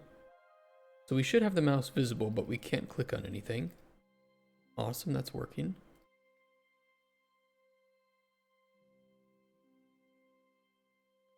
We can have just center trace. So no mouse visible. How's the AI nav mesh in Unreal? Looks pretty clean here. I can't stand the built-in Unity one. It's really good. For my personal experience, and there's a lot of options to change it. And of course, if you add in any primitives, you can get additions on top of that, right? But the step up height, the navigation height has to work there.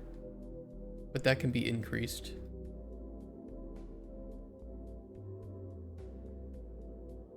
Why isn't that? Well, it's not wide enough. That's all it was. That can also be adjusted.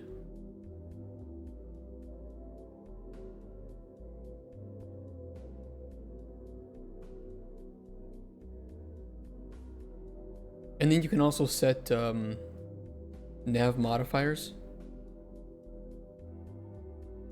which can either be nullified or they can be obstacles, so the AI will prefer not to go this way unless there's no other route. There's also preferential mode, so if you want like your AI to walk along a road, you can set that as the preferential road of doing it. Hey Refix, have you been today? I've been okay. Better than yesterday. You're working for a company? Yes. Are you self-employed? Yes. Of my own company. I'm trying to start up my own studio. Don't recommend it. No money. But we can do it. Given it enough time and patience. So much better than Unity? You end up using a plugin. Oh. Yeah, the base nav mesh is pretty good for Unreal. And it even has some... I don't know how to make this work, but you have these like point proxies, which would allow the nav agents to like use this as a way to platform. So like moving between these 2 points, if that's a cheaper method of getting down off of an object. I've never used that before, I just know it exists.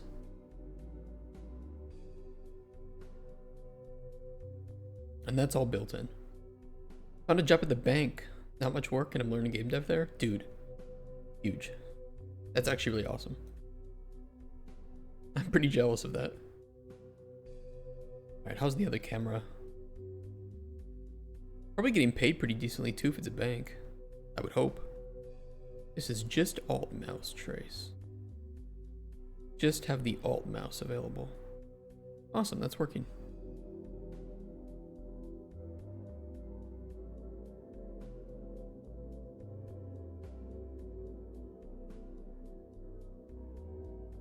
And we have different camera modes as well. So for instance, we could add in 2 new cameras. Maybe a right and a left.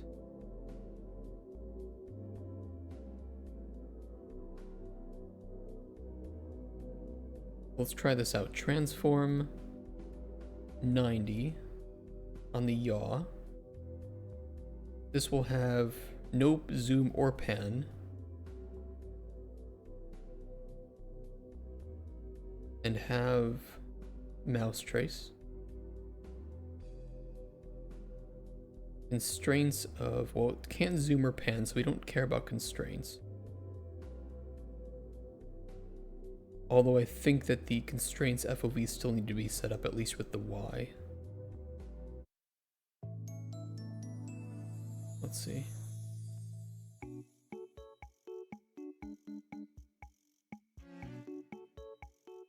Yeah, look at that. It just works. You just added another camera. It's just fucking working. A streamer with the same approach. He's also self-employed and really has really no money yet. Launched one game and is launching another this year. Oh, that's nice. Always online in the evening coding his 3rd project. His output is fucking insane. That's cool. Second job ran out of projects temporarily, so now I'm being asked to learn Unity on company's time. Pretty nice. That is nice.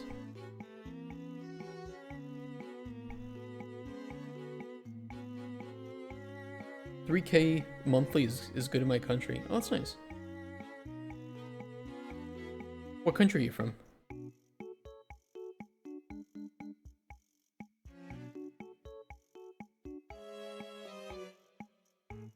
Georgia. Not the state from the US. My wife hates that joke. The fuck is this?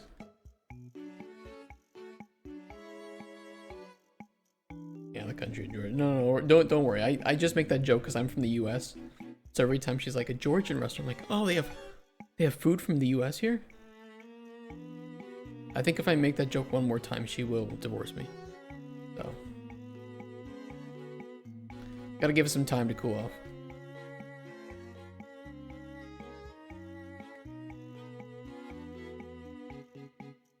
I have had Georgian food though, and it was pretty cool.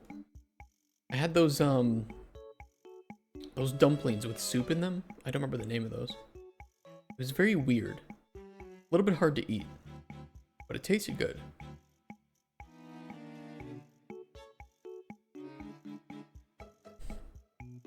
Piamiani? I don't remember the name. Do you do the assets by yourself as well? No, I do not. I'm not an artist. I'm a game designer by trade. I do systems. If I had a wife, I would destroy her. Hopefully in a non-violent way.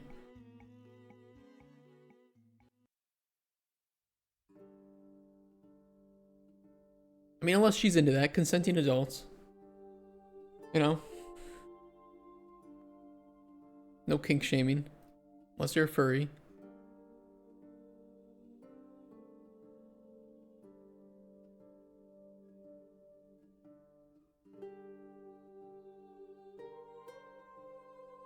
Oh. If the pawn that we're possessing is the same one that we're already in, we should not possess that pawn. Let's fix that. I think we can do that in the controller. Because I think we do the attempt to possess here. So if current pawn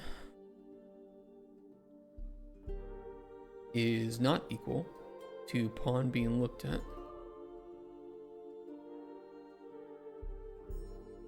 then we can do that. University, we have to learn both. Really struggling with the art part of my course of study. I feel you on that one. I can't art. I think it's really good though, because as a designer, I absolutely need to know art terms and the basics of communicating with artists. That is central to my job. I just can't do the art, and thankfully, in a team large enough, you aren't expected to do the art. At most, maybe some mock-ups, find some references. That's more than enough.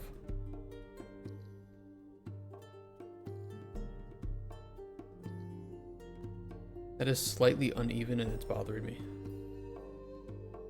There we go.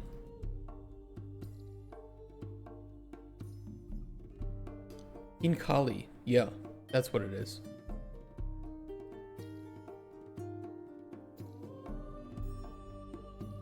These are Georgian dumplings with soup inside, and they're pretty cool. I think soup and meat, right? Or are there specific ones that have soup? Maybe I'm thinking of something else. Georgian dumplings with soup. Are these them? Oh, it is these. Yeah, they're pretty tasty. I kind of want some right now. I'm really hungry. My grade level, they're mostly designers, and I'm always impressed with how much I suck. I think a lot of people want to be designers, and almost none of those people have what it takes to be designers. I think there's a lot of game designers who are like aspiring and they think, oh, that just means that I get to come up with ideas all day. That means that I get to boss everybody around.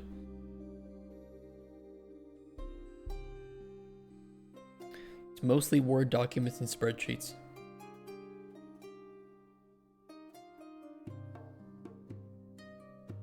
Unless you're technical. If you're a technical designer, then you can go in and prototype. But still, a good portion of your work will be just sitting in documents and spreadsheets, being in meetings, helping everybody else.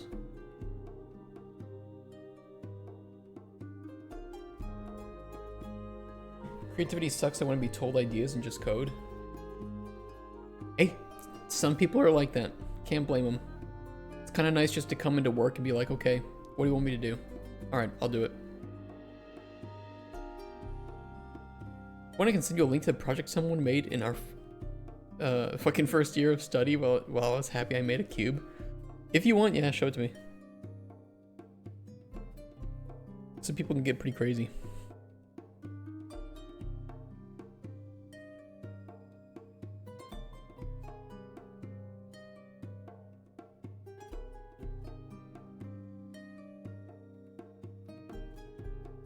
People was making whole cinematics and custom models.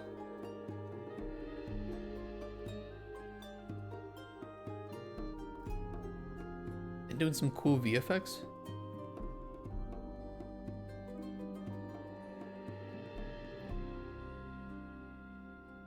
Everything is custom made in the span of half a year. It's pretty good for somebody's first time. It's not a game though, right? It's just a movie. Still, I'm still impressive. Don't get me wrong. Just curious if there was any interactivity to it, or they were just focusing on making the short film.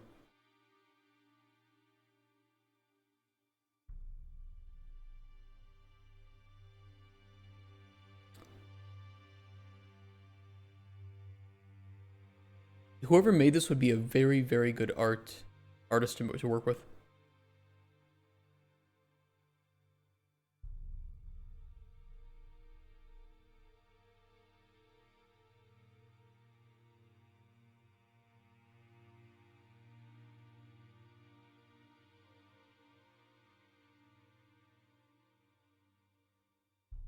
First project I was happy with my capsule. This is really impressive for a first year.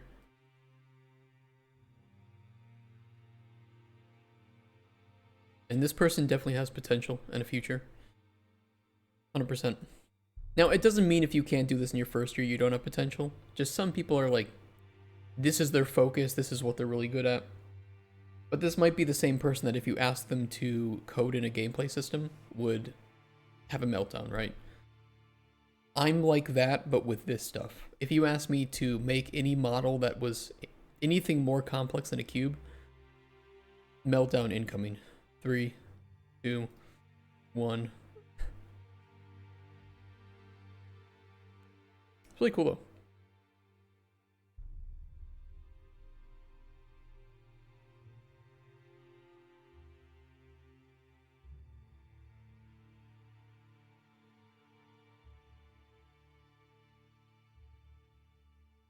This is a model of yours for reference? Hey, that's still more than I can do. That's still more than I've done. I can't do anything art related. It just doesn't click for me in my brain. But handling large amounts of data. Prototyping. I can do that. I like it though. I think it's like I was saying, you know, I think it's important to learn a little bit about everything, but then find what you want to do and stick with that.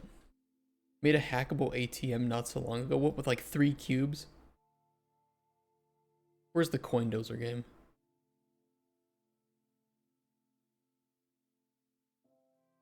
I don't even know where I put that. Oh, here it is.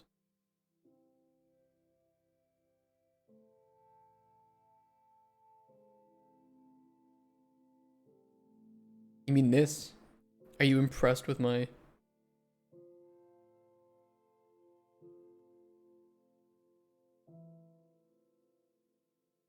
We made this in a... We did a little mini game jam and I made this in a week. It was a bit of fun. It's got some pretty cool features, to be fair.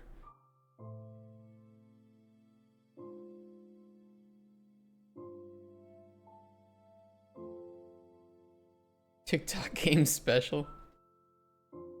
Yeah, I don't feel proud too often, but I felt proud that I made this in a week, in 5 days. And yeah, the credit card hacking minigame is pretty chill. You'll see that in a second. Have you ever played a game called Mastermind? I recreated that, but instead of, you know, solving like just a regular puzzle, you're hacking into somebody's ATM, into their credit card bank account, and stealing their money.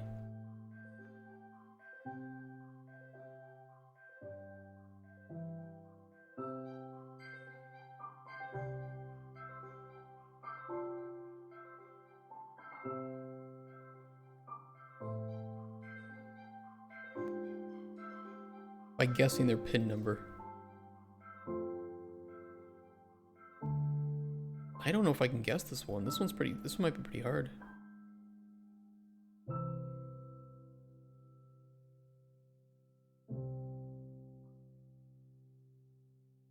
Uh-oh. I think I failed this one.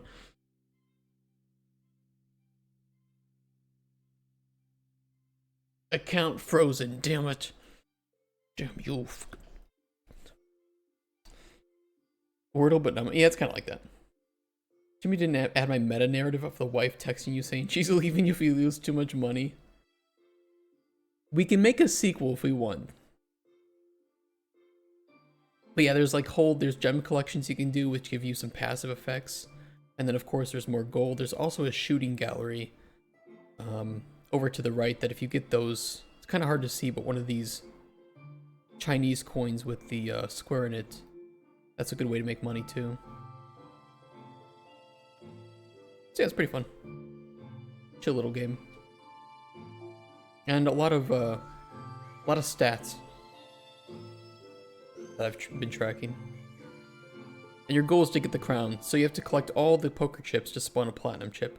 Collect 3 platinum chips to spawn the crown, and then you get the crown and you win. And if you guys want this, I think you can type in !coindozer to play it. And we are finishing this game up from an art level, and then we're gonna put it up on Steam for like $1. But you can play the ugly looking art one for free. I can show you what that's looking like so far.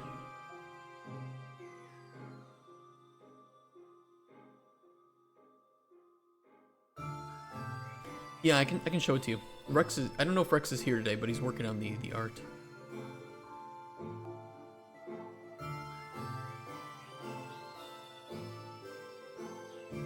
Give it. I have to let it sink. Just a sec here.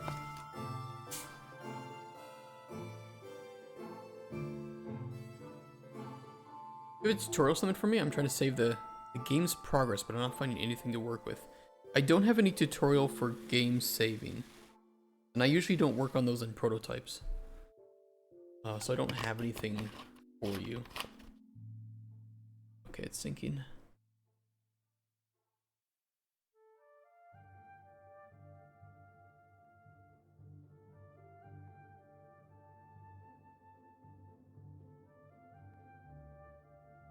A lot of files.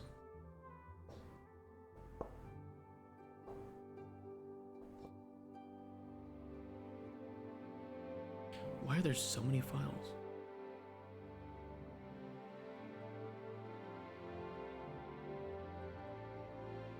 Also, the lack of dark mode disturbs me. There we go. That's better. It's already better. What's the chance of them getting your credit card? I mean, it can randomly generate credit card numbers, so theoretically it could generate real credit card numbers. And real, CVCs.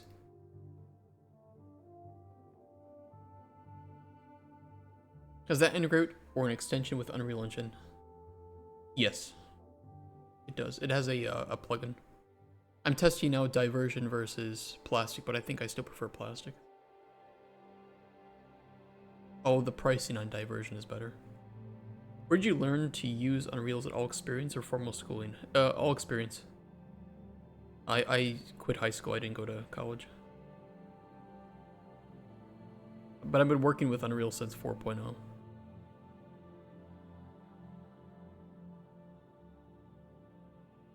Hey, Shulduck. I didn't see you there. Okay, it's probably gonna have to load some of the shaders, so I'll give it a sec when it loads up. Oh, hey Rex. I didn't commit last, as I wasn't sure you have time to finish that. Well, we can show what we have so far. Oh, the blueprint is bad. What's broken in the blueprint? Did you break the blueprint? What are you doing?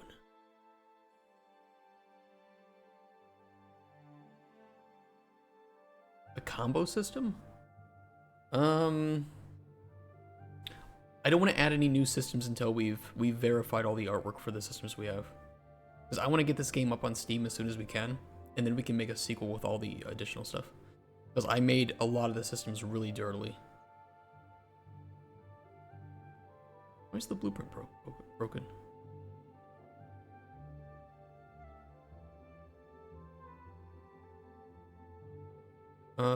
Did you miss committing some stuff?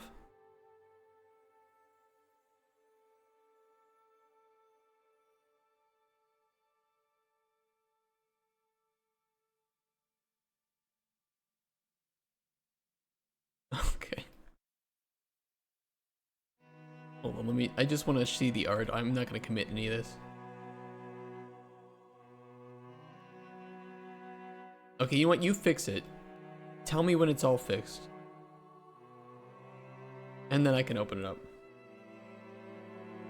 Wasn't sure we were going to do this project more. Yes, but don't add any new features, and especially if you want to add some stuff like that, please ask me first, because I'm kind of like the project lead for this, so adding in rogue changes is going to cause a lot of problems.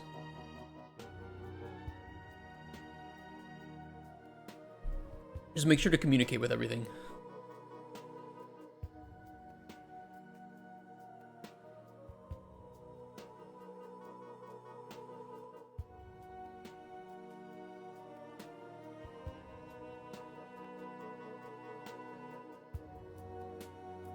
Yeah, just like, because, we have to like pretend that we're working in like a team here, but I'm the project lead, so make sure to... We don't want any new features in CoinDozer. I just want it finished with the art, and then we can make like a sequel, or we can expand upon it later, but the longer we take to get it out, and then a lot of the core code is like all fucked up. Because this is working, and this is working without any problems.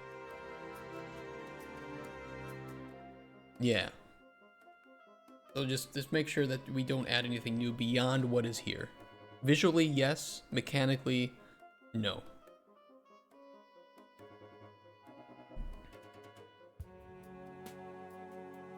But we can revert that if we need to. I just forget how to do that. It's kind of annoying in... I kind of just want to switch to plastic. It's kind of annoying, the diversion. Whatever. Is that Coke? Yes, it is Coke Zero. Generic Coke Zero. We can talk about it after the stream, though.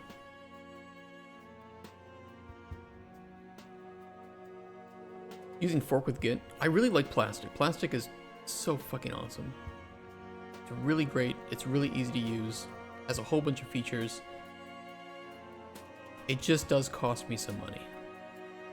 But I think, honestly, it's kind of worth it for professional development. And I personally like it over Diversion at the moment. Diversion is kind of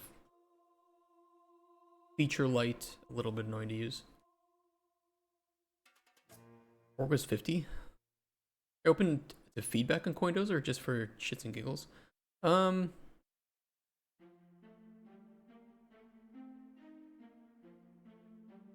mean, yes, but it's kind of like, we made that in 1 week. That was the goal. If we want to make a new version, we can. Here's an easy P4. I hate Perforce. I fucking hate Perforce.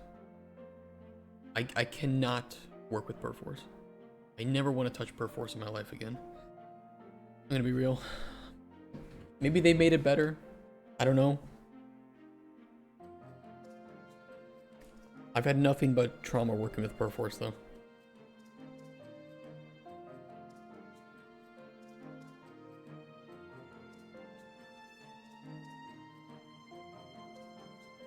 does this work with 3 different cameras? Because I haven't really tested this with 3 cameras. Add another transform to this.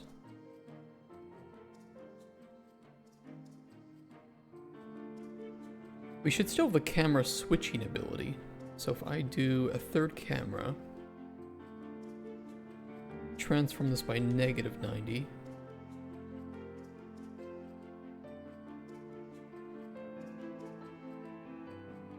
It's still kind of messed up. Yeah, I don't know. Perforce is the industry standard, but I hate it because it's the industry standard. And it's bad. It's not even good. It's extremely expensive. It's not very good, and it has its own terminology for things that are you don't see anywhere else in version control software.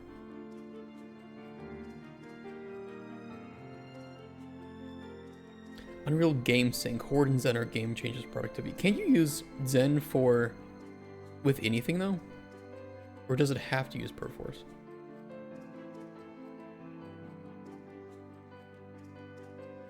Because you can use it for storing the, yeah, for the DDC, right? Which is pretty great.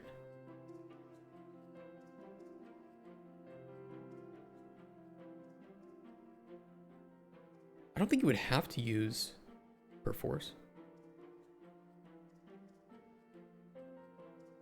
I've never set this up though. I've never even... That's beyond my capabilities. Far, far, far beyond it. Horde and UGS are bound to Perforce. Really?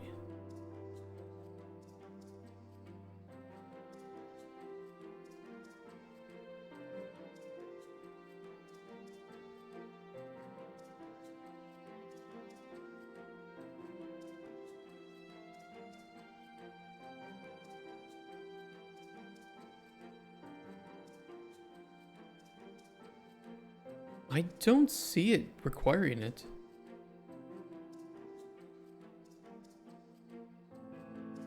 Maybe I'm missing it?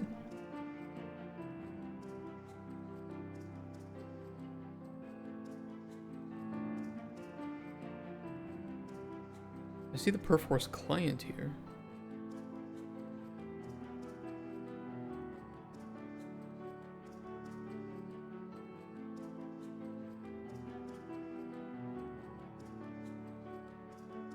Interesting.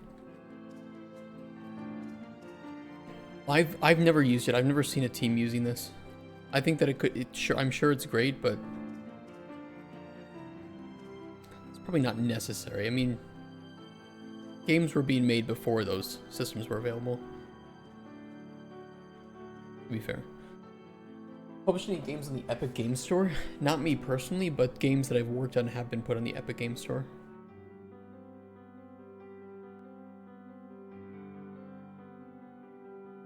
Build and pipeline automation stuff. Yeah, there's some of that. I think the cloud DDC is really great because then you can just download the compiled shaders from the cloud storage and you don't have to like wait for hours for that shit to happen. That can be pretty nice.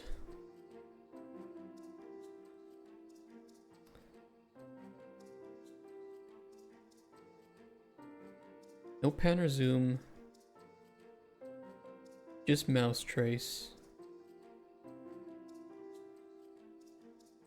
And we just need the constraints on the FOV.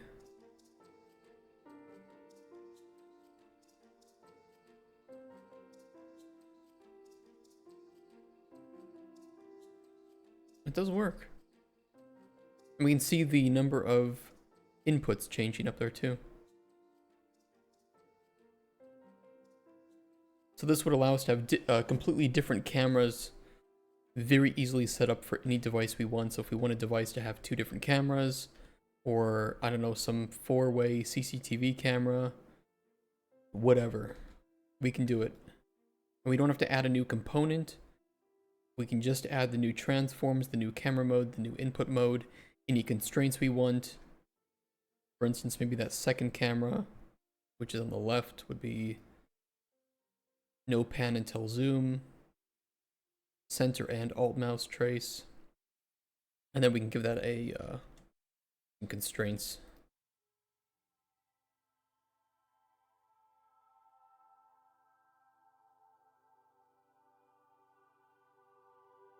And that is all that is required.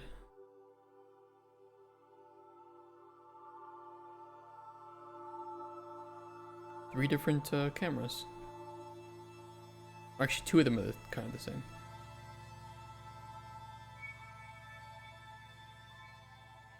That's nice.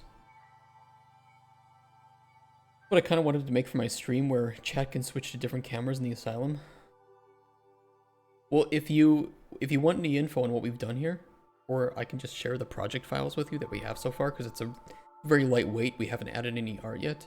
Let me know, and I can send those to you in Discord.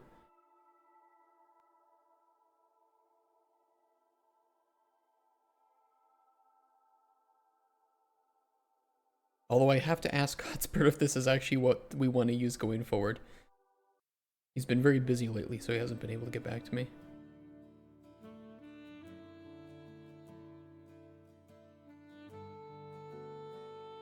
Bit of a pain in the ass, though. But that's really cool. So what we can do is we can add just any new... Like, let's say we want the computer to have a gun that can fire. All we need to do is make a... Let's just put it in testing for the moment.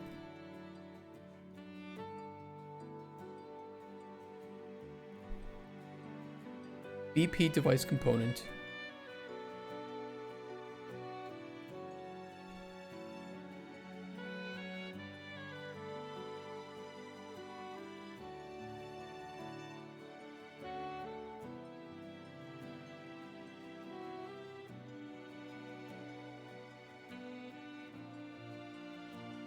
We don't have to do that, but I'm just doing that for the sake of it. And we would just add in a input context priority map. Let's call it fire. I'll throw that in testing as well. So let's do IA fire. IMC gun. Who cares?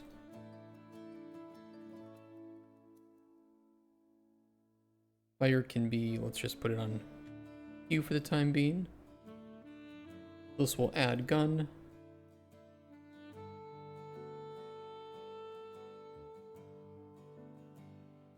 Print.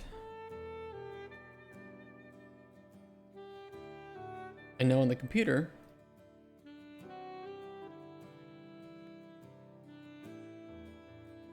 that should be all we have to do. And now we can fire the gun.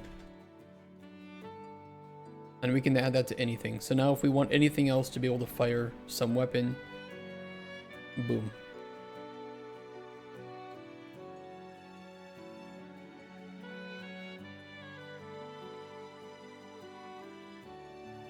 Modularity. Hey Scotty, what is an input context priority map? Okay, so in Unreal Engine 5, there's what's called enhanced input, which is the replacement for the old input action system. I forget the name of it. And what this does is it allows you to add in inputs that are contextual when you want to add those contexts, right? So maybe you have F being something when you're walking around, you know, in GTA, but then when you're in a car, F does something very different. Those are different contexts. And you might want to remove the context of walking around and add the context of driving, which will replace the input actions that the player has. And so what I've done is I've made it so that I have these components which I can add inputs to, and they automatically get added because of the parent component. There's a system for that. I did this on my own somehow all the time. There is a system for it. If you right click on Unreal and you look up for input mapping context and input actions, this is what you want. And you can give the same input actions to multiple contexts, but you need to add or remove contexts when you want them.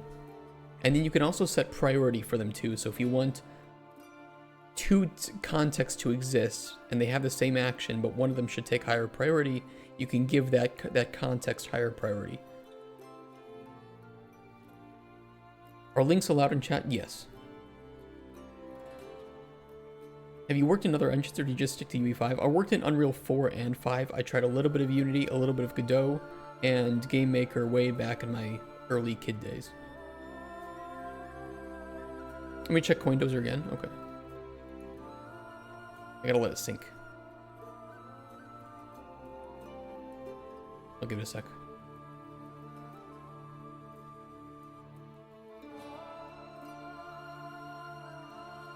I'm off the search bin adding an interactable component to a BP, which includes a widget, then changing the text in the widget. An interactable component to a blueprint, which includes a widget. Interesting. I've done interacting without a component. That's usually how I do it.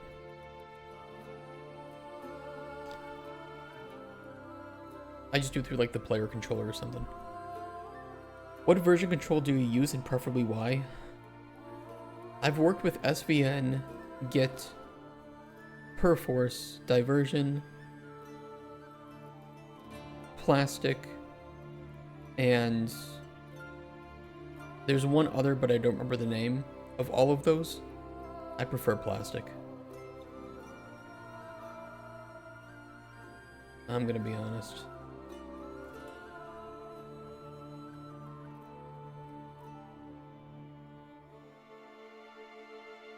So here's how some of the art has been looking for CoinDozer. Tortoise SVN, yeah. Hey, it was free and it's self-hosted. And Darkest Dungeon, when I worked on it, was using Tortoise SVN. Wasn't great, but it did work. So yeah, Rex has been hard at work getting the art for CoinDozer finished.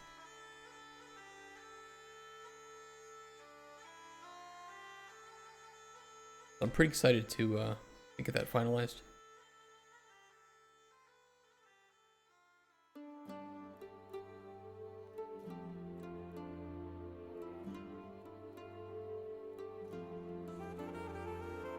What is this?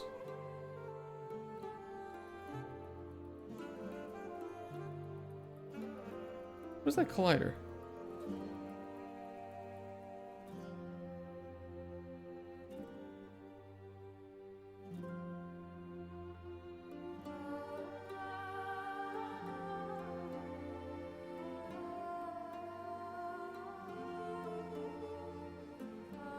Remove constrained collision. Interesting. Who's producing soundtracks for the game? I don't think we have any songs and music for the game yet. Rex said he would handle it, but we don't have anything yet.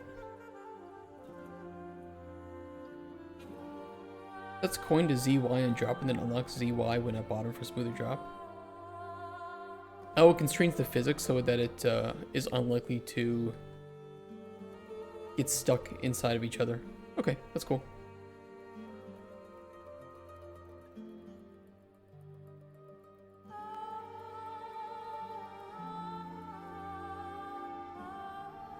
Why are the coins not just like that on default, though? Out of curiosity.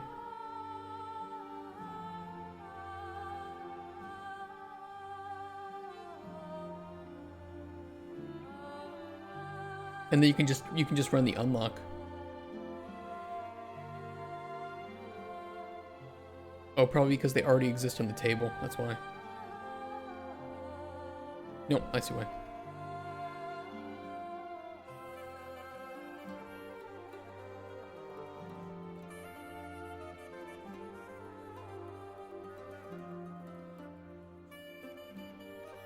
Why is this free to use if you don't exceed 250,000? Oh. I mean, working with like basic songs and sounds is very simple, and I don't think we need to use Ys or anything. The game's not that complex.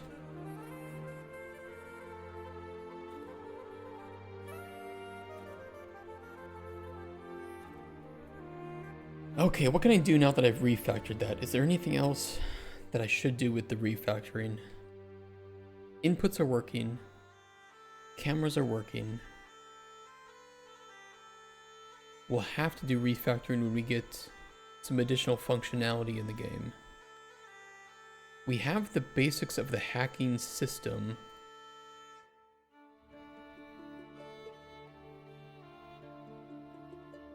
and the interface designed and the syntax, we could start to work on the hacking system, which could be kind of interesting. These are just 3 example devices and how we would hack.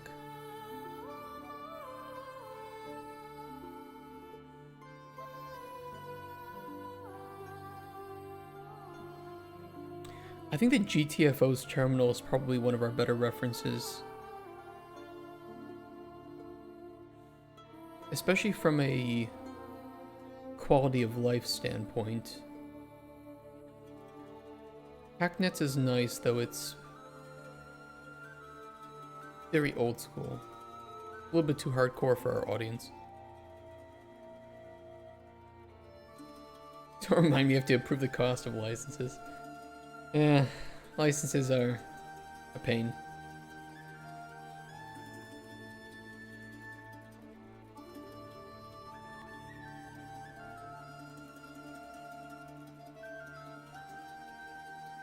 I haven't really thought about the structure of this and how much of the screen it would take up.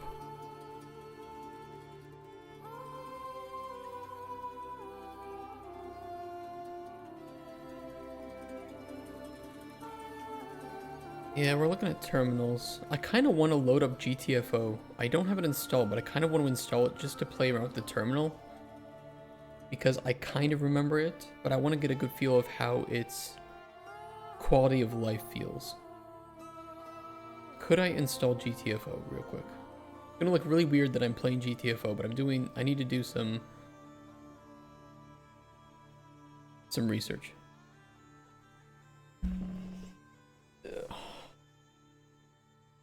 We'll install it. It should be pretty quick.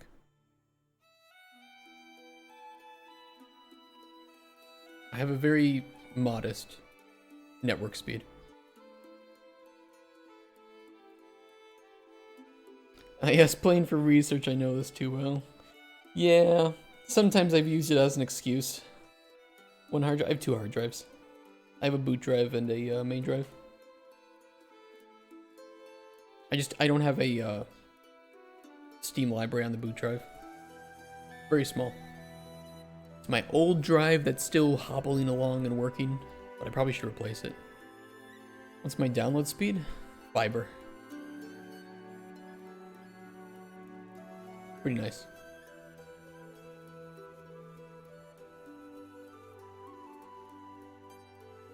I hate Germany. Does Germany not have a lot of fiber? Kind of like the US.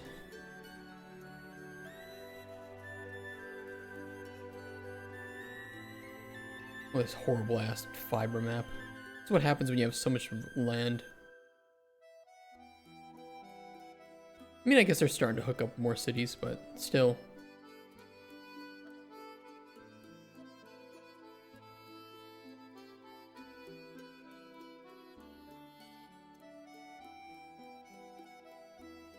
This might be allowed. Hold on. Hold on. I gotta mute.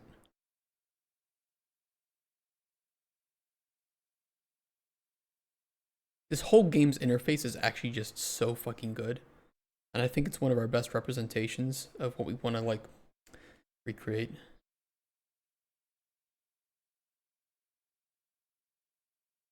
I love this interface so much.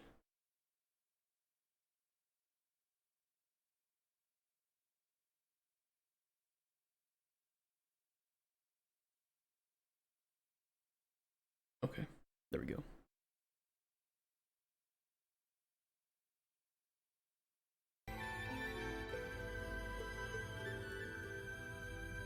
I'm gonna turn off the music though, just so we can get into a level and feel this.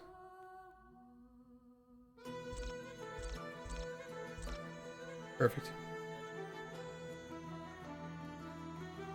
You don't like the wiggle? I think you can turn that off. I bet there's a way.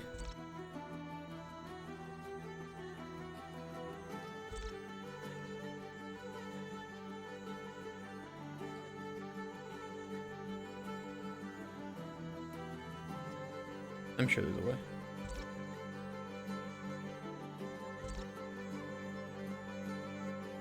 I just need to get into a run so I can test this out.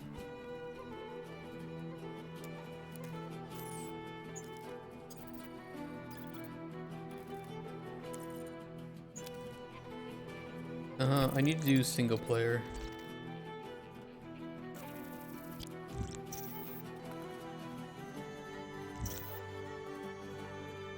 Oh, there's bots. Okay. That's fine.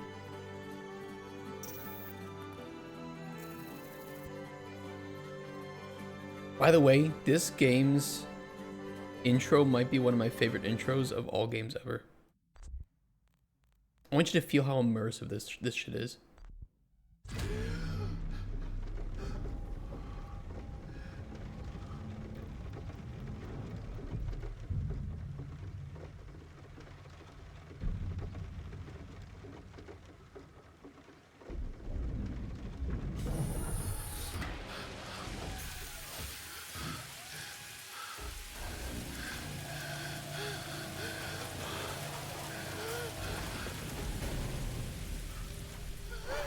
You just get dropped into the pit.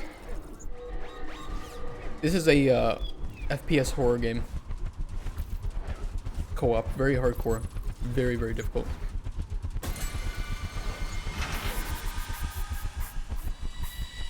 And this is how you load into a level.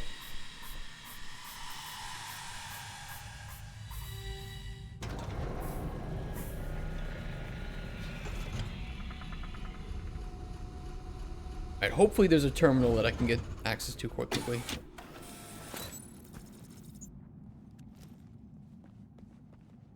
Oh, there are some enemies. Oh, there's a terminal right there. Beautiful. Okay. I'm just gonna kill some enemies then.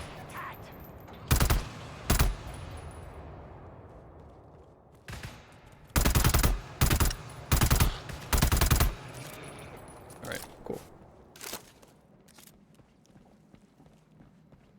Alright, so here is the terminal. Nice and slow. We got monsters. Come on, come on. Why don't you ever have any good news? They're everywhere. Everywhere. Shut up. Oh, you can do autocomplete. And you can traverse earlier commands. I do like that functionality. Mind if I ask a specific UE5 question? Yeah, go for it. I'm just gonna make some notes while we're doing stuff.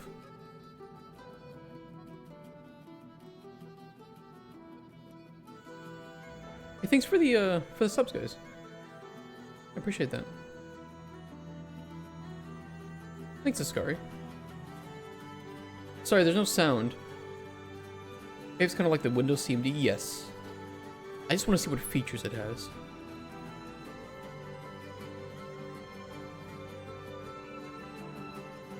Autocomplete should not be impossible to make.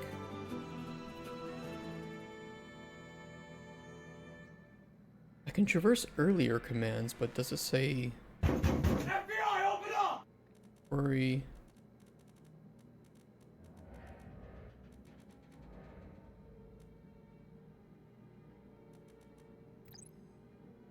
I forgot how you do it. I think you list ammo. Query ammo pack 655. So that way you can determine what section of the map it's in. So it's in zone 50.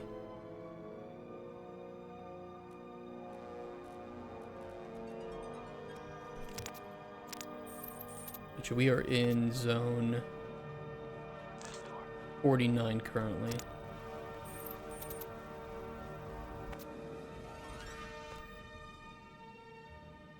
I like the sounds it makes. I think that the feedback sounds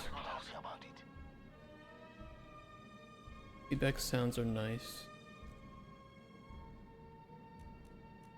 Yeah, and the up and down arrows.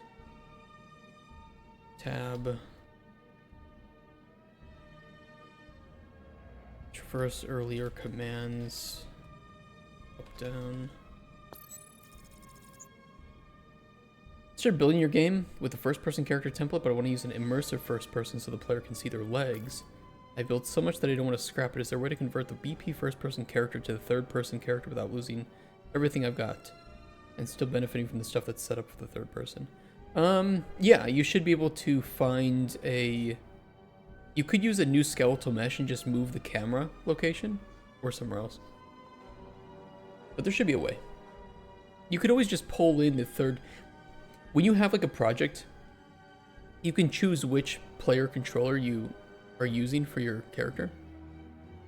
It's like, you know, which pawn you have, which player controller. You can always just switch those out. But I imagine that you've put a lot of stuff into your first-person blueprint. Some of that stuff could be copied over. Most of it. You've never seen gameplay of the GTFO terminal? It's really nice. It's really immersive, but it's also simple to learn. So we can see like, oh, you know, this resource pack... Hold on, let me take a screenshot. Hold up in Paint.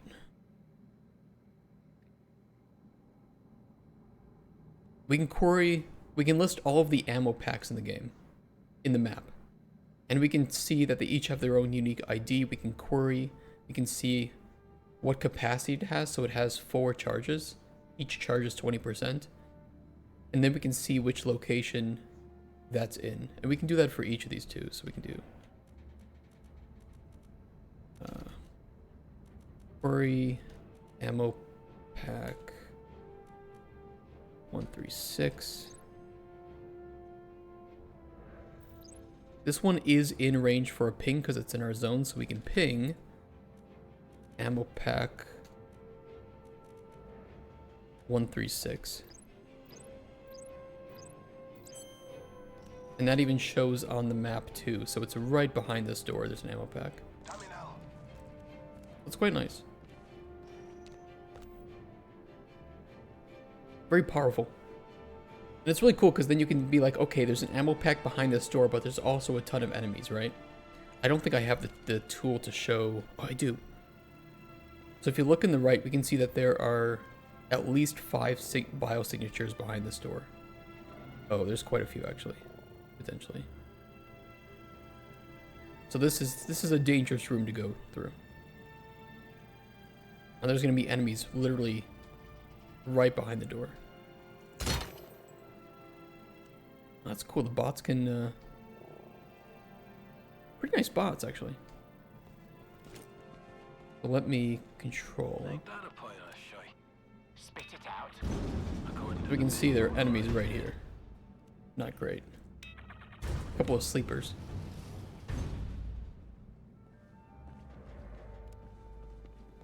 Are you playing? Oh, I'm just checking out the terminal. I'm making some notes about it.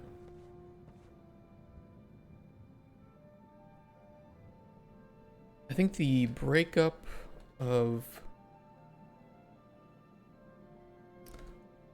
line breaks between sections are really nice.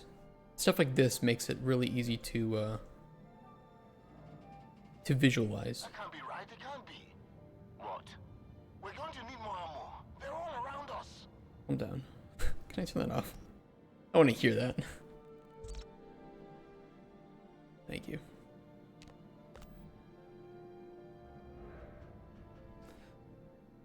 There's loads in the first-person character. Lethal Company for the typing feedback sounds. Terminals. I haven't... Can you get a video of that, Ascari? What have you done in your first-person blueprint that you would have trouble swapping over?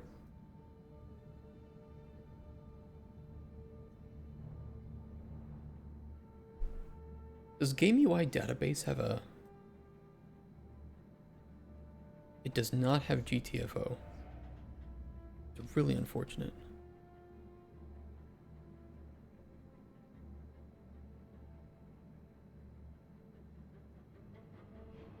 Maybe interface in game?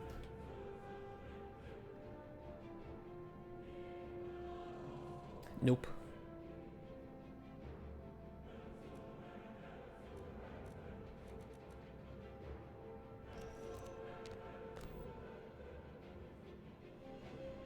I do wish that there's more stuff that was color-coded. But maybe that should be optional. Color code things where possible. Optional.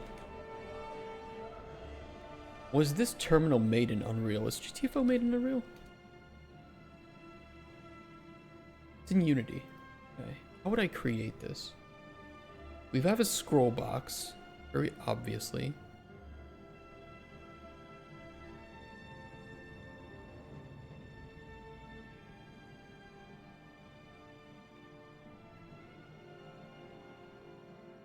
We could put designed amount of white space between objects like this, so we would have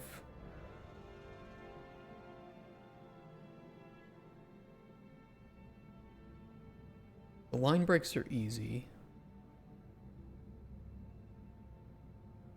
Rich text boxes, maybe for each line, or we could do it between multiple sections, so this could be like a whole rich text box.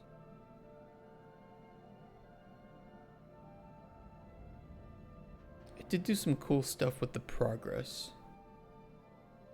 Having that as a separate widget, which on construct could run its animation, could work.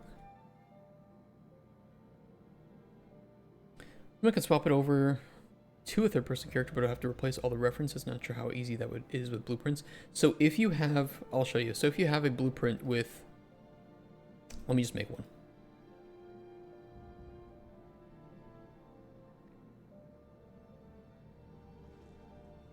Let's pretend this is your new character. What are you talking about? Shut up.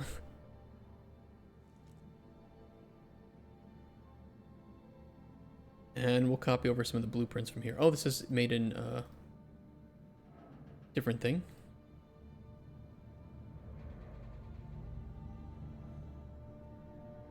Beautiful.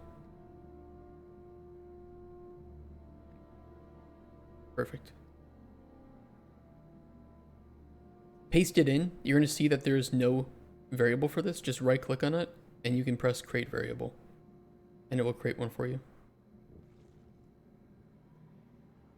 That's what that dude in the background said. I know. So you can copy that over and just remake the content, the variables. You will have to then go back through and put all the default values in, since it won't copy the default values and any categories that you set or instance editable, you know, whatever. But it shouldn't be too bad.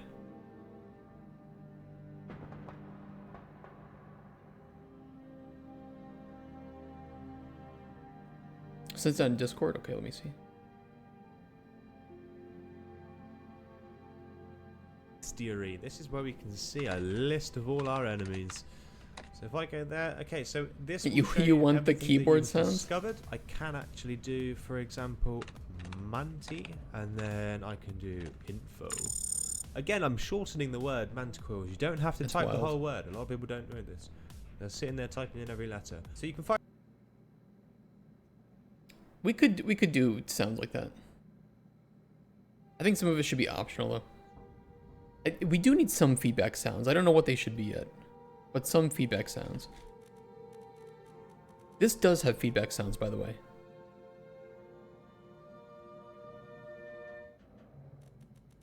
A little bit hard to hear.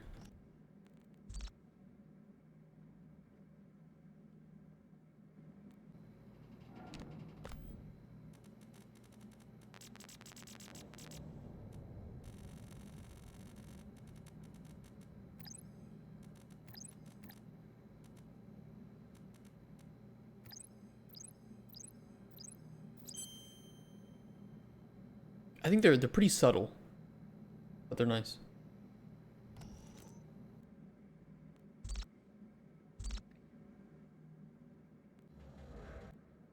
Should fit the vibe of the terminal, like as if lethal sounded like older. Yeah, I think it should, I agree with you. It should fit the style. I'm not gonna worry about sounds though. That's beyond prototype. Some of that plays into, you know, user experience, but for prototyping, I'm mainly curious how I would create some of it. Would definitely want a separate widget as your command base, right? That every time you type something in, that gets recreated and has that input mode, that input block.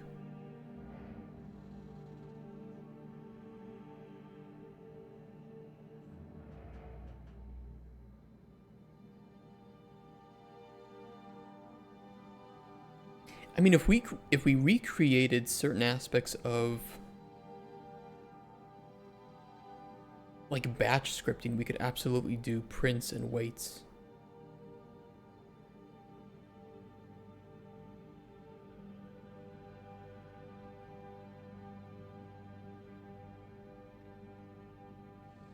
But while we're waiting for certain things to play, we don't want the player to be able to input anything else, right? Right now I can't input anything. Now I can.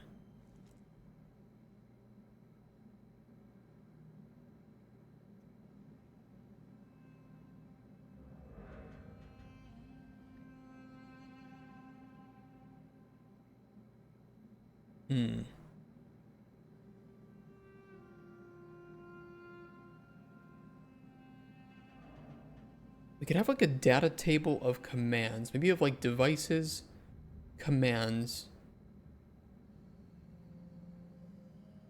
Although maybe separating commands from devices is arguably not the...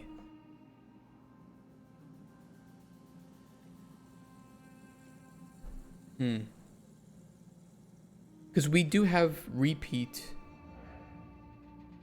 commands between devices. And I don't think that they should work the same in all cases.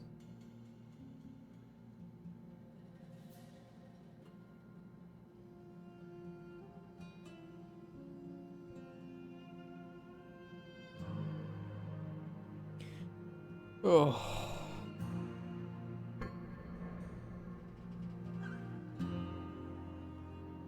One project is making a universal system so I can just drag and drop my characters.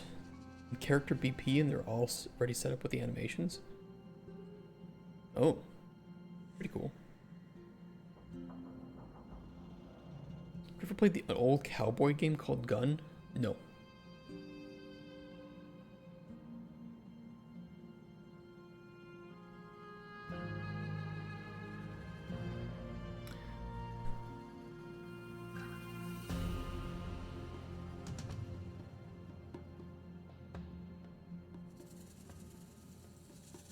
How come PeerRef can introduce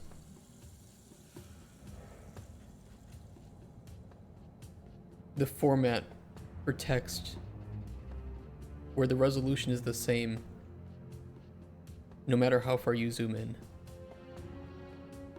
but Unreal can't?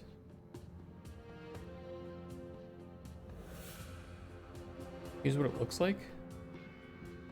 I think it had good soundtracks. Oh, two different things. Oops. That's not the image. That's you guys. Jesus Christ. What do you have in here?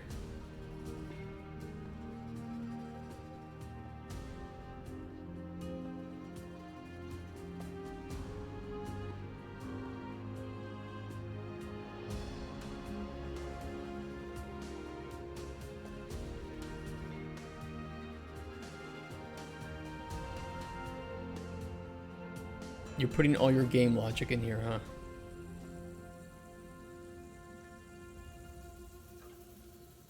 Or a lot of your game logic. There's some weird game logic here. I mean, it could be done.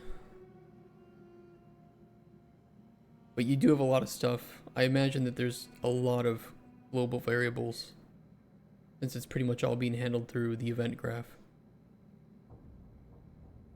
The whole PCB. Yeah, it's using electronic nodes. Or electric nodes, I think it's called.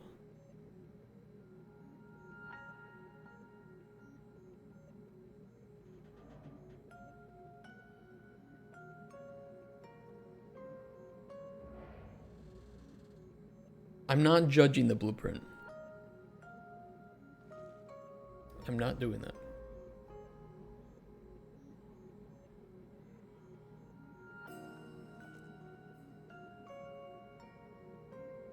Judge away.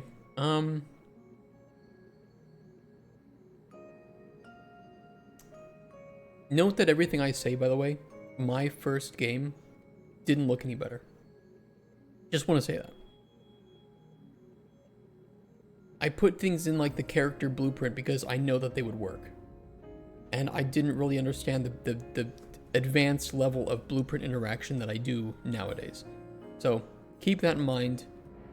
I don't think you're doing anything wrong for how much experience you have.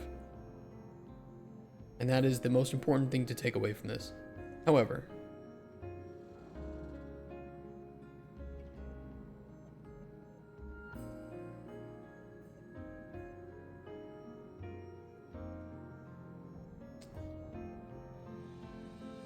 I mean, there's some stuff that's disconnected. That doesn't really matter.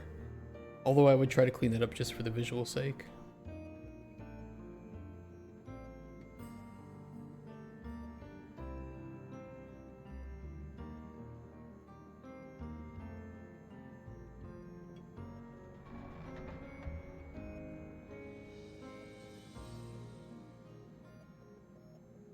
I think you could definitely benefit a lot from using a function library, which if you don't know how to use that, I can 100% tell you how to set that up in a jiffy. 5 minutes we can have you running with a blueprint function library. Definitely utilize functions.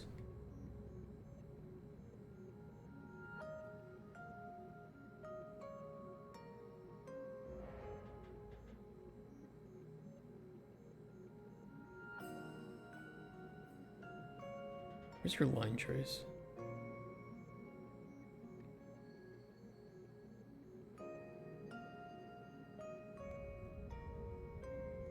I can 100% show you how to get a function library set up in a game instance, which I would argue is definitely the best way to get that all working. Line trace is a function. Oh, I see. You're doing it just on interact.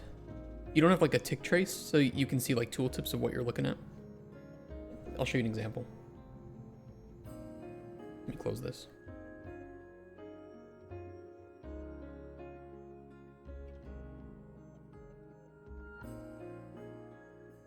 Or I could just load up Colden. You know, let me load up Colden Chronicles. Give me 1 sec.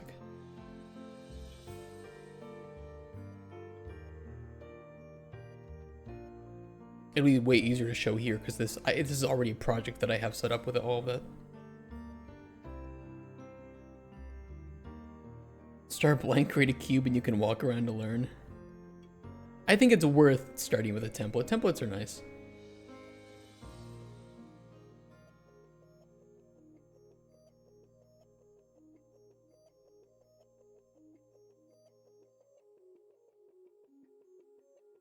You can use the component. I also use like interface. Either works. I usually put the trace on the player character, and then I just check if what I'm hitting has an interface for interaction. If not, I don't have to write anything. Don't worry that you've derailed the stream. Yesterday we did not have a very good day on stream. Today we can just relax. I'm kind of already done with my refactoring. I don't have anything major to jump into. And with 2 hours left at the end of the week, I don't like starting things and not finishing them before the end of the week. So you've got your interactable actor setup with interface and trace on character. I think it works fine. You can do a trace every tick. So I do a trace every tick so that I can load up like tooltip information of what I'm looking at, which can be contextual. And then I do the interact on button press.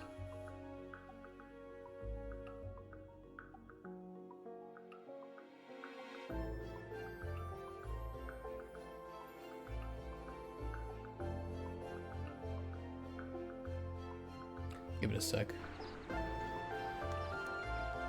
Gotta do some shader compilation. So I might get a little laggy in some cases.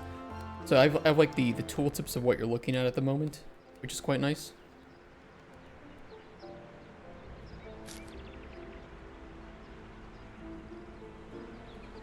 What am I doing? Progression.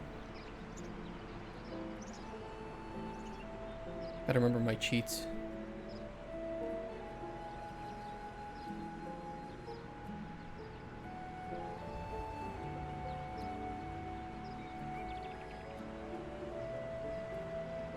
So we can have like different tooltips for like when we're planting seeds and such. Although my my loot widget shows up on top of that. Kind of annoying. That's better now. Master interactable BP that I've made children of, then the children store the unique text in their function. Yeah, I think that works. CC is back. Let me turn this on. So that's quite nice. As for the function library and the game instance, the reason is the game instance is your hierarchy, right? So when you start up your game, your GI, your game instance, is all the way at the top. And this is always present. No matter if you switch levels, no matter if you pause the game, if you die, everything up here is persistent. It's a great place to store global variables because they're always there. So we use the game instance for an awful lot, including the player's inventory, everything. I can probably pull it up here.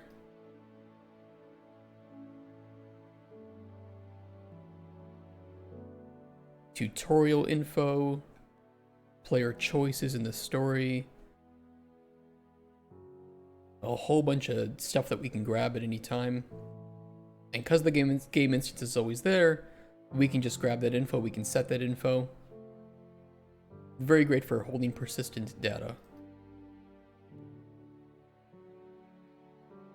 Highly recommended. From any blueprint without casting. So what you can do is you can go into your function library or a macro library, doesn't matter. In fact, I can probably show it here. And we can make this. That's it. Get game instance. Cast to our game instance. Casting is fine, by the way. There's nothing wrong with casting, especially because your game instance is always there anyway. So it's not like it's opening up the hierarchy chain. And set it to appear. Give it like a nice little compact node title like GI. And then in any of your other blueprints, you can just do get your game instance, and there it is. And we can grab, I don't know what I have in my game instance right now. Time and map is what I have in here. So I can just grab time and map. Boom. Right there. Yes, if you're, yeah, exactly. If you're casting to something that's loaded anyway, it's not an issue. Your game instance is always there. So it's one of the greatest places to hold all that. But you gotta go? Yeah, take care, Blister. See you Monday. So then you can use this in your function library too. So for instance, if we wanted to, let's just say update time and map. And we have our additional time. Time to add. We can just get game instance. Don't need to hook anything up here. That's bait. Get our time and map. Add. Time to add. Set time and map. It's gonna look ugly, but I'm just doing it for speed. Return. And now in our anywhere that we want. This is anywhere, by the way. This is our controller. This is our widgets. This is literally anywhere in the game. We can call update time and map. And it's done. All you have to do is make sure that when you set up your blueprint function library, so go to blueprint function library. It just works. That's it. That's all you have to do. I want to debate you thinking that you had to do something, but that's literally it. You can make multiple function libraries too. You might name them something separate so that they're separated in here. You know, you might have multiple function libraries. You can then also give them categories. So for instance, we might put this up in a category called time. That helps to organize it. And then when you call that, you can see that it is filtered here by time. I don't know if it puts it in its own. Yeah, it does put it in its own thing. If you want, I explain all of this and more in our own tutorial that we made. It is like 3-4 hours long, but it literally goes over how to make an entire game from scratch, very simple game. And we answer some questions by chat too. Now, if we press shut up, kid. But it's 4 hours long, and we go throughout the entirety of making a game from scratch, which is a little game about collecting coins and getting a certain score. This will take you through, I think I list what you go through. This will cover basic blueprint communication, data structures and tables, material instances, UMG, UI, function libraries, runtime data storage, and other things. Including at the end, we do make interaction and tooltips.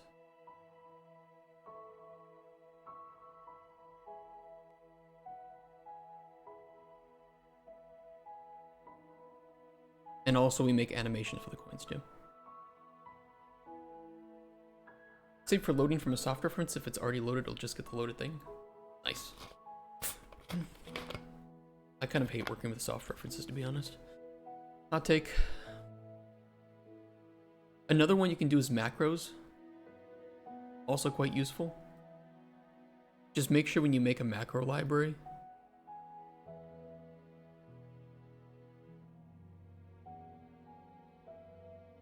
it'll ask you to choose a class to base it on.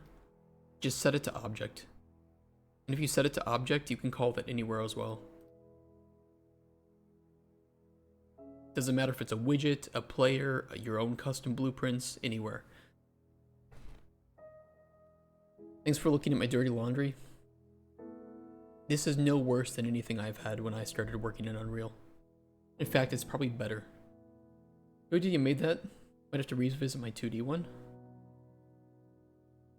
Oh, the tutorial? Yeah, we just kind of put it out there. I had a free day.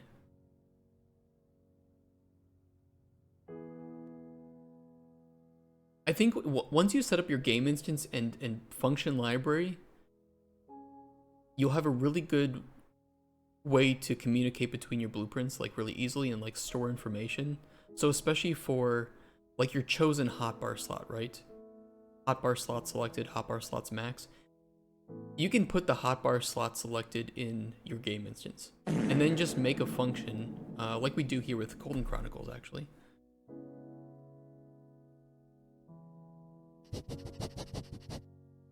We get the hotbar slot.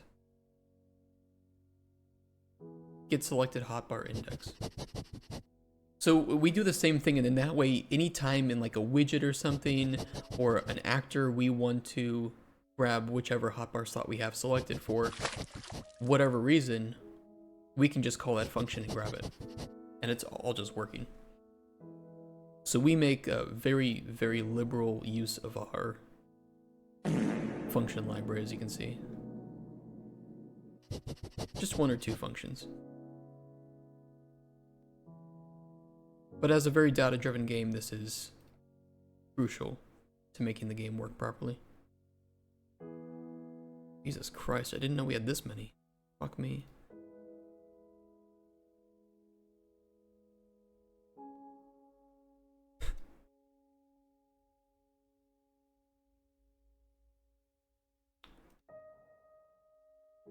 Just 1 or 2.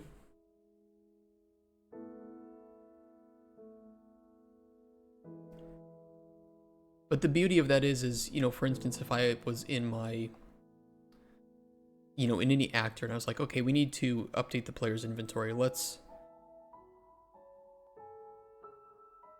you know, let's add some gold to the player and then let's, I don't know, see if the player has enough gold so we can get player gold. Check if it's over a certain amount. Just do some easy shit. So the more functions you spend your time making, I don't think you should go overboard, but make a function if you feel like you're going to need to grab that info or set that info in other places. That would be my recommendation. And then you can clean up your blueprints, right? Not that there's still things that you don't want to be able to run in your player character, for instance. You might still have a lot of things that you want to run in that. You know that Trump was revealed to be in the Epstein list? Well, I don't think he was revealed. He's just saying that he was. It's just yaoi drama. It's just two gay boys who don't want to admit that they still love each other, trying to play alpha, when really they just need to kiss.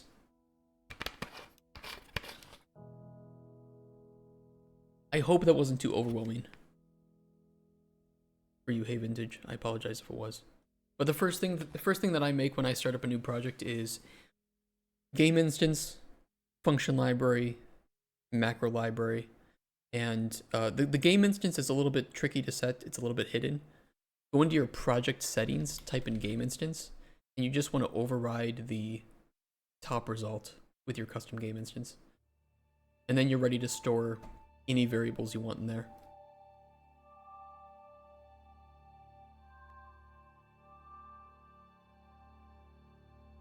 What's the function of a macro library as opposed to a function library? I only know some of the benefits. The benefits are that a macro library does not need to be compiled,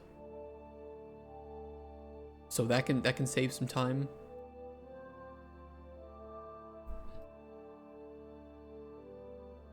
You know what? Let's just look it up, because I can learn something too. Fuck it. Macros can have latent functions, although I thought they can't. No, macros can have latent functions. That's one of the big ones. Yep. I forgot about that one. I always forget about that one.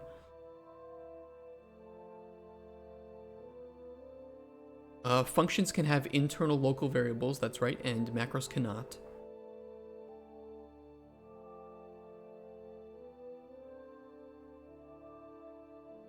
So there's some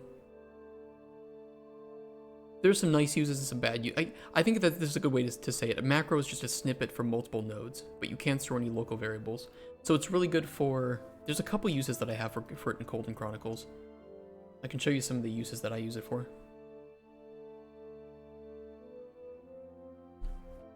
Though you can pretty much make... If you don't use latent nodes, like a delay, you can make any macro a function.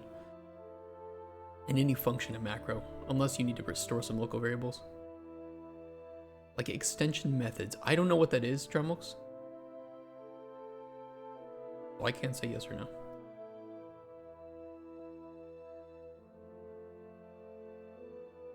Here are some uses that I have for it. Changing a tier of effects to a Roman numeral. Something like that. Doing string validation. So maybe you're only allowed to put numbers and letters, but only alphanumeric, so no spaces allowed. I can remove those characters and then return that string. And that's very simple in like the function library, for instance, because I can just call validate string, and it's a nice little easy node. Or effect tier to Roman. During my entire UE5 learning journey, a lot of what I've learned is from random chatters that have helped out. Yeah, I mean, it happens to me too. Just yesterday. Problem with my duck head, I can't see my monitor is nice. I think that best practices are kind of bullshit, but I would just say, if anybody's told you not to use cast nodes, they're high. Casting is perfectly fine. If anybody tells you not to use gameplay tags instead of something else, they're high. They're just sniffing their own farts. Gameplay tags are great, but they have limitations. Enums are great, but they have limitations. Booleans are great, but they have limitations. There's no best practice for doing data. I'll tell you what, some of the greatest games ever made were made before gameplay tags ever existed. So, and I think that's important too. Anytime somebody tells you the best practice, keep in mind that most of the things they're saying are not required to make a good game. My YouTube has encouraged me to be conscious when using casting. It's not bad. I don't know, it's depends what you're casting to, depends why you're casting. I think storing object references is sometimes a little bit more worse because it keeps that thing loaded. I don't know. There's 500 ways to skin a cat. Yeah, there's pretty much that. I wouldn't say that it's best practice to use a game instance and a function library. It just makes a lot of things easier. So I wouldn't do it over other things when it's as easy to set up as, you know, make a game instance, set that in your project settings, make a function library, you're done. And make like a couple of just starter nodes, such as get your game instance, get your player controller. That's it. And that way I don't have to, you know, call this section of nodes every time I want to grab the player controller. I can just do get player controller, done. Get game instance, done. Yeah, you don't have to, just makes it easier. Here's one best practice that will make your game better. Try not to run stuff in the update loop. It depends. Honestly, it depends.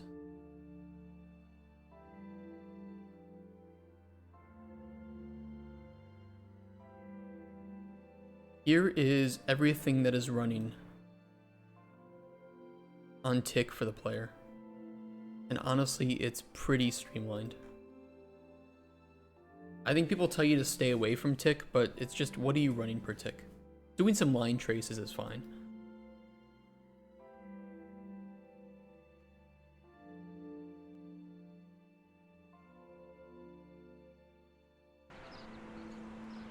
Here are my traces that I'm running.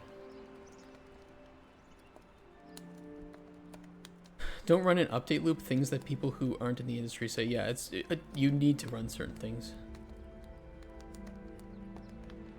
I have 4 traces running every update. 3 of them are for combat, 1 of them is for interaction. These are longer, these allow you to see what you're looking at. And I do 3 so as to give the player a bit of leeway when hovering over an enemy. And then the closer interaction trace. Yeah, it's just like, what are you trying to do?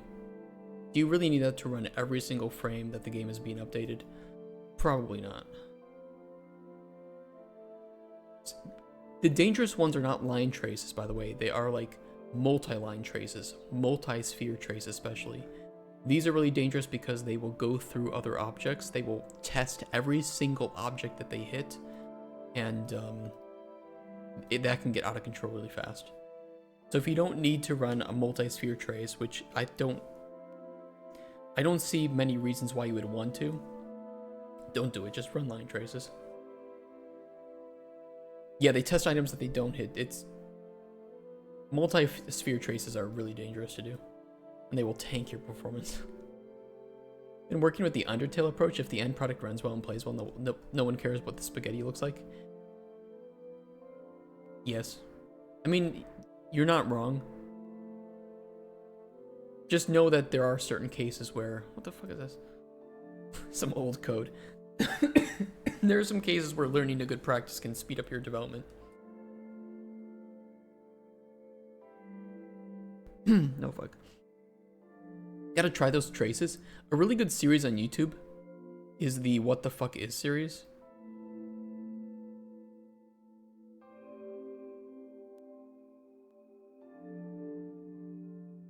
From this guy. He makes really streamlined tutorials, very short form, teaching you about like everything. So you can do like, I know he made one about multi-line traces and multi-sphere trace. They're really great.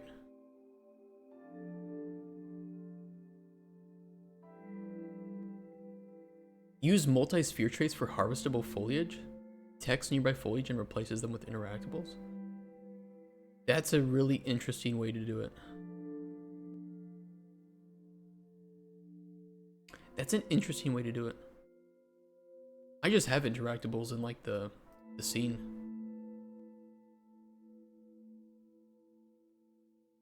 With my actors. Multiple ways to skin the cat, right?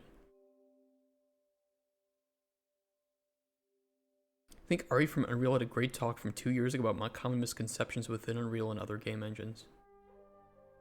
Most melee tutorials use the multi-line trace.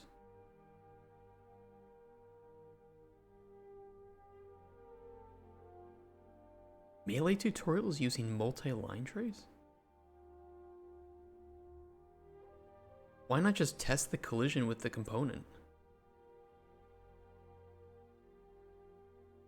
Multi. I mean, I guess you could. I've never made melee, so I don't know the best way to do it. Seems weird to use a multi-line trace though.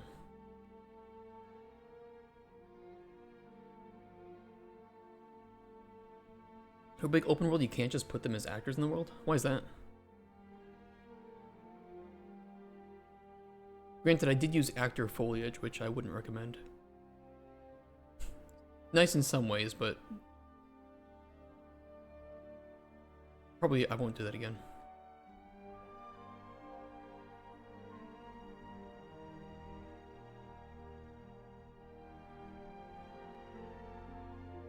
I needed them as actors because they can grow back over time, so they do need to receive information. So for me, I had to include them like that. Although there would be other ways to run that if you're loading different chunks and whatnot, before the player can even see it. Yeah, there's other ways to do it.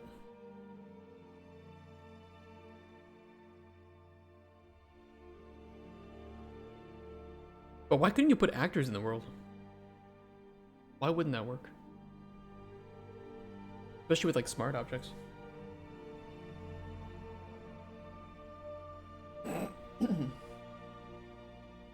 Your interactable objects actually do a line trace. They have a collision sphere. I would not recommend doing that, hey Vintage. I would not run the collisions on each of your individual things. Because think of it this way, if you have like 100 actors in the world, that's 100 different collision sphere objects that you need to have in the scene, or you could put it on the player and that's just the player doing it. Like for our interaction, it's just one little line trace that the player does. And then we handle the pop-ups from there. 50k flowers placed per hand as actors? Well, 50k is quite a lot, isn't it? I mean, they're not going to be loaded if you're using data layers and whatnot.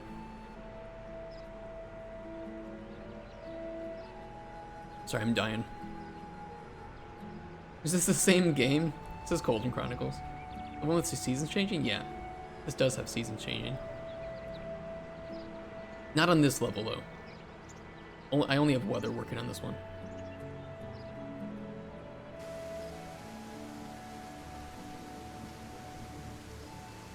It's compiling shaders. Why it's like lagging and looking weird.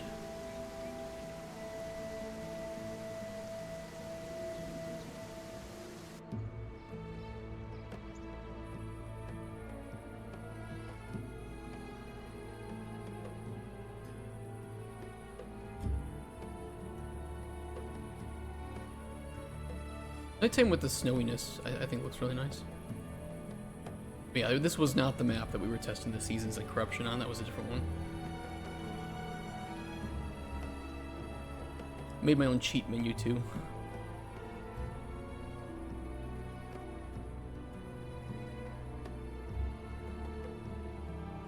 Using UDS? Yeah.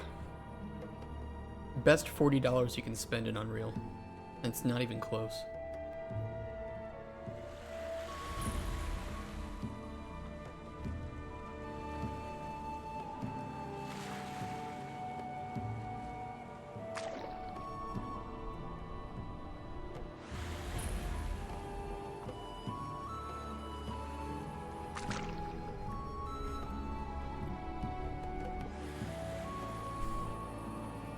Best way I could work out to do it, but I'm not surprised it's not great.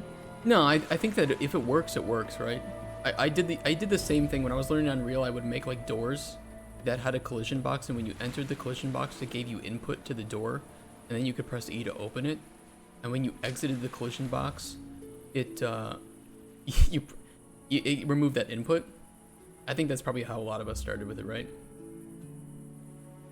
The reason why I think that the line trace in the player works better is because it will only ever hit one thing at once, and even if you have multiple actors with interaction in your radius, the only one that you can interact with is the one that you can actually that you're clicking on, right? So in this case, you would probably have all three of these morning glories, you know, have a sphere, but they would all be overlapping, right? So you would collect all three of them at once.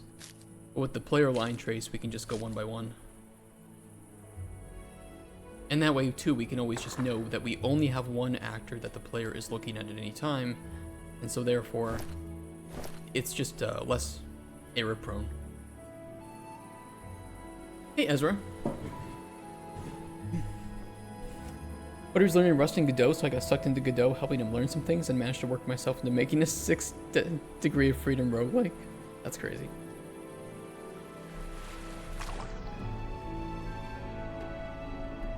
We got floating barrels, too.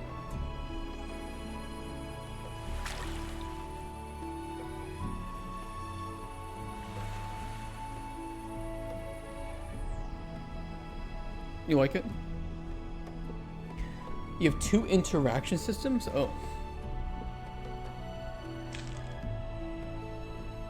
Yeah, publishers didn't like this. Actually, they did like the game. They didn't like the team size, which I thought was kind of silly, but I don't necessarily disagree with them.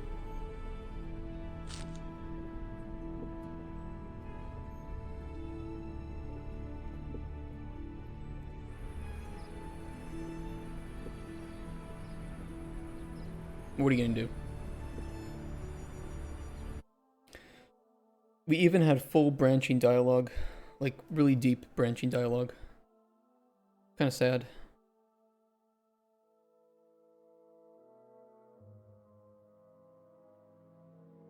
Like really deep branching dialogue and saved choices.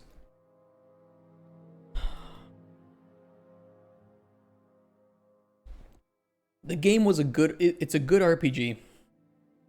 I really like the premise. I still want to make it one day. They don't like a variable and you're out, pretty much. Yeah, they're gonna find any reason not to give you money. And then if they like the game and they like you, they're gonna find ways to butcher your game so as to not have it cost so much.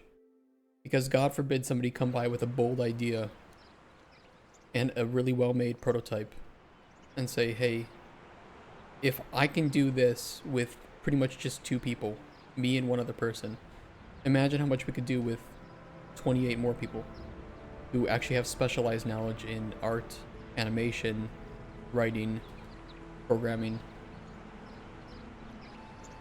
There's some Chinese devs, go for it. You can also throw potions too. Pretty fun. And the effects on the potion would determine the effects on the throne version of that as well.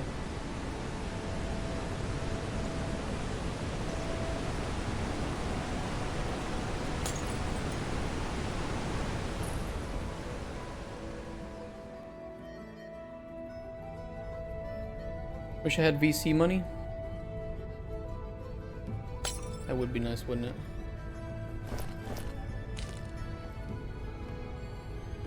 Your bitch. That test potion has Aether Light and Concussive Blast, so it blasts the enemy away and lights them up. Oh, the zombie. Zamboy. Everybody's lit up now. Wonderful. Yeah, it is what it is. What are you gonna do? The real problem was Mr. Micro went in there, dropped a fart, started sniffing, and then fired off a moan sound effect, and the publishers were concerned. Okay, well there is a point to that. There is an Easter egg with the beach ball. I'll show you. Oops. Let me go find one. Yeah, you can share a video. You think any publishers found it? Man, I hope not. I'm gonna come. If you keep the beach ball in the air for 10 hits, well, you'll see.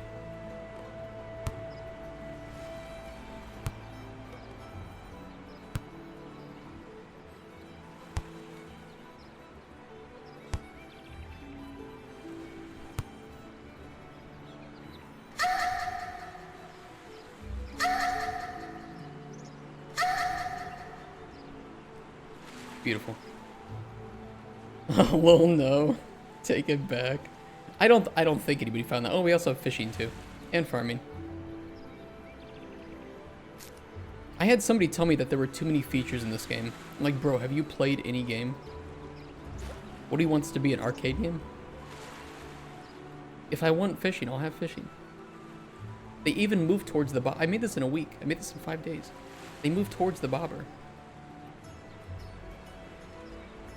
This bait doesn't work though. Hold on. Let me get proper bait. Proper bait. What do we got? That'll work.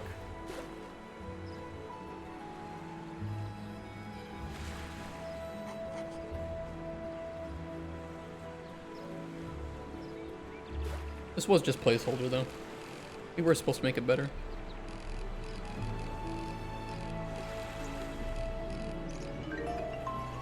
Gotcha, bitch.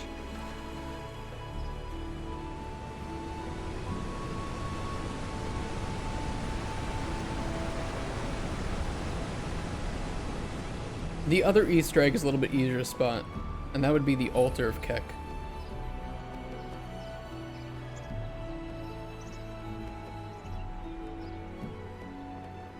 So I have these rocks over here, but if you stand in a specific place, well, I'll show you.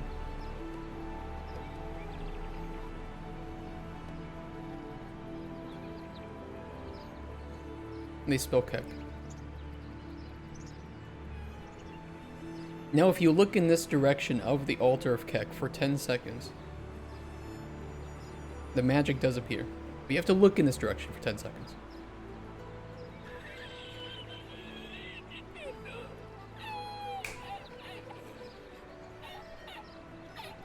Praise! We had some fun features. Oh, careful.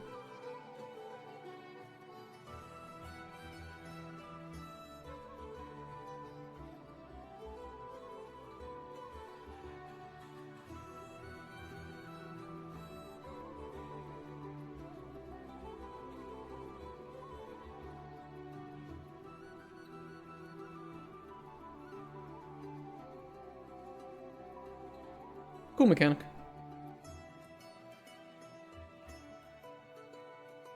Like I said, if it works, it works. But I do recommend putting the interaction on the player, because then you know that you're only hitting one thing at one time. So cool though. Really baffled with a comment made by the dev behind Mind's Eye claiming that they made a 20-hour long game because people don't finish long games. Never felt more confused by a statement. People finish long games if those games are good. People don't finish long games if the games are bad. Simple as that. I think that you can definitely argue that people will not... I don't think people are interested anymore in a selling point being the game length. If you say that your game has 1,000 hours of content, there's a lot of people that will be turned off by that. Or an 80-hour long storyline, right? But I mean, you have a game like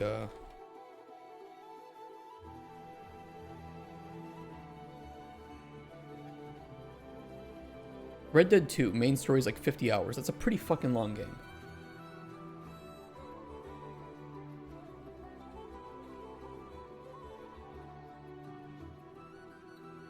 Why do you not like Red Dead 2? Horrible person. How many people actually finish this? I think that a lot of people that own it on PC might have played it already on consoles, though. So stats for achievements might not be very great.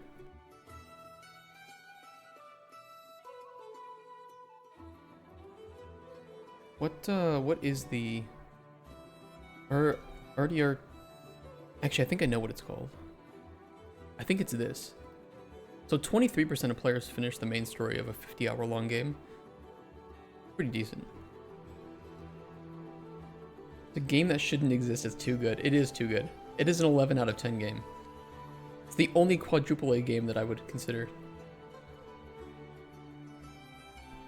I think it's also a misplaced comment about different audiences. If your target is people that want to play one 10-minute game of COD, they're not going to buy an 80-hour RPG, but the market is still there.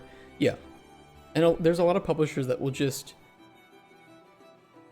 They'll say that, oh, people are playing Among Us and Lethal Company, and so your game that isn't one of those two genres will not sell. Therefore, we will not fund it.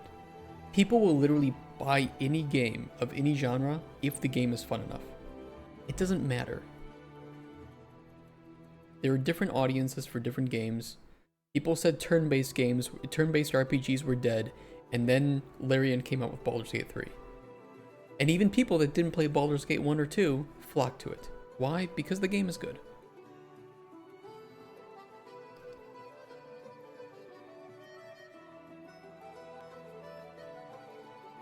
Yeah, the Final Fantasy Tactics just got remastered, yeah.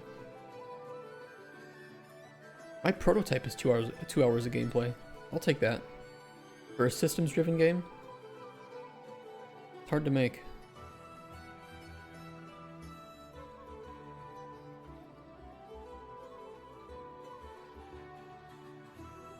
And now I'm working on System Break, which has like 2 minutes of content. But after 5 days, I'll take it. I'm actually pretty happy with what we made today. I feel pretty good about the input switching and device building.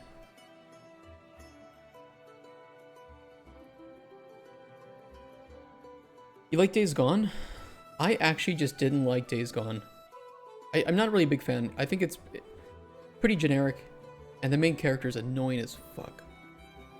I think the bike is the coolest aspect of it, though.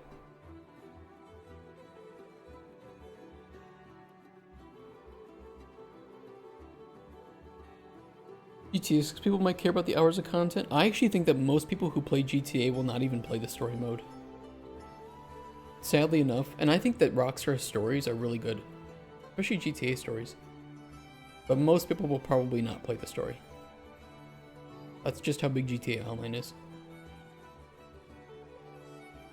You didn't like how once he found his wife, there was zero romance. I don't like the main character of Days Gone. I don't like him talking. I don't like the things he says. I think he's awkward. The voice lines are not very well directed. Oh, you mean content online? I see. Okay. Yeah, because they will paywall the shit out of it. Original GTA Online was really cool, and then they just made everything harder to get, more grindy. I'm kind of out of things to work on today. I'm gonna be real with you guys.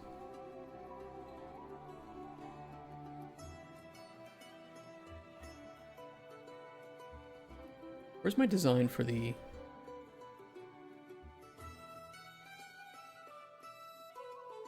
system? System break. Terminal.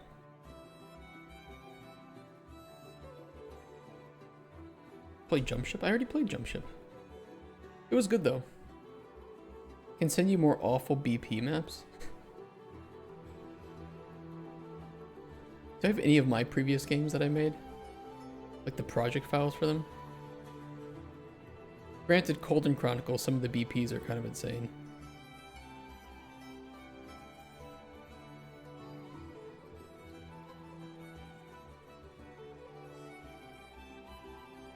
I have some. Nothing crazy though. I think this was my original...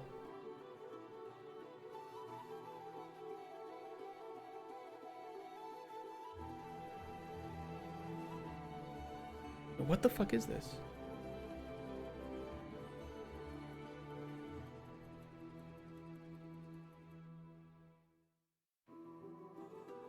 This was my original Cauldron Chronicles prototype.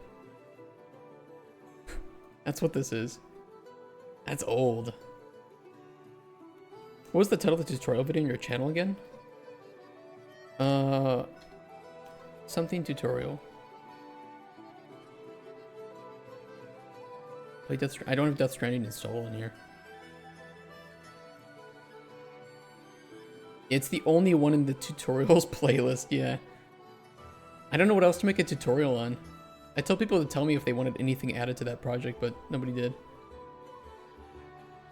I don't want to make a tutorial about something that I don't know how to articulate without editing, because I don't like to edit. So this is completely unedited. The game music you have for the VODs, is that removed, or are you allowed to keep it up? I do not get...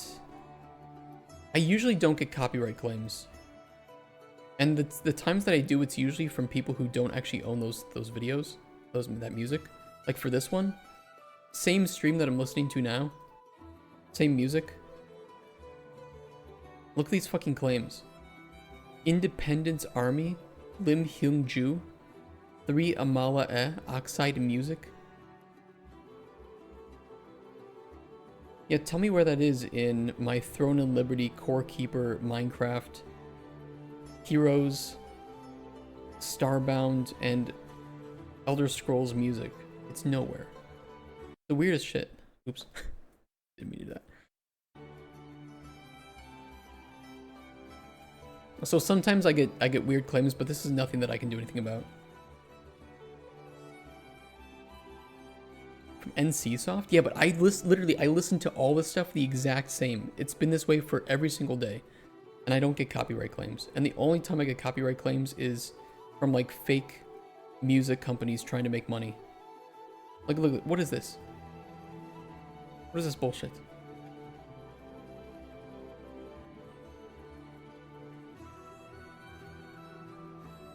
What is this song? From Oxide Music.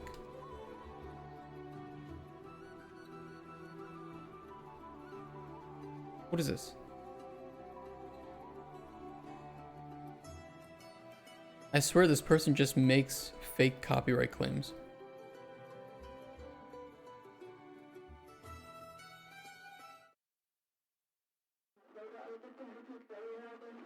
What is this? Oh, now this video is gonna get copyright claim too. I hate that.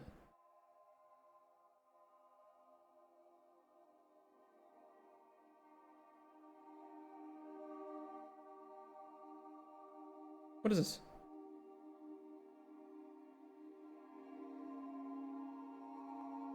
I listened to one of these two that got claimed because I was curious, and it was literally somebody who stole music from a song and put it in their song and then made a copyright claim.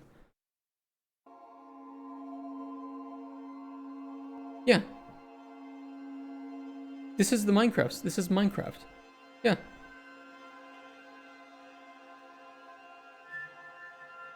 And so then he puts content ID up on this and makes money off of people running ads. What a fucking piece of shit.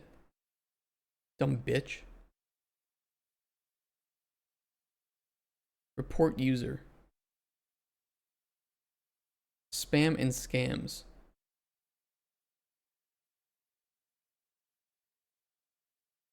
This user takes music from other games, steals it, then makes his own music and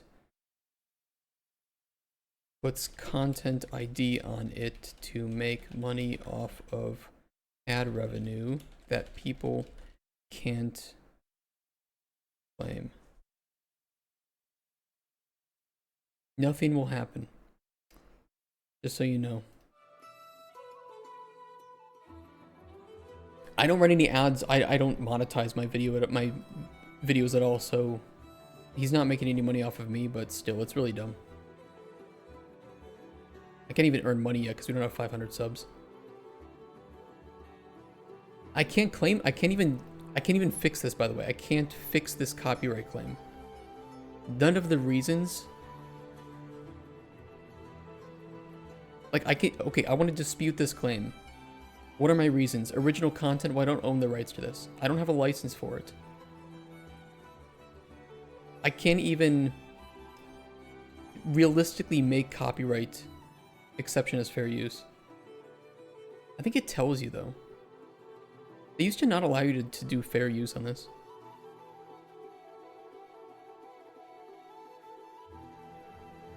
It's really weird. If you build a bot that does false copyright claims for you, you get some money out of it, like passive. Yeah, but then YouTube doesn't do anything about this. Really dumb. I don't know. I can try to fix these, but what's the point? I don't make money off of this. So the only one I realistically want to dispute is this one, because it blocks my video from probably like Russia or something, right? Usually what it is. Yeah, it's in Russia. I don't care about these because I don't make any money off of my videos anyway.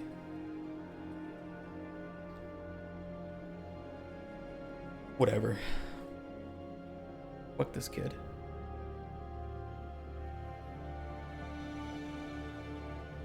I'll have to trim out that segment of the song from my video now. Nah, I won't. Whatever. I mean, I kind of do it to myself, right? I listen to this music on stream, so it is what it is. All I know is that I've never gotten a copyright strike, which is different than a claim, from YouTube or Twitch with any of these songs, so they are safe if you're a streamer to listen to. If you don't want to get in trouble on Twitch and you don't care about monetization on YouTube. I don't separate audio channels because I think it'd be kind of weird listening to the YouTube VOD.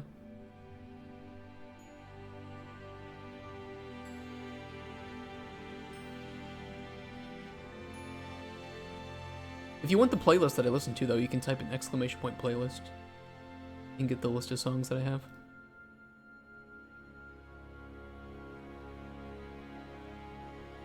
Oh, I know why I had that open. We can laugh at some of my massive blueprints.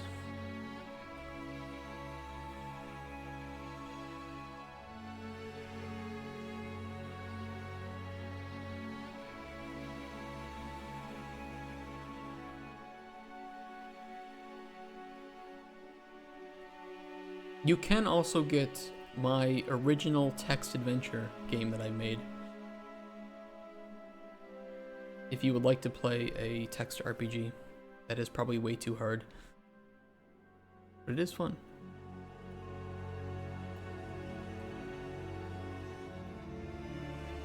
$10 gold, nice. 10, fuck yeah.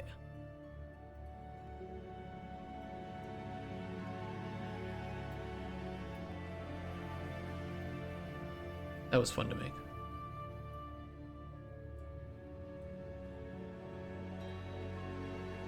Yeah, take care, Hey Vintage. We'll see you on Monday. I think my most ridiculous blueprint is probably the potion panel. And it was working super fine, then I had to refactor it. And then it got broken in a whole bunch of places. It just has to do so much. This handles my alchemy, and the alchemy minigame is really, really complex. From like a data standpoint. A lot of calculations to do. Thanks for the follow, man. No worries, I forget to press that sometimes too. So much data.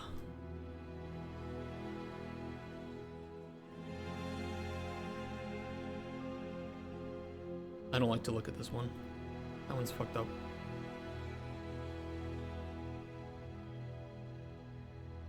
But I think we'll mirror that. I think that for System Break, probably our AI is going to be really, really complex. I kind of look forward to jumping into that, but also not. I've never messed around with smart objects. I'm a little bit scared about that. Have we heard the LUF news? What is that?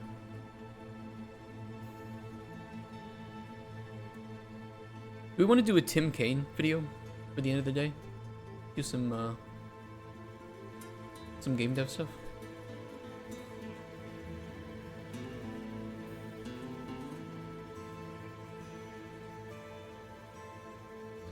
Finished. Refactor of devices and inputs for now. And we'll check that into main.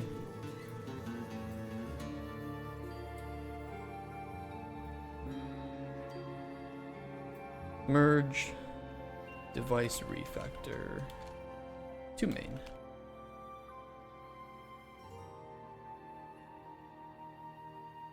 I did see that they are converting Unreal to Y up, and I'm gonna be. I don't want to have to get used to that. You know how long it's gonna get? It's gonna require me to get used to that.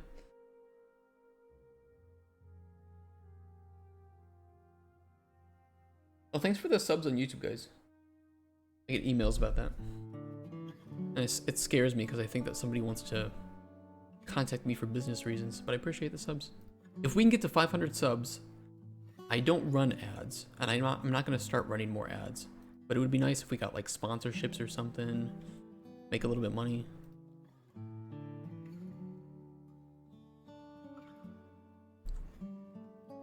Alright, I will end the YouTube recording there for System Break. Just on YouTube though. But if you're on Twitch, no worries. Stick around. How about YouTube?